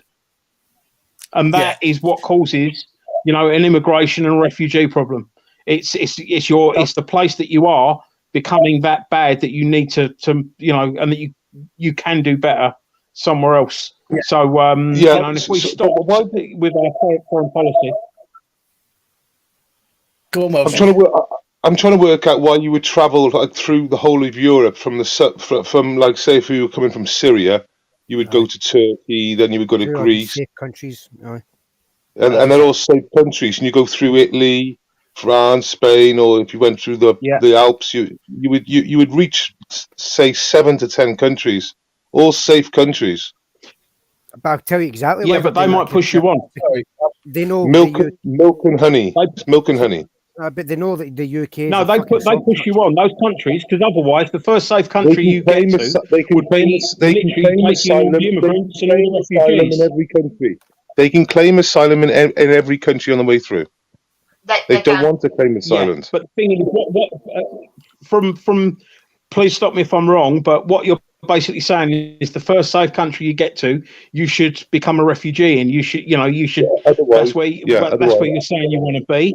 But that country might turn around and say, no, we're not taking all the refugees, so you are going to be moved on.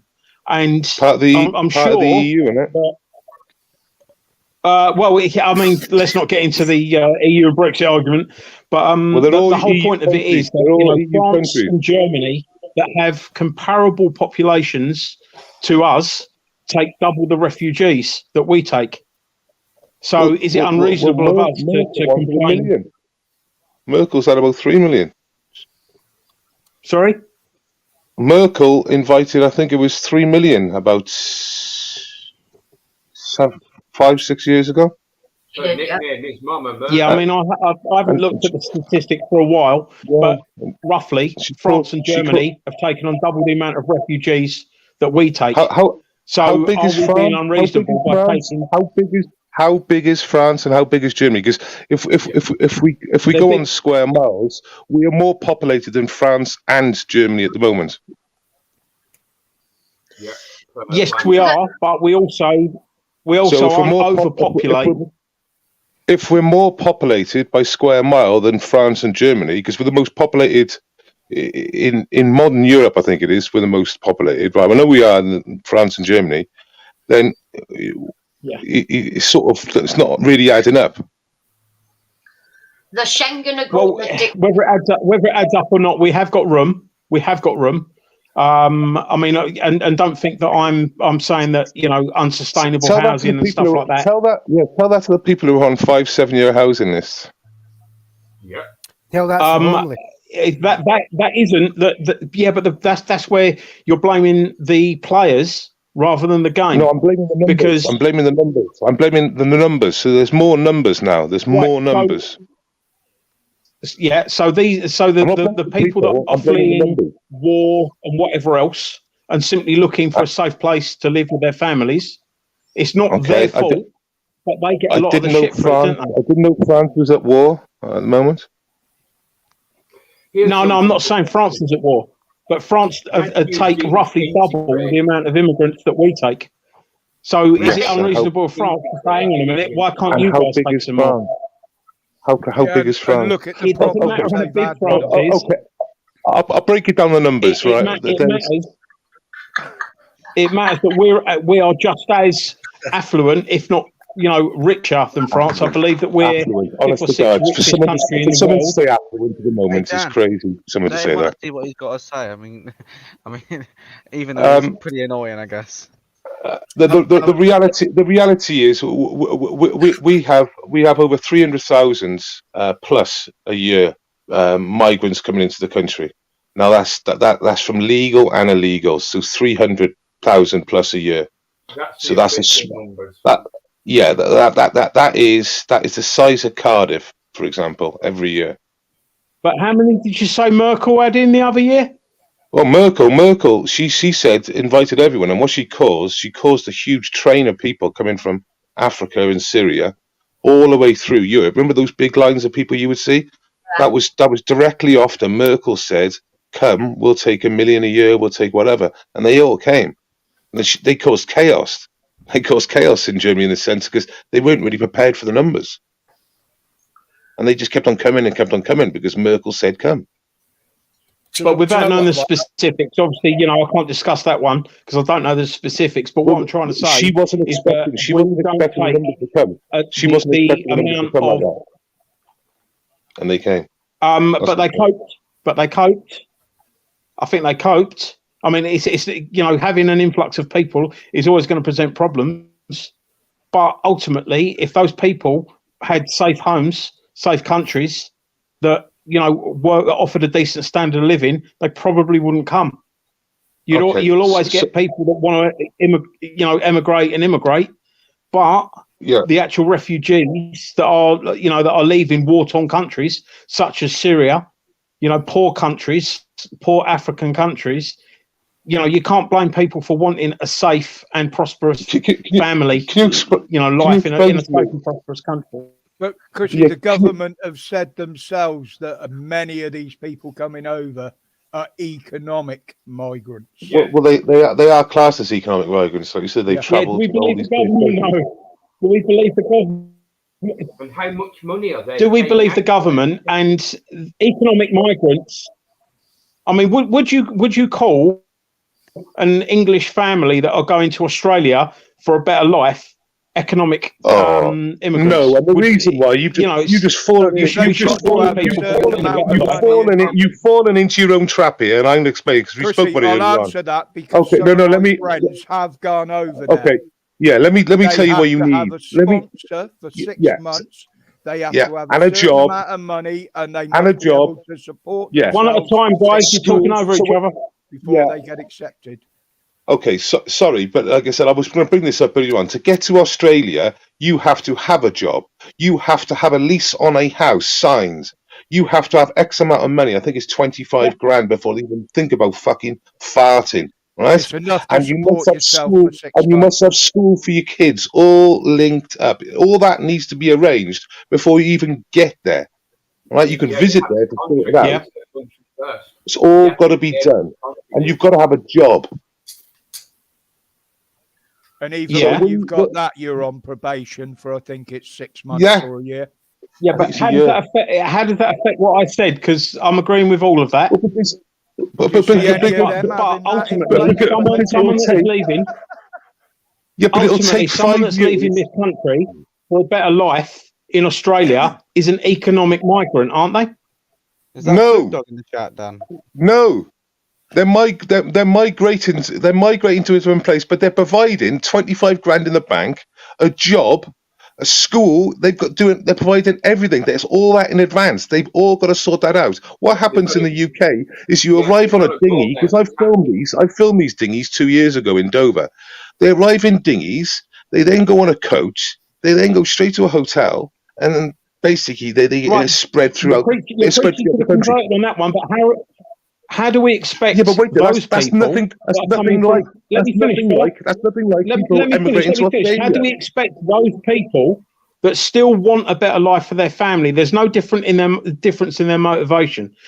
How do we expect those people from poorer countries to get those things to bring to another country? It would be impossible. Okay. No Syrian is going to be able to bring 25 grand over. And they spend up to 5 grand. They spend between 1,000 and 5,000 euros to get into a dinghy. I know that because I've interviewed them. And it's not. All right. And that's everything they've got. That's everything they've got. Well, obviously. Well, it's cost them a lot to get through Europe, surely. Well, however they've done it, you still can't knock the motivation for them. They just want a better life for their families. Look. And perhaps if we weren't bombing the country that they're coming from, they wouldn't leave that country.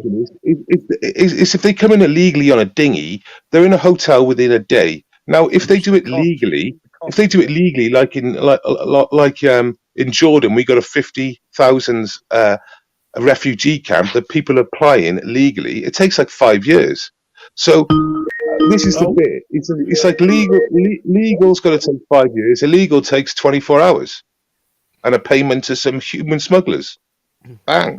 So that's the fault of the system, not of the people that are playing the system. Yeah, I'm not blaming the people. You're getting it all mixed up. Yeah. I'm not blaming the people. No. Just checking we're on the same page. So what is the remedy? What is the remedy for the situation? Because again, what we're talking about is locking the branches. What we need to talk about is how to strike the root. And striking the root is we wouldn't have an immigration or refugee problem as bad if the countries where these people were coming from weren't being bombed and exploited. Here we go. Well, no, it's true. Isn't it? I mean, we've got a Syrian refugee problem. The reality is we've got to discourage people for making that crossing across the channel, and the way to discourage it is to do this offshore. Forget about Rwanda. Rwanda had taken 500. They took 600 in 2 days this week. So that would be all over for Rwanda in 2 days. What you got to do is do it offshore. I've said it before. Get all the the ferries, the cruise ships. A lot of them are unused. It's like 50, 75, and we put them on there and we process them on there. And what we got to do is make sure they don't beat the queue. They go to the back of the queue. The people that have done it the legal way keep on going through leagues. So that way, then they do not get the incentive to try and bust the queue. I've got to and do it disagree in with that one, mate. Well, you can It should disagree be with it. based That's on fine. need, not on chronology. It should be based on need. The most needy people should be helped first. Legal. The ones who went legally first. The thing that really concerns me is looking statistically at the amount that come over. The biggest majority of them are young men. Fighting age Very, men, there's, yes. there's a very hold on. Because they're very few. ganged into fighting in a war that they don't agree with. It's all right. They've left their actually, mothers and daughters. They've left their mothers and daughters there, though. But the thing is, right? Mothers and daughters don't get forced into the armies. Mothers and daughters are relatively safe. They get raped and murdered. Women get raped and murdered over here all the time. But it happens in war all the time. It happens in war all the time. Mainstream media rubbish. Especially when you leave the females of the family on their own. That's what happens. Okay, then explain. It's not. Birmingham. You're an idiot. I mean, don't get me wrong. It's one of the beauties of war. It's one of the beauties of war. That's what happens in war. It's one of the beauties of war. Can I finish my point? It does happen in war, but it's not the massive thing that it's portrayed to be by the mainstream media. Okay. Go on, Sonic. I mean, if you listen to the mainstream media, the old Bill are doing a cracking job, aren't they? But why are we all here? We know different. Sonic, go on. Thank you. The point I was making is what concerns me is the biggest majority of them that are coming over, they're all young men. Very few of them are women with children. You know, if they're so desperate to come over, surely you bring the females and the children over as a family to try and house them. And the concerning thing is, it's not just the fact that it's all young men. They've been brought over, they've not been vetted, their backgrounds haven't been checked or looked into. You don't know who they are, where they've came from. They could have came from fucking anywhere. They could have nefarious motives, for all you know. But they're bringing them in here anyway. Where's the security? Where's the border points? Where's the checkpoints? Where is the fucking security? They could be coming in here for fucking, say, Afghanistan or whatever. You know what I mean? As they could be terrorists for all we know, because we don't know. Not been checked out. So they could be coming in here to target us. I think you had that in Scotland a couple of years ago, DJ, when there was a few that came in. They went on stabbing sprees in Scotland. Aye, and Glasgow City Centre. Yep. He went on a shit Wi-Fi. Shit Wi-Fi. He went on a stabbing spree because he had shit Wi-Fi in his hotel. Yeah. Like I said, but one idiot. We shouldn't just use one idiot, one arsehole's story to November the 11th last year, he blew himself up in a cab. He got all that fucked up. He was trying to blow up people in the cathedral. He was a failed asylum seeker. The one in Reading. Sorry, I just want to put. He says this, but like I'm just telling you, the last couple of terrorist attacks, there was 3 gay guys beheaded in a park in Reading. You want to Google it? There wasn't a lot of thing about it. That was another failed asylum seeker just come out of prison. Was going to get. There's one thing. The country. There's one thing, but I have to make adamantly clear: I am not calling everyone who comes over terrorists. I'm not doing that. But what I'm saying is, because of the little few things here and there that have happened, that is an example right there of what is the potential, what could happen. I'm not saying all of them are doing that, but the potential. But it's been magnified. But it's been magnified by the media and by the government. Now, I mean, I've just given you the last 3 terrorist attacks. But it does happen. If you check the statistics, most years more people die from bumblebees than terrorism. Yeah. The point is, but no, it's true. Check your statistics. This is a retarded argument. The lack of checks and balances. It's like a crinkle argument. I mean, I can't remember what year it was, but one year, no one died from a terror attack in the whole of the country, but 4 people died from a bumblebee. Yeah. So why are we spending billions of pounds and hours of police time I tell you what, against Richard, listen terrorism to you. isn't happening. That's one of the most enlightful comments I've ever heard. Well played. Well, it's true though. Look, That's the thing. It's true. 4 people died from a bumblebee. I can't remember what year it was. But don't worry, the public. Don't worry, the public. The next year, 3 gay guys will get beheaded in a park, and maybe at a concert in a leap year. In a leap year, they might blow up 22 kids. But don't worry. Don't worry. A bumblebee will kill 4. I'm not saying don't take them into account. I'm just saying that we are. I mean, the terrorism threat was used to drain the public funds. Billions were spent on the terrorist threat, and it was unnecessary. There's the virus thing. That is another thing that was used to absolutely rinse the general public. And guess what? Next, it's going to be right. We need to bolster up our defences because the Russians are coming. No, they ain't. The Russians are going to rob their people and say we need to, sort of spend more money on defence because NATO are coming. NATO are going to say to all their home nations, we need to spend more money on defence. And all the, the Lockheeds and the Blackwaters and stuff like that, the arms companies are going to get absolutely minted on public money that should be spent getting a decent old bill service, getting a decent national health service. But we're again fooled into thinking that there is a threat that, whilst is real, is nothing like what they're saying. Especially if you're going to be feeding into the whole fucking propaganda and all this shit, and you've got one side listening to mainstream media, you've got fucking people who are arguing against that, listening to the extreme side of the alternative views. They're clashing with each other, but this is designed exactly to fucking cause this kind of tension. Yeah, because you're too busy. Hang on, you're too busy fighting each other about shit like this to be coming together and fighting against the real fucking enemy. Agreed. But the point I was making, and I want to state this, like I was trying to say, I make this abundantly clear. I'm not saying everybody who's coming over in the dinghies or anything like that are terrorists, but I'm saying the opportunity and the chance is there for them to do so if there were those people there, and I say if there were those kinds of people who are determined enough who want to come over here and do that, simply because my point is there's not enough fucking security, there's not enough fucking checks at the borders to check the background to make sure they're viable and safe enough to come into the country. That's all I'm saying. The chances there, if anybody was determined enough to want to do that, then they have the means to do so because of our weak borders.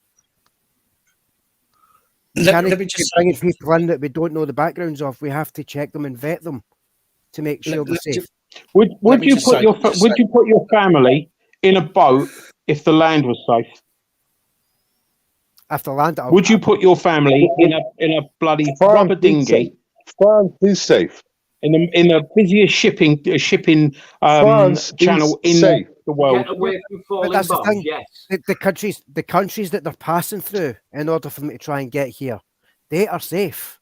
They are safe. But they're pushing. But those safe countries are pushing migrants and refugees to us because they are taking far more than we are. And that's not the migrants' fault. Hang on, guys. Hang on. He's just lying. You have to ask yourself this question. I know what goes on. Hold on. Why? Right? You have to ask, why are they so determined to come to the UK? Land of milk and honey. I don't blame them, but that's the reality. Because we are, like I said, we're a soft touch. We don't have the fucking strict borders in place, which we should have, in order to keep our country safe. They see Germany are far more accommodating. Germany are far more accommodating. I believe France are as well. But we are. But they push. You haven't got a clue, have you? You haven't got a clue. France is burning. But France is burning. Sorry. My turn. Listen, we're obviously all going to have slightly different views, okay, on certain aspects. I think what I don't want this to turn into is where anybody falls out with somebody else in this chat. I can appreciate all your different views. I've got my own views. It doesn't mean that I disagree with anybody else personally, and I'll say this for the record. Personally, I think that there is, if somebody breaks the law, okay, they don't benefit from breaking the law. Okay, if people are coming into the country illegally, there is a law against entering the country illegally. And I'm not calling them illegal immigrants. I'm not going to use that term here. I'm just saying if they're going to enter the country illegally, then there has to be a penalty for that. So I agree that people need to come into the country and they need to be vetted. I agree with that. Okay. But I also agree that people are in a situation where they want to escape danger. But I don't think that, the same as we say for the police, you cannot break the law to enforce the law. Okay. You cannot break the law in order to come to enter a country lawfully. You have to do it the right way, is the way that I see it. And I think that, look, I mean, up here in Liverpool, right, we didn't have our bins emptied for weeks because there was 12 people that worked for the company, 12 drivers that were off sick, okay, for 3 weeks. Now, there are jobs out there. There's hundreds of jobs out there, thousands of jobs out there, really. There might be shitty menial jobs, but there's thousands of jobs out there. If people want to come to the country and contribute rather than come to the country for the freebies, then I've got no issue with that whatsoever. So if people are coming to the country and they come to the country and the government, for example, when they process them, turn around and say, right, we've got you a job working on the dust cart, as an example. Now, you've got to take that job because you've got to contribute to the country that you're now living in. Okay. If you don't, then I'm afraid we can't help you. Okay, so you're giving people the opportunity to give back to the community and the society that they are now living in. Okay, but they have to be, in my opinion, they have to be checked, because there was a time I've done a video a couple of years back about people coming into the country. There was when the Brexit thing happened, our UK border force lost access to the European databases, so we couldn't check people on the databases to see whether they've got criminal records or not. That's a dangerous position to be in, because we could be letting people in that are potentially dangerous. Yeah, and a lot of them throw their ID over the side before they get landed anyway. Yeah, you've seen the same videos I've seen, the TikTok videos where they're throwing Moroccan passports. How many of them did Tracy film last year doing it? Complete rucksacks going over the side. Tracy and Dave. I've seen that, which is one of the bad things about losing connection with the EU side of things. Yeah. It may be, fingerprint people. If people want to go work their way through a country, they're on asylum, fingerprint them. Okay, then by the time they get to where they're going, there could have been checks run to see whether or not they've got a criminal record in the place where they've come from, for example. Exactly. And that might not work on everybody. I'm not saying it would be a hard job, but it would protect people in the countries that people are potentially going to. Yeah. We can't go to America if we've got a fucking drugs conviction. And not only would we be doing it to protect the native people of this country like us who already live here, but it's also got to work to help protect the true immigrants or the refugees that want to come over, because we want to keep them as safe as us. Because if we don't have these security boundaries, the potential, like I said, is there. There's no integration program, though, is there? But if somebody came in, but that's a different topic. We'll get. We have got integration. People that come in and want to do shit like that, they're not only going to do us harm, they're going to do harm to the people that have already came into the country or maybe in the process of coming in.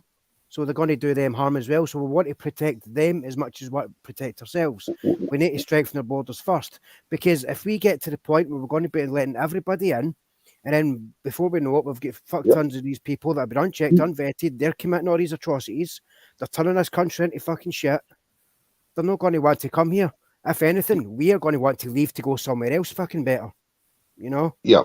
Well, a lot of us do, though. A lot of us do leave to go to, Australia, New Zealand, Spain, you name it. A lot of us are leaving our own country because we're unhappy with how it's going.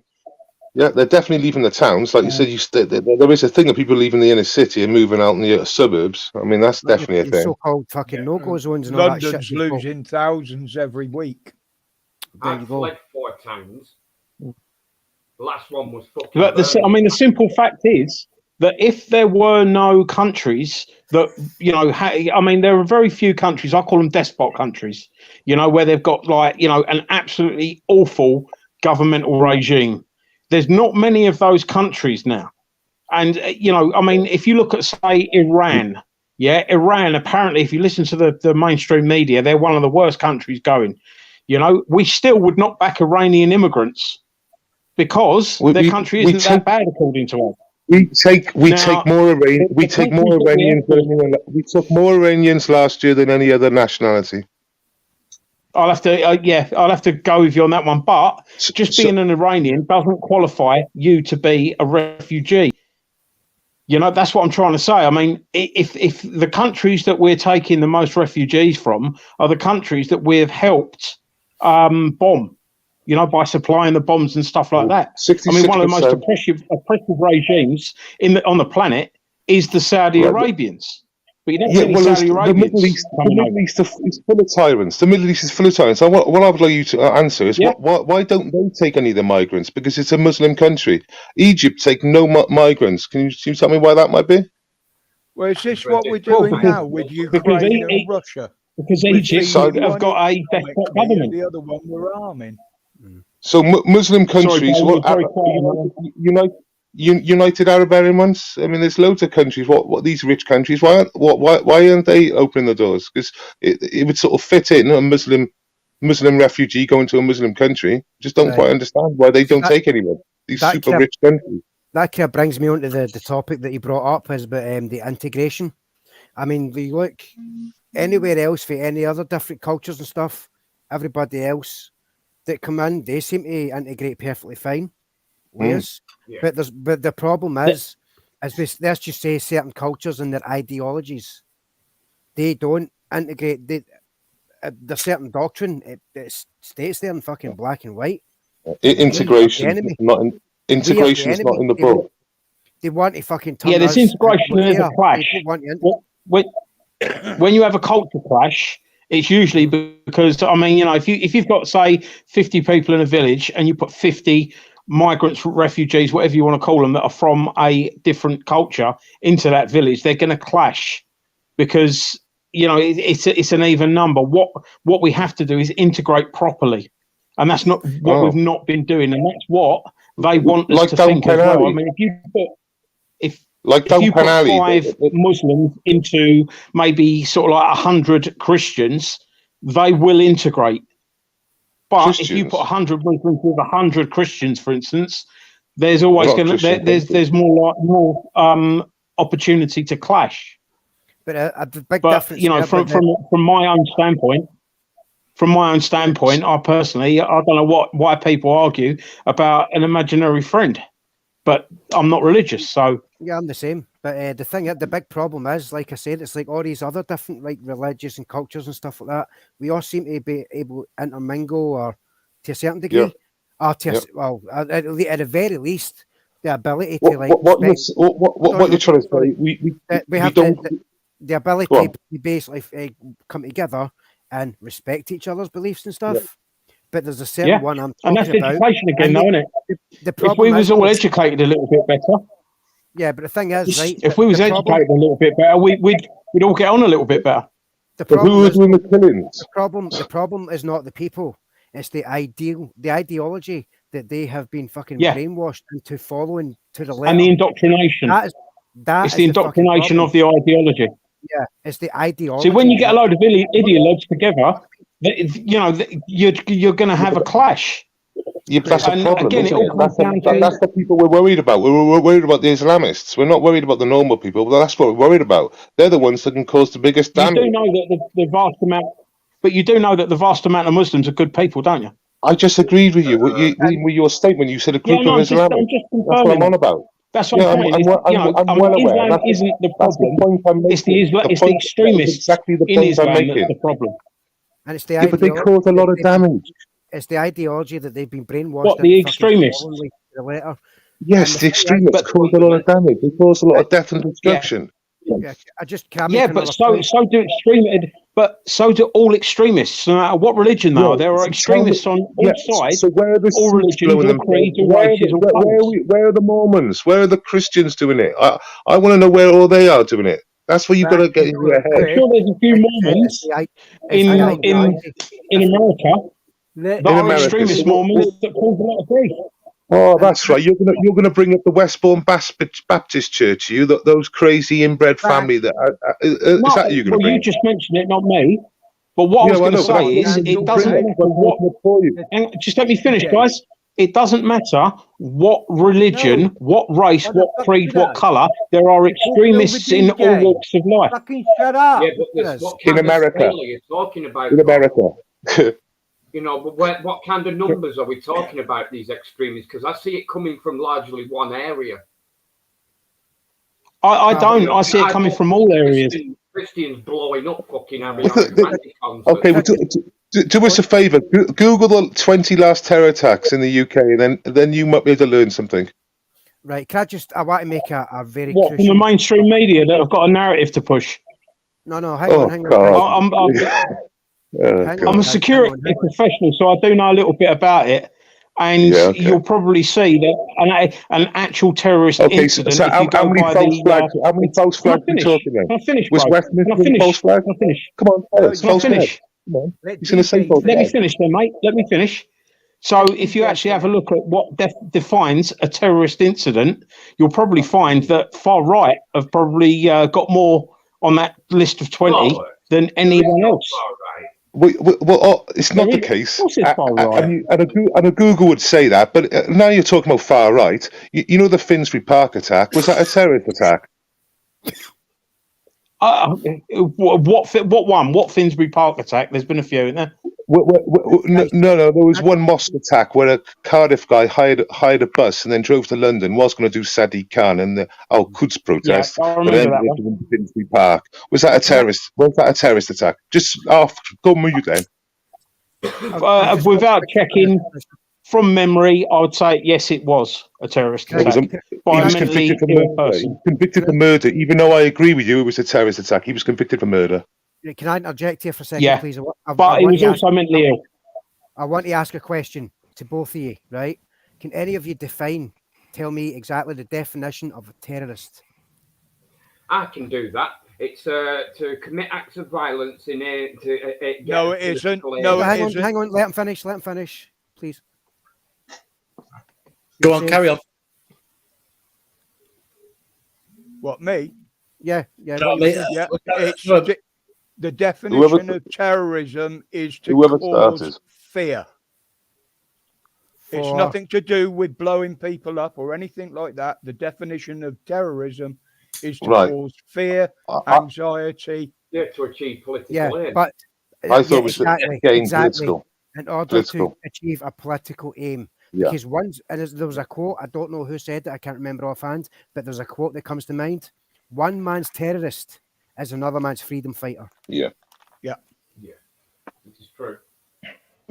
And the point I was wanting to make, because I was touching on the ideology things when it comes to like Islam, that's basically what I was touching on. For people who want to say, oh, but he's being racist, he's gone against Islam and all that shit. No. Islam is not a race, it's an ideology. Yep. You've got people like, what's her name? She was in a movie star. What's her name? She was in the Herbie movie. Yeah. Oh, Lindsay Lohan. I don't know what you're on about. Lindsay Lohan. You're correct. She's white. She's white. Correct me if I'm wrong. But she converted to Islam, did she not? Yeah. So how can that be racist then if a white person also converts to Islam? Therefore, it is not fucking racist. It's an ideology. Right, guys.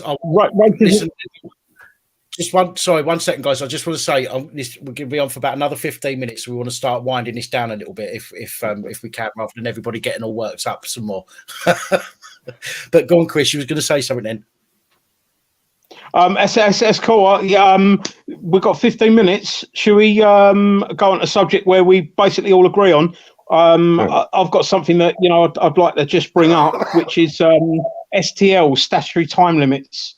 It does appear to me, especially over the last year, that the police are using the statutory time limits for lesser crimes, non-indictable offences, and they're drawing them out so that the 6-month timeout is utilised, and so they don't have to investigate them.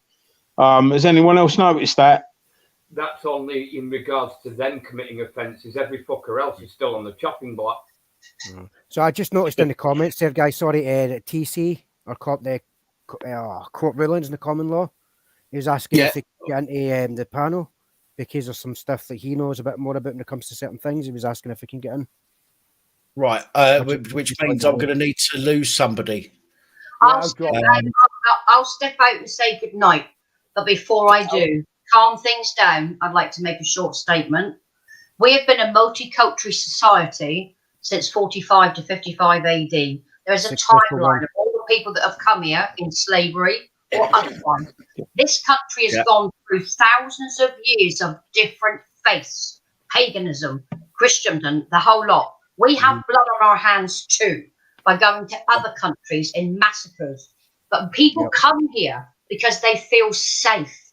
They feel they can go somewhere where they're allowed to be themselves. Where would we be as a country without diversity and equality? The food we eat, the music we listen to, the wonderful different variations of people we meet in our lives. At the end of the day, we're human beings and we all have a right to live free without fear. That's my statement. Good night, everybody, and I'll catch you soon. Take care, Tina. Well said, that lady. Well said, that lady. Good night, babe. Good night, Tina. And that would lead us on to the whole freedom of speech, which is why we need it, because we need that to be able to sit down and openly discuss and maybe even debate about certain things. Even if it means this is all going to be sorted in the upcoming bills, isn't it? Because there's some horrors in there. I've had a lot of conversations with other people about freedom of speech, and they say freedom of speech. You can say what you want. You can, to a certain extent, but it depends on what it is you're actually talking about. As long as you're not threatening harm or violence. Yeah, exactly. Yeah, like you can talk about whatever you want. There's free speech and there's hate speech. Yeah. If it's hate speech, obviously it can be classed as a hate crime, depending on if it's anything bad or. I mean, this whole hate speech thing. Okay, I hate the term hate speech. Okay, I've got to say, I hate the term hate speech. Okay, there's been laws for as long as I can remember. Okay, that involve saying certain things to people. Okay, all this hate element does is gives you a worse sentence for a crime that you could have committed 10 years ago without the hate speech. Okay, it just gives you a worse sentence for something that's already a criminal offence. Now, telling somebody that they're not the woman because they've had a sex change and they're exactly that's hate speech. That's hate speech, though. It is not hate speech. It is. In my opinion, that's not hate speech, and that's already been decided by the. I'll go along with that.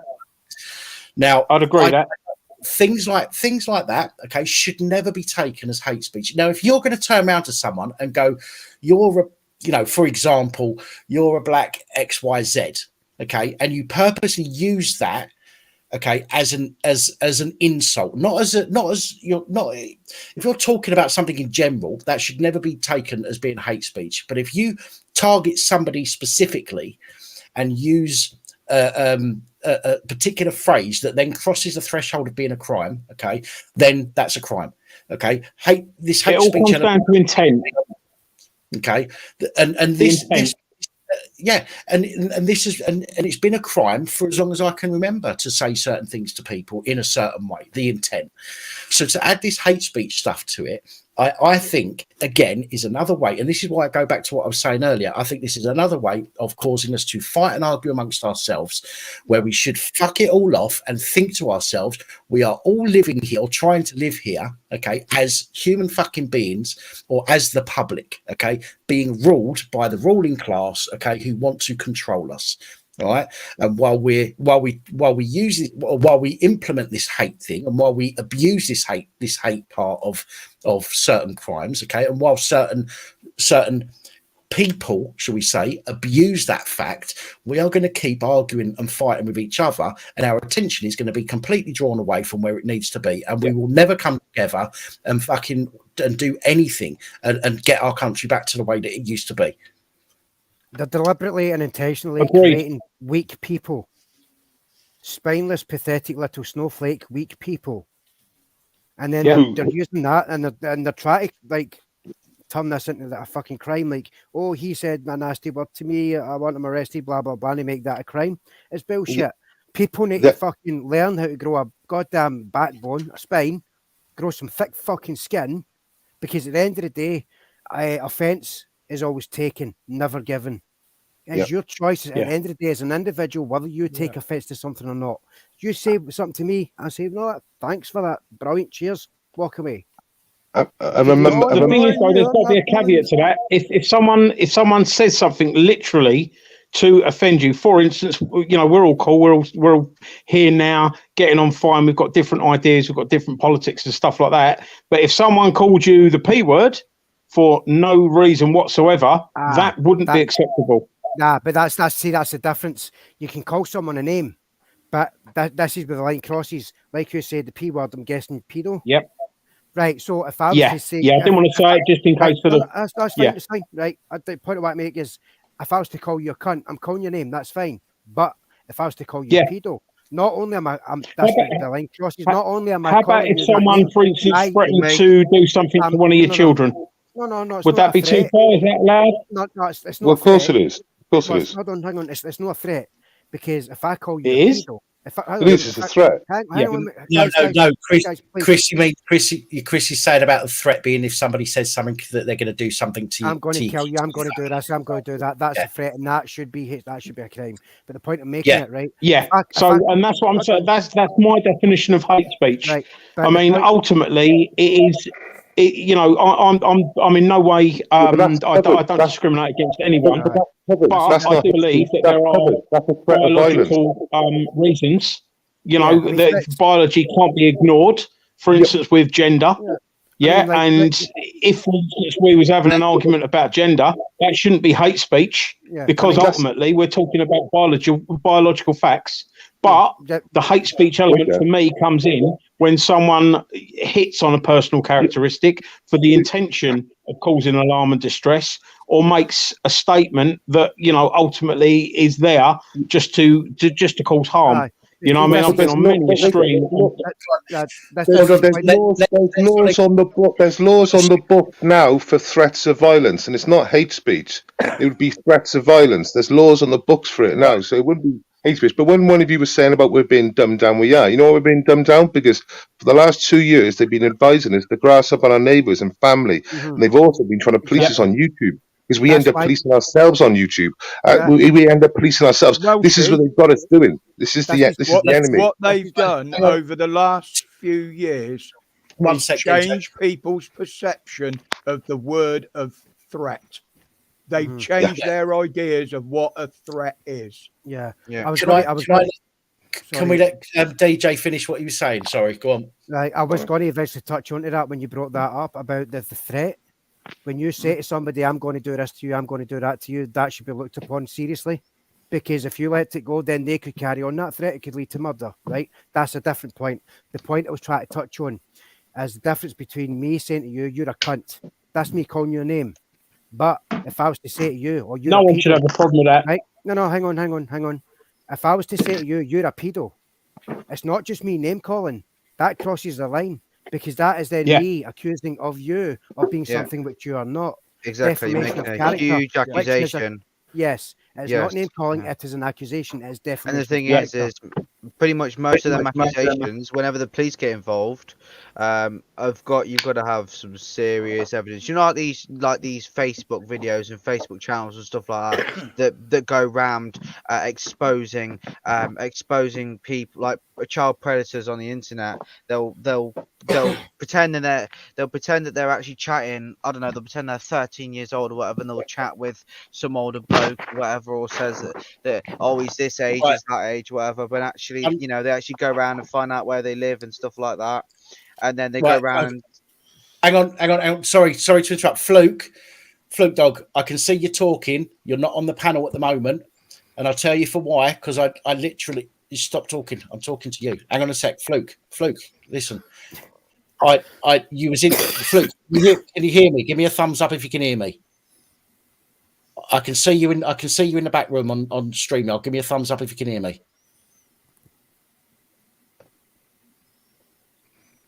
Right. I'm sorry, but I can't let you on then.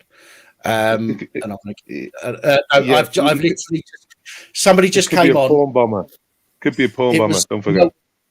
No, it was. Well, the problem is, it came on as Fluke Dog, okay, and they put the camera on, and I saw Fluke Dog's face, and I know what he looks like, and I saw his face, and he was sat there for a little while, and then when I let him on, it porn bombed me. But I don't think so. So when I took him out of the live stream, okay, it went back onto it went back onto his face, and he was talking. Wow. Now, whether that is a video that's being played somehow. That's what they do. That's what they do. If you notice in the chat, someone hasn't chatted for a while. Yes, that's true. That's true. I doubt. Sorry, if you notice in the chat, he hasn't chatted for a long time. Yeah, I'll be back in a minute, guys. I need to go and take a piss. Sorry. How long? How long? I know you're in the background there. But can you let me know if it's you, please? I have to be careful now. I can't even trust the people that I fucking know anymore. Well, I can trust you. I just can't trust. Wait there. Crinkle hasn't been in the chat for 5 minutes. And when did you get porn bombed? 2 minutes ago. Right. You've been porn bombed, didn't you? That's definitely Angela, because she just showed me a pussy. What was it? Yeah, Fluke, if it is you, the problem is I've just let somebody with your name and your picture and who it's Crinkle. It's Crinkle, man. It just showed your face, a video of you, like on video. So I can't even trust now. I can't even trust somebody showing me their face in the back fucking office now and letting them on. That's Crinkle, man. That's definitely Crinkle. You've got to single out. You've got to single yourself out. The only way you could probably get it is like if you so do you know like right, do you know like if you're speaking with someone on the internet that you don't know and you think, well, hold on a minute, this could be a little bit fishy here, right? Bit of like a catfish kind of situation. You get them to do something that they wouldn't normally do, and they're not going to have a video of, like, I don't know, get them to touch their ear and hold a sign up, or whatever the case is, right?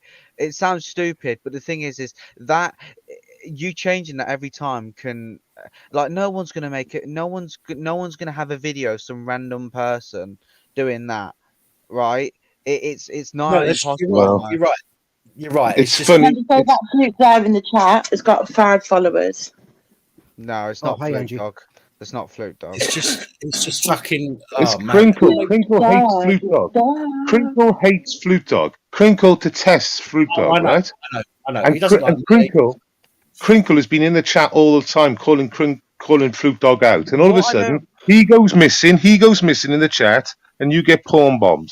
What I don't understand is, right, Crinkle always has a problem with other people, but he never points the finger at inwards and looks at himself. He never thinks, is he the problem most of the time? Like, it's nice to have a reality check, and it's nice to, well, obviously everyone's going to make mistakes in life, but when you're intentionally trying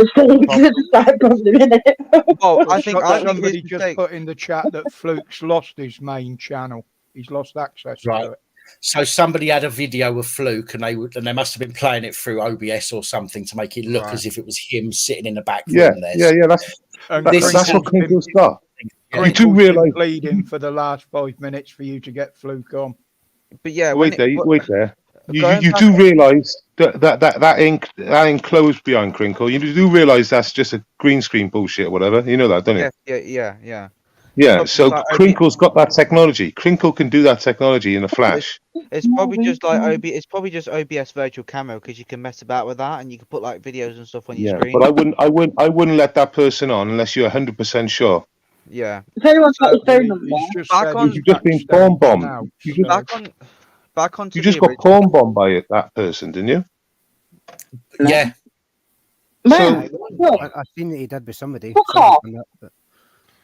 Did you really? Oh, yeah. He didn't go on air. See, the thing is, I didn't see anything come up on the screen or anything like that. I didn't see anything. For a split second.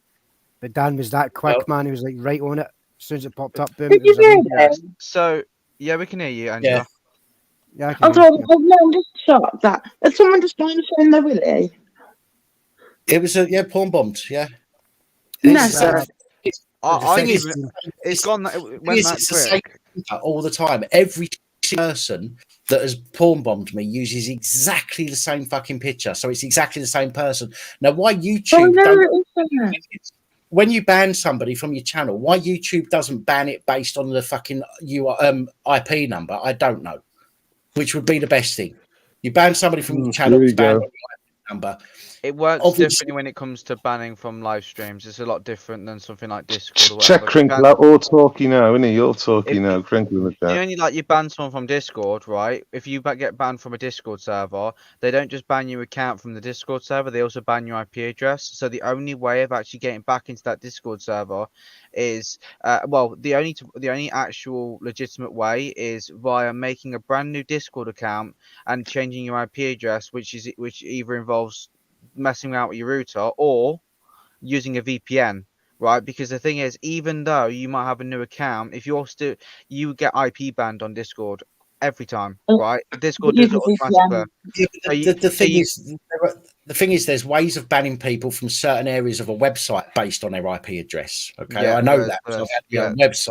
Yeah. So why YouTube don't implement something like that? So if I kick somebody from the chat, from my channel, if I ban them from my channel, it should ban them from my channel based on their IP address. Yes, they can get a VPN and come back in, but it will stop a lot of people who don't know how to use a VPN or whatever, for whatever reason, and it will stop a lot of people coming in. I mean, I'm not speaking for YouTube, but I'm probably just making an assumption. Maybe they might think it's quite counterproductive, because imagine having, obviously it's probably all the information is probably not. In fact, actually, it probably would be stored in a database saying that all IP addresses banned and stuff like that. Surely must be stored in some sort of database in order, and obviously will be collected over time and stuff like that. I mean, they've got enough databases as it is. And banning IP addresses probably would be a good idea, but it can also be quite counterproductive, because then their databases will just fill up with all these IP addresses from just different parts of the world, from different channels. It just works on a text pad. It just works on a text file though. So when you ban somebody from the channel, it enters the IP number into a text file, which the server will read, based on whatever folder my channel is in on YouTube servers. One thing that YouTube should do, I mean, I've always wanted to see this as well. Do you know, like how on not necessarily Discord, but other platforms and stuff like that, where you get banned, right? Like if you've been banned off of something, it will. I don't know what kind of example to use, but I guess you could say like Discord, but it kind of works differently with like a Discord server, because the thing is, when you get banned, you don't really get a notification. Like if there's no bots in the server, you don't really get a notification to say you've been banned or kicked. You just leave. It just looks like you've left the server. But pretty much there are other social media platforms and stuff like that where if you've been banned from it, like it won't let you access their channel. For example, let's just use YouTube as an example. If they ever implemented it, say you banned someone from the live stream, but you didn't time them out, because obviously there's a difference between banning them and timing them out. Timing them out is just stopping them letting type in the chat. So if you ban them completely from your channel because they were that much of a nuisance that you didn't want anything, like you didn't want them to basically be part of the channel, like blocking someone on Facebook like you would, I don't know, the suggestion could be like that if you've banned them, then when they try and go on your channel with that same account, it will come up saying that that you are banned from the channel or whatever. It would be nice. So then that way it prevents a lot of these. And I'm not saying that it's going to prevent it.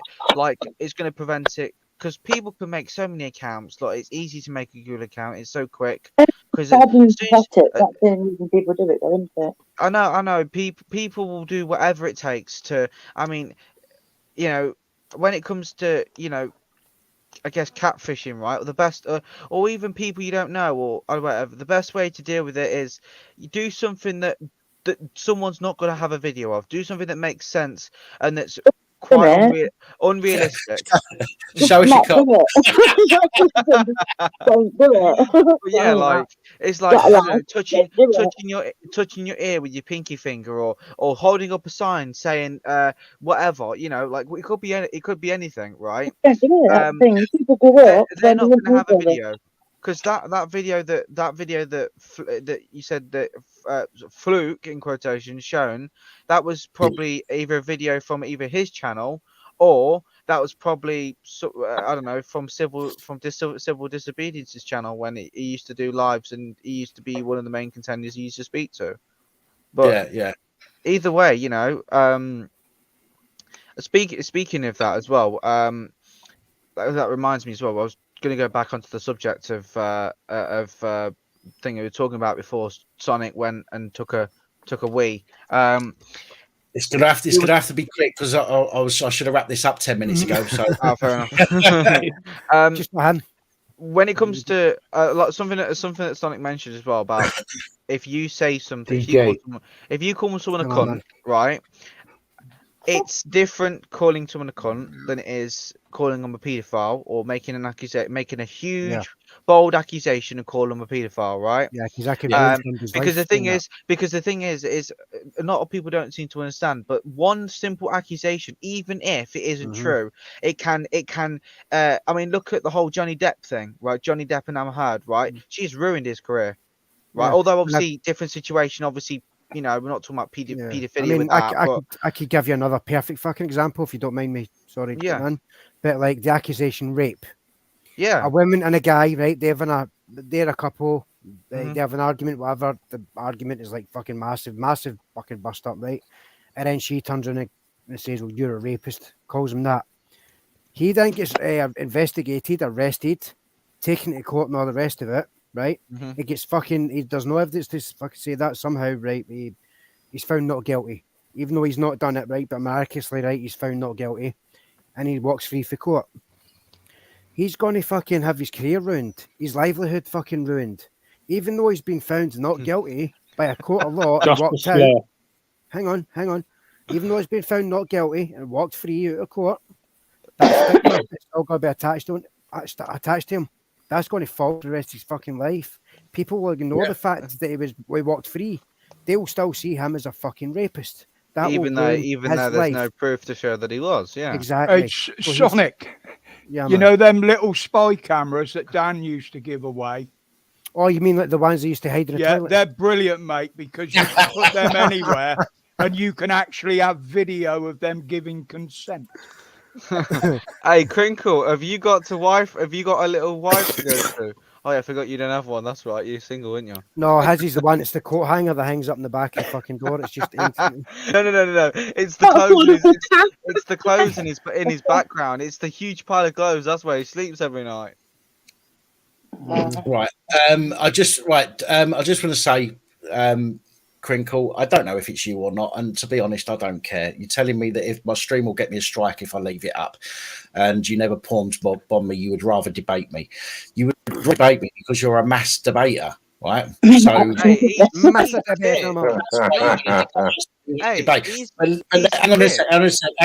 sec. So let me put it this way, okay? You're going on about I'll get a strike if I leave it up. Well, let's see how you like being fucked off the channel, you little prick. He's warning. He's sick as well. Do you know what he just said as well? He's basically just threatened your fucking channel.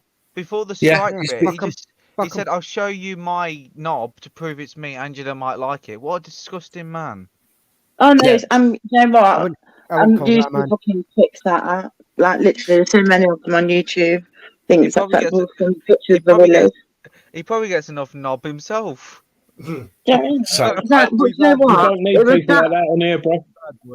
I normally wouldn't. I would have called it Where's Willie? Sorry. Normally I don't kick people from the channel, Chrissy, right? Unless they step across the line and they commit an offence. Is what I say. That's going across the line. If they threaten somebody, okay. So that is normally the only time that I would ban somebody. But when somebody comes on and starts being an absolute dick and making threats, oh, your channel's going to get taken down, blah blah blah, makes me think that whoever that is, whether it's him or not, whoever it is, is probably the one that was porn bombing. Yeah. Now, whether it's time for them to go when they start doing that. Yeah, we've got no good intentions for you, fella. That was definitely Crinkle in the chat, because he talks dirty to women in the chat all the time. Yes, he's like what kind of man is he if he wants to start being absolutely filthy? So it was 100%. It was 100% him, because that's what he does. Sorry to interrupt, Welshman. He's exactly No, the no. reason why a lot of women are quite shy, scared, and quite embarrassed about these kind of situations, because the thing is people like him use or take advantage of women, right? Let's just put it bluntly, he's a fucking predator. Especially what he did to one woman vigilante, right? He's nothing more than a very, very clever troll. You know, even though I may not agree with certain things with what she's been saying, that's not the point. You know, it's the fact that you don't, regardless of, you know, who you might meet, even if you've got a close friend you might speak to, right? You don't take advantage of the situation and try and belittle them and make them feel quite small for your own gain. Because the thing is, but again, think about it now, we might have been able to help her. Hello, Tottenham Beef. There are lots of people, right? No, you're right, Dan. There are lots of people with lots of problems in this world, lots of issues, right? Lots of mental health issues. Everyone's got mental health problems. Everyone has, right? Because someone said to me the other day, "I've got no mental health problems. I'm completely fine." Like, you're talking out of your arse, mate. They're in denial. In some way or not. I'm not when I say mental health, I'm not talking about, oh, you're driving yourself over the edge, you're depressed, you're this, you're that. Because the thing is, right, with disabilities, you don't have to. A disability doesn't have to be physical; it could be mental as well, right? We got mental wellness, don't we? I think not necessarily mental illness. When it's like my mum, when she used to go out a lot, when I used to, you know, take her out to the shops and a lot, and obviously because she's just not been well for the past few years now, but you know, when she used to go out a lot and talk and that, people would say, "Oh, you're right, yeah, you're just normal conversation, things like that," and when people say to Mum, "Oh, you're looking well," and she's like, "Yeah, I might look well, but I don't feel well," kind of thing. Because the thing is when people, I guess when they make same goes the whole thing of accusations. When you make an assumption about something, when you say, "Oh, you're looking all right today," obviously it's just something nice you'd probably say to someone that you might know anyway, or you're looking well today, this and that, you know. Thank you, Tottenham Beef. There are people out there that have disabilities that are hidden, right? I mean, I seen a video a while ago where this disabled lady was getting out of a car that was parked in a disabled bay, and some woman came over to her and was basically having a go at her because she was parked in the disabled bay, and because she got out of the car, walking and everything like that, completely fine, and as well, I know my mum wouldn't, but she had to explain, this disabled lady had to explain to this horrible Karen, as you might want to call her, her situation, although she had no reason to, of why she was disabled and why she had a disabled badge.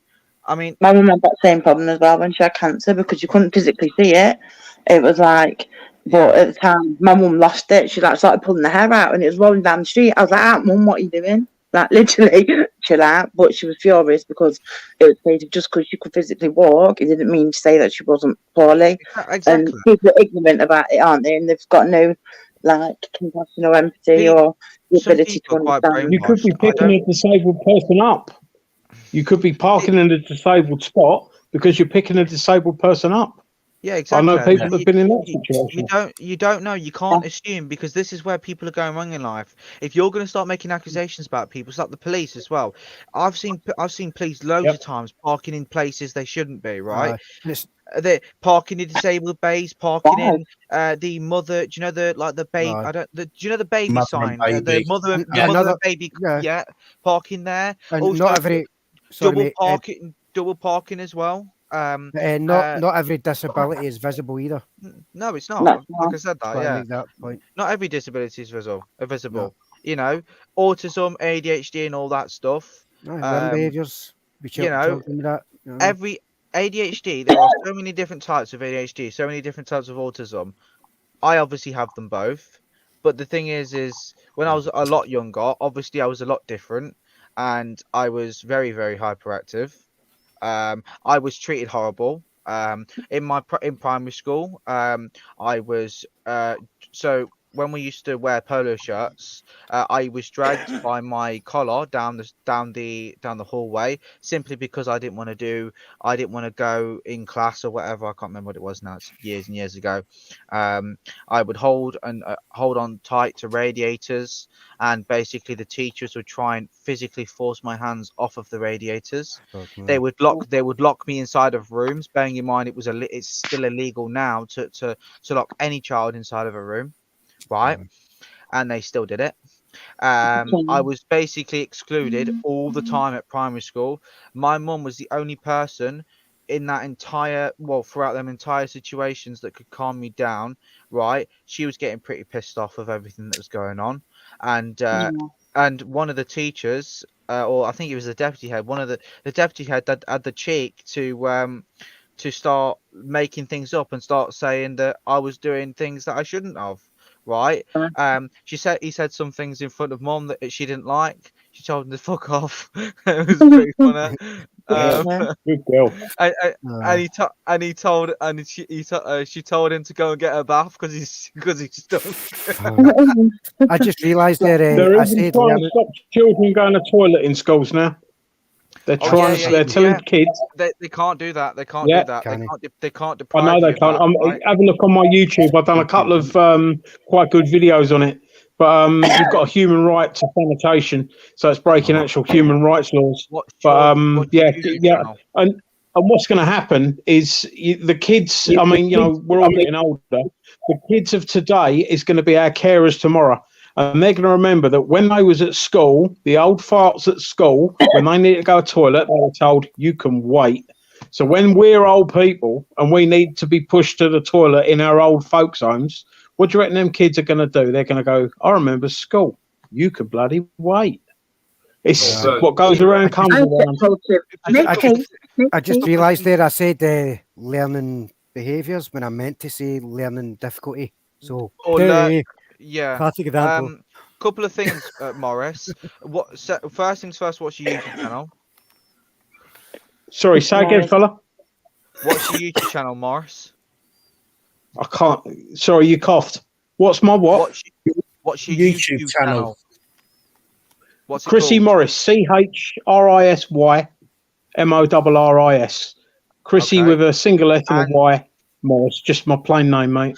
All right. And the second thing regarding school toilets, right? When I was at school, I had it in secondary school, but it was more prone in primary. Well, it was prone in both, but it was a lot more prone in primary school. Pretty much, I would ask if I can go toilet. They said, so if it's not long after break or lunchtime, they'll say, you should have gone at break time. You should have gone at lunchtime. And then I say to them, well, I wasn't bursting at lunch or break, right? Yeah. So I need to go now, right? And they kept saying no. So what I did was, my dad told me something that I've always stuck to, and I even did it in secondary school as well. I asked them 3 times nicely, not shouting, I'm just nicely. I said, can I go toilet, please? Either miss or sir or whatever. No, you should have gone at break time. So I asked again. Thank you, Loafer. They said no. So I asked again. They then said no again. So I said, okay, then that's fine. Got up, walked out, and then come back. And in secondary school, they had like some. They called it uncall, where you got some big puff. Not security guards, but careful what language you use. You might upset someone. Big muscly guys, right? They were like security guards, but not really. They were basically just on. They were called on call. I don't know. They were guys. But yeah, like. There was only 2 of them. What would happen is if any kid was misbehaving or whatever, and they'd be sent out or whatever, or it got a little bit more than severe than that, they would be on call, would come and get them, and they'd basically take them to what they called isolation secondary school, which is basically this is stupid, right? If you obviously, when I left school, went to college and left college, obviously my brother was still in secondary school, and they changed a lot of things. They made the school that I went to an academy, right? So their uniform was very, very strict. There was lots of things that were strict. Zero tolerance. It was that strict that you had to walk on the left-hand side of the corridor, and if you and there was actually lines on the corridor. There was lines going in a certain direction. So if you wanted to go, say you wanted to get to the end of the corridor and turn right, you had to give way like you would with cars and wait for other people to walk by to then cut through, and you had to follow the lines exactly. And if a teacher saw you go off the line, they would tell you off, right? You couldn't reminds me say of fucking Nazi Germany. you couldn't say you couldn't. How my daughter's schools were. In secondary school, there were a couple of teachers that I could say their first names, right? Because I knew them really well. A lot of kids knew them really well. It was to do with like ADHD and special needs type thing. That's what their area was within the school, right? So when the rules changed when I left college, or when I left school and obviously left college afterwards, when my brother was still in school, the strict rules were that you weren't allowed to say teachers' first names, and if you did, you would get a detention.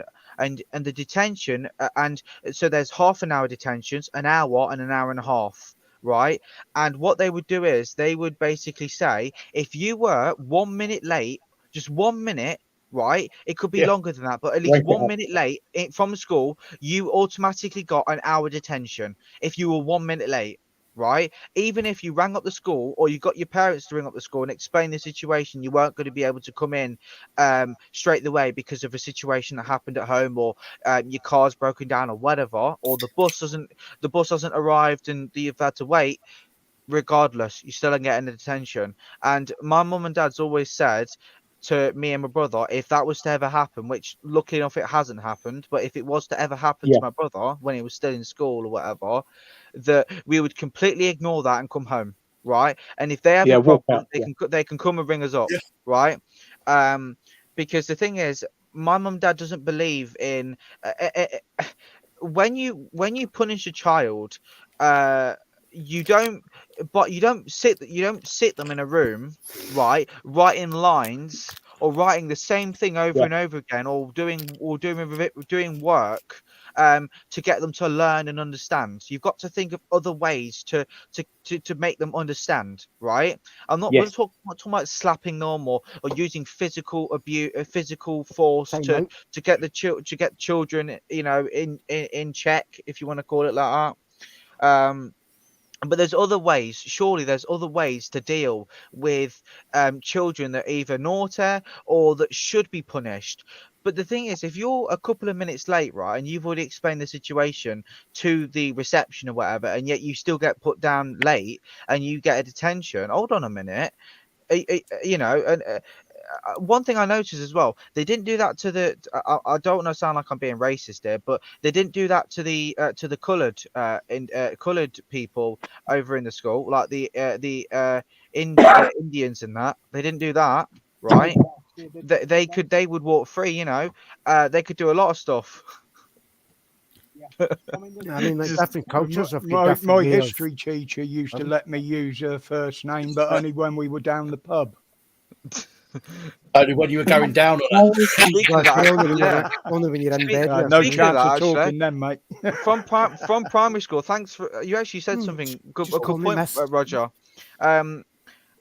When I left primary school, right, there were some of the teachers in primary school that I knew that I hated, right, and I called them by their first name when I left primary school, and they turned around and said, "You can't call me that."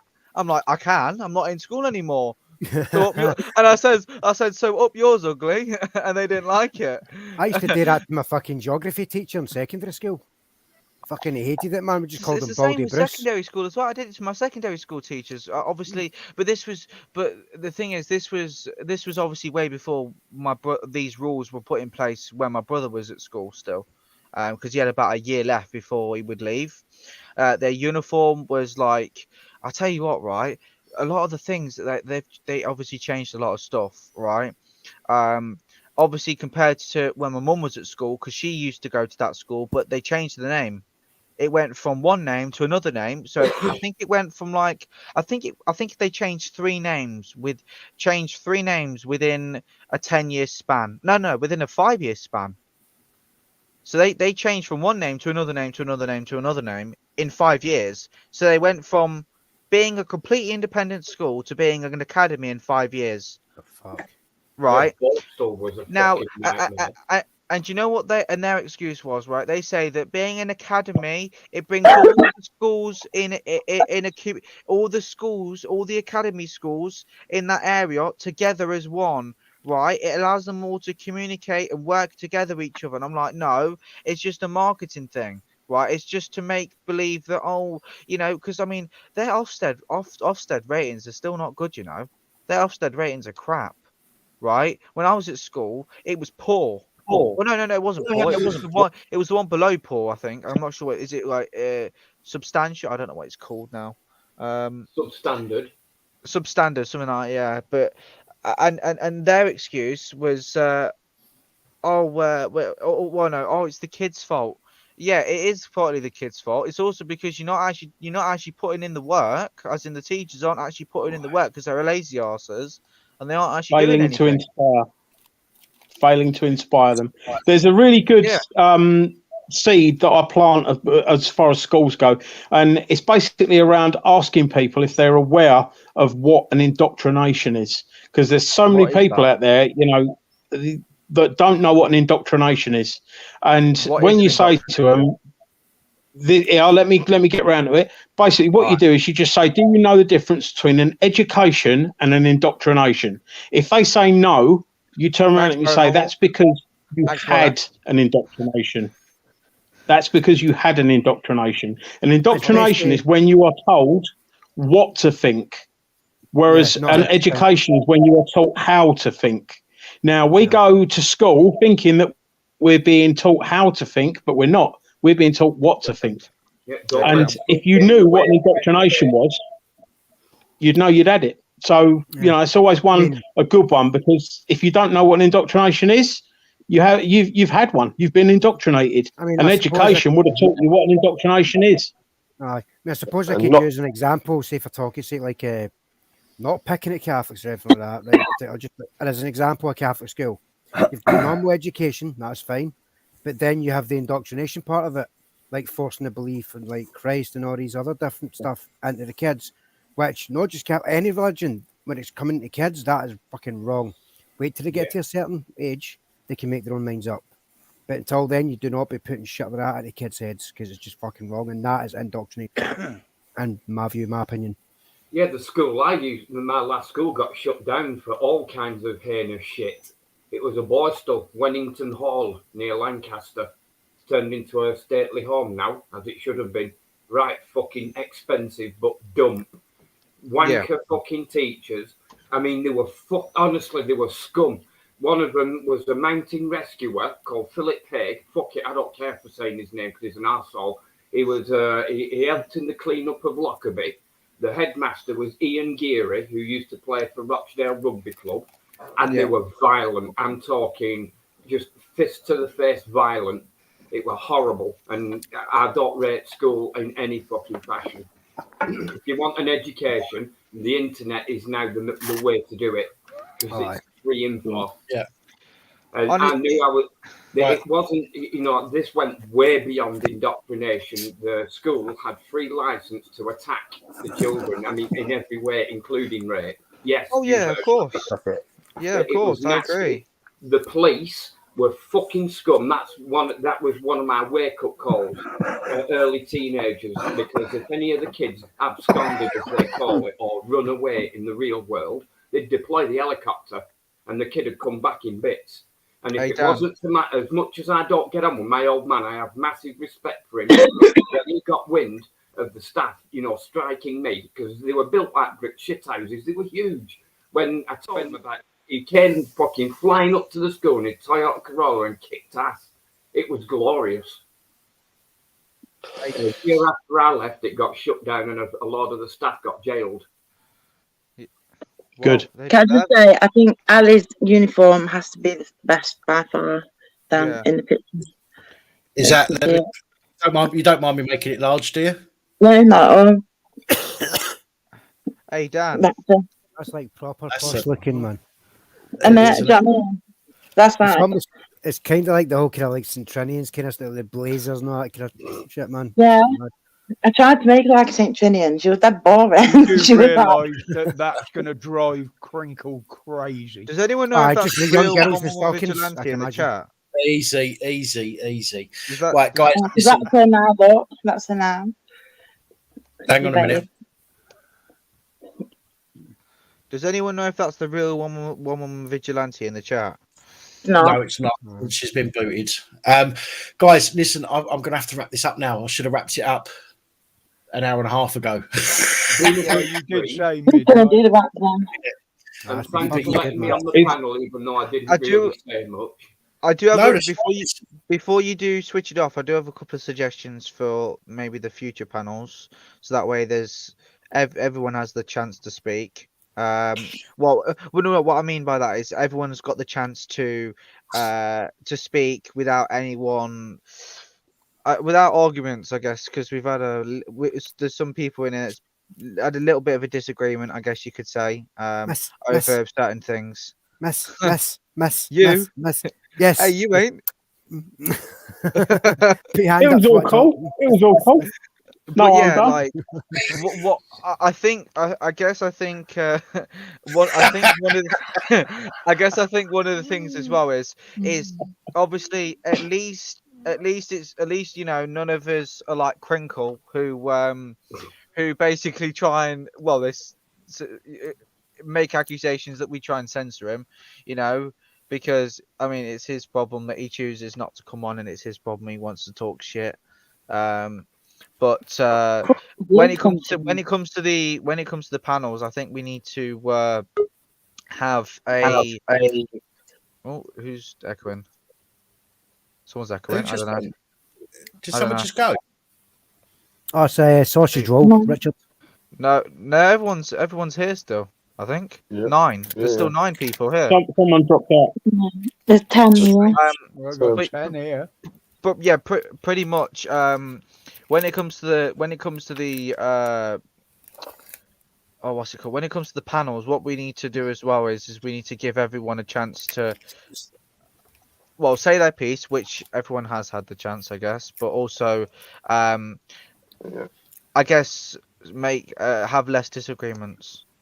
Yeah, we just paired off. I'm afraid. I mean, a debate is all right because it's nice to have debates. You get what I mean? Because the thing is you can argue one point and then you can argue another at the same point with some form of either evidence. Obviously, we're not doing a Crinkle here where we're showing bloody mainstream media things and I've got this, I've got that. I can show you in one video. I can show you with one clip, with one sound clip, this and that. We should at this point. We should in countering the point legitimately. Yeah, it would be really good if Crinkle could actually have a debate just for once. It would be amazing.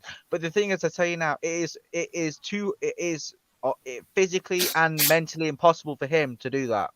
It is 200% impossible for him to do that. That's how difficult it is. Like he can have a point. He can put a point across, or you can put a point across. He can argue it, and instead of actually debating with you, he argues and interrupts everyone. Which is one of the reasons why people have been paying money to and giving money to Dan. You know, 20 quid, £10, £5. And come on, man. You've given me a chance of making a fucking snail jump. Really? Listen, guys, I really do have to call it now. I've hit my wall. Guys, thanks ever so much for having me on. It's been an absolute scream. Thank you ever so much for having me on. Hopefully we'll speak again. Take care, thank you. Yeah. Nice to have you on, mate. Excuse me. I have this. Sorry, Princess. Excuse me. I did have something to say, but I've forgotten what it was now. Sorry. It wasn't important. Oh, that was it. I was going to say to Crinkle, and obviously you can't answer me, but I wanted his opinions on Professor Charles Lieber, just his thoughts on it. So I'm sure he'll do a video or a live at some point. It would just be interesting on his thoughts and opinions and how the virus ended up leaving America and by Chinese officials that were acting as students and took it to Wuhan. Just saying. That would be Okay. interesting. Yeah, So I have let's- somebody. So, I PJ have somebody mention my Senior, name. if you're listening, hit me up. I'm Amiga 1200 and you used to staff a GGN. That's it. So, yeah, thanks, Pat, for letting me on. And good screen. No worries, Amiga. Nice to meet you. I think it's the first time we've spoken, isn't it? In person, yeah. I am the man on as a YouTube channel with fuck all. Ah, right. Okay. Cool. And now, Okay. just to be clear, I wasn't trying to take the piss or pull a crinkle. I made a legitimate joke that you didn't pick up on. Right. Okay. No worries. Listen, I sometimes things get said. I mean, the mods are pretty clued up. Okay, they'll give if somebody said something that maybe hasn't been picked up as a joke, the mods won't kick you out for saying one thing that I might not have picked up on or they might not have got. So I don't, it takes a lot to offend me. It genuinely takes, which is why I don't normally kick people out of the chat. But when it, after several weeks Crinkle or just pushes months, it shall we say, yes, of some people, I then take action on it. But no issues at all. It's You know, when I type into the chat box on Tube, it doesn't show up. Right. I think I have been there. Somebody tickling your undercarriage, Princess Angela. So, yeah, hey, Christy Morris, Excuse me, what I'll do Mazen. is, Christy Morris, Right. I'll take a look at your channel anyway because I mean you've got you got a ton of subscribers, which is amazing. And I mean, just by looking at the content, looks pretty good. Because I am quite interested in police stuff because we've had a bit of fair share with police stuff over ours. I mean, I'm not going to go into detail because social media and everything like that. But something happened around ours recently with machetes and that. Not at our house, but our next door neighbours, where their son had posted something, posted someone getting bullied on social media. Right. Yeah. And the son thought it'd be a good idea to son thought it'd be a good idea to post it on social media. Now, obviously, to the people that were doing it, obviously that's evidence, right? Which is now on social media. So they want to get rid of that evidence, and the only way they can do that is obviously by slashing him up. So they've gone round to the wrong address originally. Obviously, they've asking around. Then they've found the right address. And then they've basically Sorry, gone Jack. after... Can I just say good evening to ATL Auditor there that's just joined us, unfortunately, near the end, all the way from America. Oh, okay. Welcome. Yeah, carry on, mate. Sorry you've come late, mate. Bye. But yeah, Have a pretty good night, much. gents and ladies. I'll go now and free up for a space. Have a good until next time. See you about. Take care, amigo. Oh, take it easy, man. Take it easy, amiga. Take care, buddy.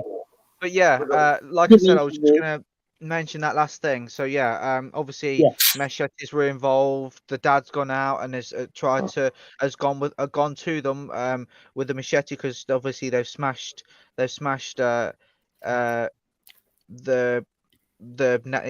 neighbour's wife's window, a car window or whatever. So it's had to be put in storage. But it's fine now. The window's fixed, obviously. But basically, what the police have been doing, which I didn't really use my brain at the time, but then I kind of thought, well, that kind of makes sense. So when everything had happened, what they were doing was they were parking a police carrier outside the house. Obviously the ones that they would use for like riots and stuff like that. In Leicester, we've got them over where what they use for the football thing is, they call them Vardy vans. Obviously they haven't got a Vardy van outside because that wouldn't make any sense. So they've just got a normal police carrier, like a normal one that they used to patrol around. They parked it outside, and what they do is they park it outside all day. I think it was out there for about almost 48 hours. And what they do is because I didn't really think about it. I thought the police were in the house the whole time, and I thought to myself, well, the police wouldn't do that. They wouldn't do that. No, they leave them there to deter you. To deter, exactly. there's old Bill there, so we won't do anything. It's been working. I mean, what they've been doing now is they've stopped parking the van outside, and they've started parking just a regular Vauxhall Astra, just a regular regular beat car. I mean, the thing is that I was speaking to the next door neighbour a while back, or about almost a week ago when it happened, or I can't remember how long ago, but yeah. Obviously, you're going to be really scared. Obviously, it's a traumatic experience, isn't it?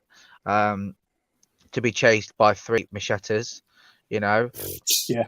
And threatening, and then threatening your son that they're going to slash him up, all because of an incident that happened at school. And that's where social media is an awful weapon sometimes, because kids back in the day could have a row, whatever they said was forgotten about, but now it goes on social media and it's there forever. That's the thing, isn't it? And this is why I've got to be extremely careful about what I say as well, because obviously I don't want to give too much detail, but at the same time, I'm not really going to know, but you get what I mean. Like, you don't really know who's watching. Sorry. No, so I was just going to say, can I ask Jack, because I really need to end this, but there is, and this has been a bit of a cockfest tonight with all the blokes on there, but there is a woman in the back room here waiting to come on. So I'm going to stick around for another 15 minutes before I go to bed. Okay. So can I ask you the conversation you want to have with Chris? Can you maybe speak to him? Hopefully, it's not one of my stalkers over on his channel, if you don't mind. Lying. Yeah, I don't mind. So, I don't know who this is, but I just saw again. This was somebody in the background. I don't know if this is going to be another porn bomber. So what I'll do might be a stalker. Put a thing up, put a shield up, right, and make him do something individual. All right, Dan. Hello, Laura. Hello. You are part of. Hello. Porn bomber. I went there. Hello. Squeaky voice. Was that a squeaky voice? No, it was a you're gonna have to talk. I'm gonna have to kick you. Maybe if I use my soundboard, maybe I can. It's a porn bomber. Dan, it's a porn bomber, mate. Someone saying something, Dan. Saying hi. Well, hang on. Shush a minute. Shush. Hello, Laura. Goodbye, Laura. Yeah, man. So if you don't know, that's crinkle. It's crinkle, man. She was like, "Hi." Yeah. So that was a high pitched voice. Was that a high pitched voice, Dan? Yeah, that was. Yeah. That's crinkle. That's crinkle. This is what he does. People, I see crinkle on other live streams. I'm telling you now. He puts all that voice stuff on. Okay, so she's come back into the back. Do me a favour, Laura, if you can hear me, I don't know, just wave at the fucking screen. That'll do. Has she got a camera on then in the back?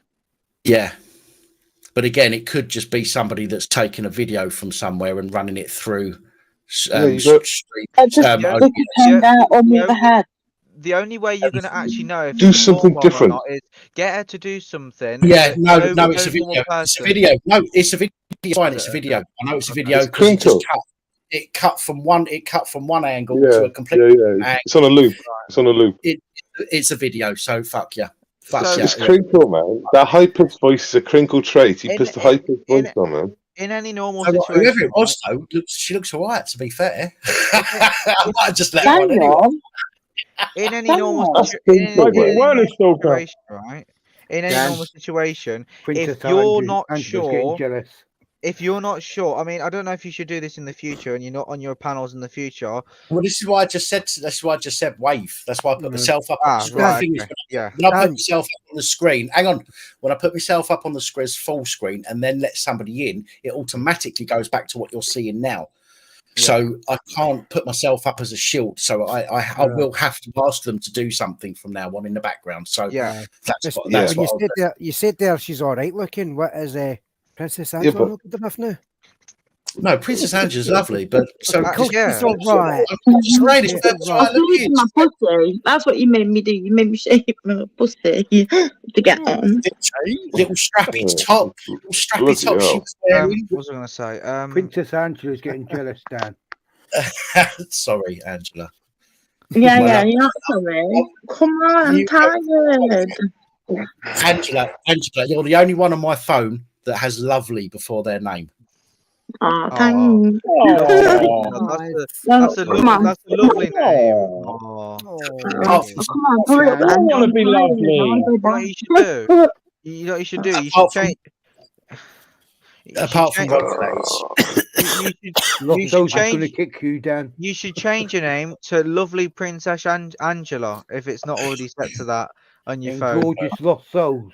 And then what you do is you put love hearts on the either side of from love before Lovely and then after Angela. No, just confuse her to shout at the guy, man, and just change your name to Porn Bomb. I'm getting called a creep now. I'm getting called a creep. I'm getting called a creep. Charmer. Lost Souls Paranormals said what in capital letters with loads of question marks. What about all the gorgeous women in the chat, Dan? Sorry? What about all the gorgeous women in the chat? I can't see them, can I? I'm sure they're love. I'm sure they're. It's a good question. How can you? Lost Souls knows what I think about her. She's the only one that's touched my helmet. It's a good question. How can you actually ascertain or assume if whether or not if someone like if a man that you're speaking to is a creep or not? How can someone make that assumption? Like what traits would you consider a man would have to have in order to be a creep? Well, I don't think I guess and say oh, sorry, Angela. I'll take a guess to say their name begins with Henry. think it looks like a fucking Hoover. Chrissy, this is the helmet I was talking about, Chrissy. And it's an hang on, fucking focus. There we go. What are you doing? It's not a helmet. It's playing wrong with one. helmet. Hang on a sec. I'll put the wrong one. There we go. You can't say use a helmet. That's rude. I was waiting for that to come What that? I don't care. If you've seen that before, I'm sure. Lucifer's a helmet. Lucifer is a helmet. Yeah, but you a cunt. Going back to the question, do you know the way to actually find out whether a guy's a creep or not? Ask him who he thinks is, his number one lady. And if he picks someone that is considered beautiful, he's probably a better guy than someone, if he was to pick someone that was, how can I put it, a little bit more racy. So you can tell from a man's choice whether or not he picks a beautiful woman or a racy woman. Hello. There you go. Right. You might put us to the test then. Everybody put it to the test, everybody. I think I think that I don't know. Sonic, I'm stopping you for being overweight. I'm stopping you, Sonic, from eating all the donuts. Too late. I fucking ate all Right, guys. I really have to call it. Fluke, if that's you really in the background, I am sorry. I did, and he's waving. It is him. I'm so sorry. I was meant to end this two hours ago. I'm absolutely fucked. I've hit a wall. I've been meaning to close this down for about 45 minutes. Why break the habit of a lifetime? I'll tell you what I'll do, Fluke. Okay, you can hear me, yeah? No. Yeah. I will do a live stream on Wednesday. It's only because I'm absolutely fucked, mate. Honestly, I've hit a wall. I can't stop yawning, and it's this exhaustion since the stroke is going to fucking make me struggle getting up in the morning. So I'm sorry. Double sofa if you don't worry on. I'll do a live on Wednesday. 6 a.m. So it's top my bedtime as well. 1 minute. Is that type it in just for 1 minute, yeah? Literally. Silence. I kill you. Oh, it is the real. I wanted to say something very quickly. Thanks for having me on, Pat. Just quickly. Sorry, Fluke. Honestly, it's got really late and yeah, no, that's fine, mate. I understand how it works. Do you know what I mean? I know what it's like. I've done 7-hour live streams. I know what it's like. I want to say thanks to Chrissy Morris, because somebody I've always admired. You know, not somebody I always agree with, but somebody I've always admired. So thanks to Chrissy. Thank you, bro. His work, you know, because he's such a good guy, you know, and he's obviously genuine. He's obviously straight down the line, and you know, I've thank you so much for your kind words, bro. I've got a lot of thank you, man. That means a lot. Thank you. No, you're more than welcome. You're more than welcome. As for Pap, you know, thanks, bro. Yeah, no, you're welcome.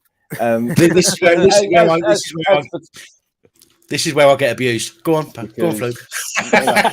No, as for Tap, it's a case of, you know, I've been locked out of my YouTube account, so I can't, you know, gain access to my Gmail account. I can't access my AdSense account. I can't access my Google account.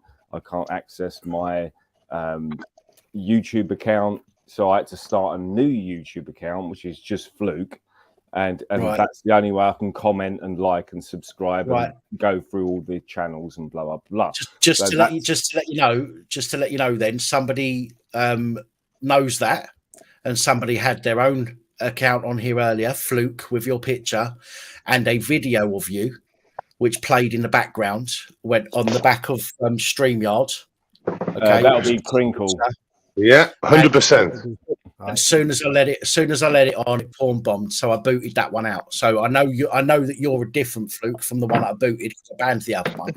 But I have to still be careful, obviously, because I appreciate that. All I was going to say was, when we're in a situation like this, and it's very difficult for you because you're the live streamer and it's your channel, and you know it can be hijacked or whatever, you know, by people like Crinkle and Horace and all those dumb. Oh, I've not heard of Horace for a while. But he was in the chat earlier. He was in the chat earlier, I didn't know if he was a fake or not. What I was going to say was, it's just for future reference. So I'm not being critical of you per se, but if you're going to have 10 people in the live stream, you know, at least have 10 people that are going to talk, because you had like 4 people in the chat there that, you know, nobody was saying anything. So, but every time I went backstage, it was saying that the StreamYards was full, because so I couldn't get on. And it was like, I had something to say back then, about an hour ago, you know, but I couldn't say anything now because it's a bit too late in the day, and I know you want to get off, because I know how hard it is to do these live streams for 4 or 5 hours. What are you, 5 hours, 40 minutes in? You know, it's a difficult thing to do. So I appreciate that, but just remember that, you know, I'm not telling you what to do, but what I'm saying is, when you've got 9-10 people on the live stream, and you know 3 or 4 of them are not saying anything, you know, then not get rid of them, just let them back on when they've got something to say. I mean, sometimes it's a matter of conversation, though, isn't it? Where one person will speak, the other one will be quiet, and I think if 3 or 4 people are speaking about something in a passionate way, the other people will step back. And so I don't think it's necessarily that they don't have anything to say on the topic. I think if someone else is more passionate or knows more about that subject in general, I think you'd leave it to those people there, and then you do take a step back, and then you get involved again when, like, it's something that you want that is part of it. And I think like a lot of other people's channels are very like structured in the sense where they have a topic that they stick to and they focus on. Like I noticed Crinkle was like, oh, we have a topic a day or whatever, and it's like, well, good for you, because that's very much like you would do at school kind of thing. And if that's the way you want to do things, that's fine. But I think on Dan's channel it's very much about it goes slow kind of thing. I noticed that it changed back to immigration as soon as that Crinkle put something in about being racist and stuff, whereas before that isn't where it was even going. So I do get what you're saying. I just think a lot of the time people that are more passionate about one thing is enough, and without, imagine 10 people being passionate about that one thing and all piling in, no one listens to anybody, and it never then has a conversation. It just ends up being a free-for-all, and no one listens and no one speaks, and the conversation just doesn't happen. you know, you can't even hear the conversation. I'm not knocking Dan, because Dan, I've got a lot of time for Dan. I know all the work he puts into his channel. I know, you know, when we're sticking it on the public servants, do you know what I mean? That's exactly where we should be sticking it on. I mean, Flick, I completely get. And on top of that, I just wanted to say that I think, you know, maybe tomorrow you might want to think back. Do you know what I mean? I'm not telling you what to do with your channel, but I've been stuck backstage for 2 hours and I can't get on. But there's at least 3 people on your channel that haven't said a word for 2 hours. So I'm not saying kick them off. I'm just saying, right, okay, let's get rid of this guy and let's get rid of this guy until, you know, get someone else on. Let's have a different... I get that, but I think also this is about channel subscribers and then as well. that way, at least people can get on. Do you know what I mean? Because it's pointless having 4 or 5 people in the background that are saying nothing. Do you know what I mean? And then you can't, you know, I'm sitting here going... Yeah, but I think people that also don't need to remember though that like people on here at the moment are people that are constantly in the situation, and like the part of like the whole community as a whole is like Roger, Lucifer, obviously Dan, DJ Sonic, Base Watchman, everyone there. I think I don't disagree with that. I'm not disagreeing with that, and Pat will tell you that I've been the OG of auditing. I've been the OG. I've been on this shit for fucking years. Right? This is an auditing channel. You know, don't try and say that, you know, and I don't disagree with anybody else on the panel. Chrissy Morris, lovely guy. You know, Pat, we've always had a really good relationship. You know, some of the guys in this chat I don't know. You know, and I'm not saying they shouldn't be on the chat. All I'm saying is, it's like with me. If I at some point, you know, didn't have something to say about what was going on in the comments section or going on with the chat, then I'd be happy to come off and let somebody else come on. You know, I think maybe, you know, it needs every chat needs to be managed like that. You know, because otherwise, that's your opinion, but I think also this isn't an auditing channel. Let me finish. What happens is you end up with 4 or 5 people in the room that are saying nothing, right? And nobody else can get on. And I think that needs to be addressed. It's just an opinion. It's just an opinion. It's a decent point, though. It's a decent point. Critical of Pat or anything like that. It's a valid point. It's a valid point, and I think what happens sometimes is it all goes off on the screen, and you know, between say 4 or 5 people, and it all gets involved. And to be fair, you kind of forget that some people aren't getting involved. Do you know what I mean? Right. So I get what you're saying. I do get what you're saying. Maybe I should, you know, if I'm going to do a 2-hour panel, maybe I should say, right, we'll have an hour, and then I clear the panel, and then new people come on, perhaps something like that. Yes, I need to do something to structure it better. For me, it's difficult for me because my brain goes a bit fucking fuzzy sometimes, and I forget that people are sitting in the channel somewhere, and they're not potentially getting involved because I'm concentrating on the people that are talking. So I get where you're coming from, and I apologise to people. I know other people have wanted to come on, and I apologise to people that don't manage to get on. It's like when you had a really interesting conversation about immigration earlier, and I really wanted to get involved in that conversation, and it was impossible for me to do so because, like I said to you, there was 3 or 4 people in that chat that had nothing to say, you know. So why were they on your channel? You know, I'm not saying they can't be on your channel. I'm just saying, you know, let them just leave and, you know, get people on that want to talk and debate.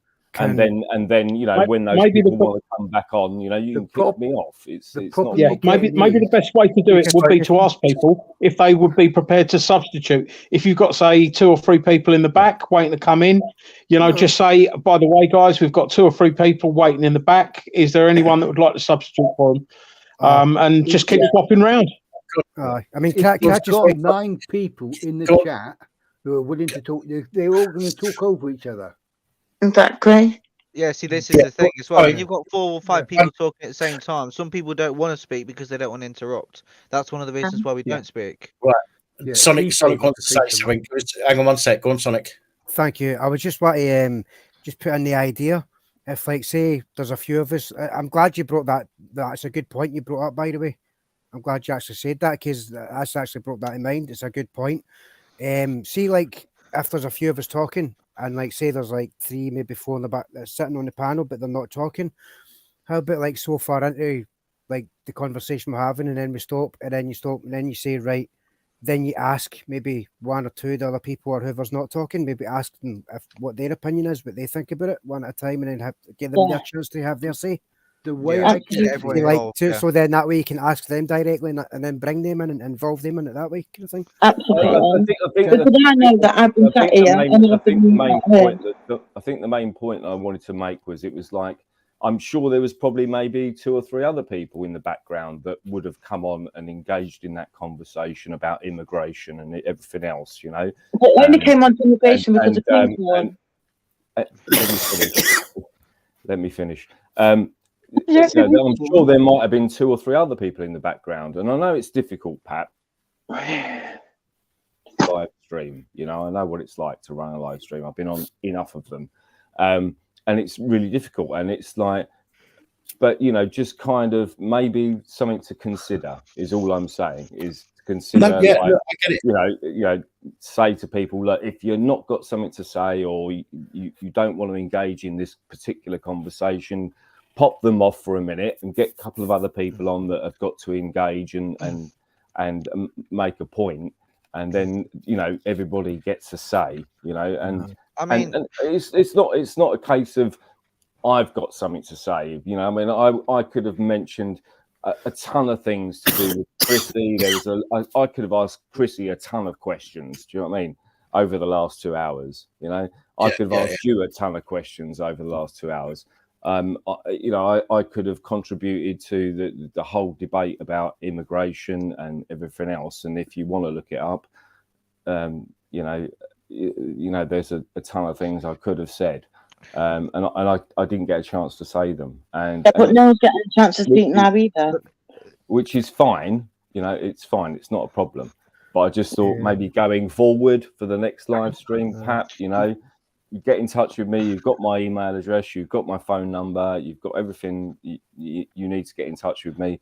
And I'm not going to take over a live stream or anything like that. I'm not going to do that. But it just gives it a bit more interaction to more and more people to get involved. So thanks for having me on, though, Pap. I do appreciate, as always. Thank you for having me on. Thanks, Luke. Like I said earlier. Sorry, earlier on, as I say, I had to boot somebody with your name and your obviously your picture and a video of you. I know it's not you because you're here, and I booted them from the channel, so I know it wasn't you. But it's trying to be involved in the conversation, trying to, as you know yourself, trying to watch the comments, trying to be responsive to everything, and you know, and I'm not using it as an excuse, but it is difficult, and I do understand that as well, and it can be, you know, it does get a bit overwhelming sometimes, and I just try and carry on and crack on and do, you know, try and keep it flowing. And it's a very a fluid situation on this channel. We don't just talk about one thing. It goes from one thing to another, which is what I like. And that's very true, and I know what it's like, mate. I've done the 7-hour live streams. I know what it's like. So don't beat yourself up over it, mate. It's not. Don't worry about it. You know. And on that note, we have come up with a good idea about how we can confirm people's identities before they come on, because there's a really good idea, a simple, very simple way of doing it. And if you want, Pap, send me an email. Can I just say that me and my male witness have just affirming that I've done 8-hour live streams too. I just want to affirm that. Sorry. Okay, I'm out of here, chaps. I can't do 8-hour live streams. Nice for the chat. Thank you, everyone. Sorry for taking over. Nice to speak to you, bro. Take care, fella. fella. Sorry for taking over. I didn't get a chance to chat with you, mate. But one thing before I was going to go myself, one thing I wanted to say to you, Fluke, obviously you can understand from your perspective, because I know I've not knowing you on a personal level, but you know, from Civil Disobedience, I've seen you a lot on his live streams as well with Crinkle and Horace and all that stuff. So you know, I know, you know, I respect you a lot and everything. Compared to both Horace and Crinkle combined, they're the same if you think about it. But you know, I guess when it comes to collaborating, having lots of people in one space, the problem is because it's over the internet rather than being, I guess you could say, down the pub where or being in one space, right? Is obviously it can get a bit hectic, but also when people trying to have conversations or just trying to talk about a topic or whatever the case is, one of the reasons why some people in the background or some people on the panel or whatever aren't speaking, like myself, is if not necessarily if the topic is interesting, because obviously I try and put across my opinion for most topics that are put across, but it's also of the fact that when lots of people are talking, one thing is not to interrupt other people as well, because it's quite rude and disrespectful. And obviously it's quite difficult over the internet because it's easier said than done when you've got lots of people to kind of manage and stuff like that, and make sure they're not doing anything stupid, they're not being horrible to each other. It's nice to put across an opinion, it's nice to have a debate. Obviously you can't have that with Crinkle because it'll just go off on you, but you know, it's nice having an opinion. It's nice, You know, I appreciate what you say, Fluke, and I think everyone in the panel appreciates that. You know, when people sit in the back and don't say anything, like for long periods of time, I understand, but then there's also finding that space, that gap in between the conversation to try and put your point across as well. That is, I think, as well, that I think you're right, and I'd rather have had this conversation all of us together in a pub with a big bowl of chips and a pint of lager, and have this discussion. You know what I mean? And that's where I'd like to have. You know, when you can interject when you're physical. On these streams, you can't actually. You know, you're waiting for your opportunity to say something. But you know, physically, you know, we don't know when to interject with each other, and there's too many of us that have got a good opinion. So, and it's nothing nasty. It's just, you know, we're used to communicating verbally whilst we're in physical presence, and obviously we haven't got that here. And can you imagine how much harder it would be if we weren't on camera as well? Because even just being on camera, it makes it easier to know when to interject. Just wanted to say a quick hello to Hedon Enterprises, a good friend of mine that's just always supported me. So I just wanted to say a quick hello to him. It's one of those things. Do you know what I mean? I'd love to have. I don't know how many people are in the chat now. Probably about 100 people, you know, in the chat. And I'd love to, all 100 of us to be in a pub somewhere and all have a pint of lager or a glass of wine or whatever. Let's do a picnic. Let's all meet up somewhere, have a picnic and a debate. Have the same conversation. Do you know what I mean? Because that's what we're doing next I would prefer that than for your birthday, isn't it? Yeah, that's what I'm doing next month for my birthday. Speaking of birthdays, Dan, your birthday's on the 16th. And your little party thing, your get together, is on the 18th. My birthday's on the 19th. You're not invited. No, I'm only joking. Make it all about you. No, my birthday's on the 19th, and I'll be 20. I'm not having you steal all my thunder. Piss off. I'm a lightweight. What if he brings a lot of beer? I can't even drink Copperberg premium cider without me getting lightheaded.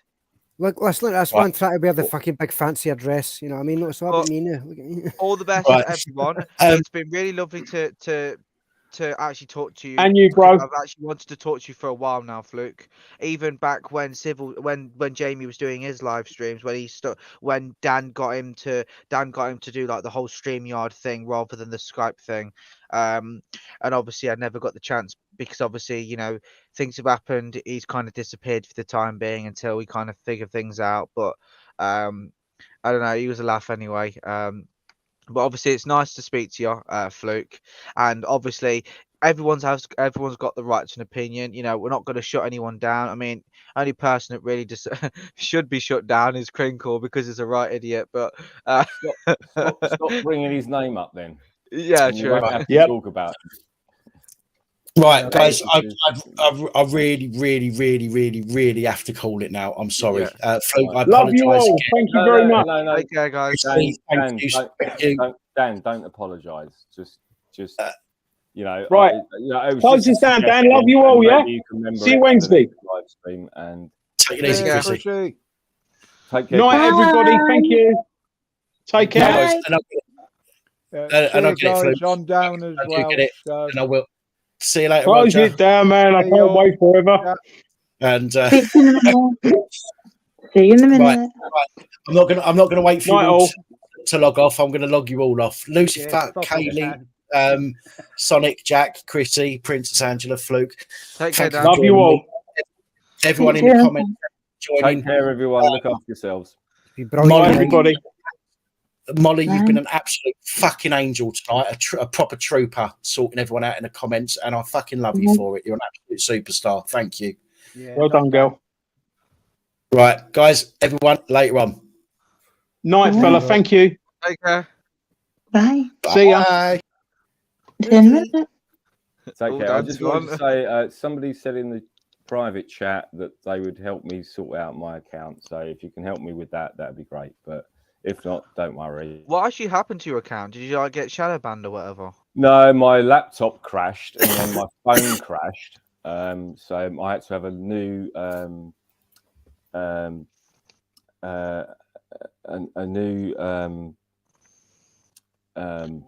But why would that affect your Google account though? Because what it does, it shuts you out of your Google account. So when we put a new what's the word? Oh my god. Right, I'll quickly bounce it, man. Let you guys talk.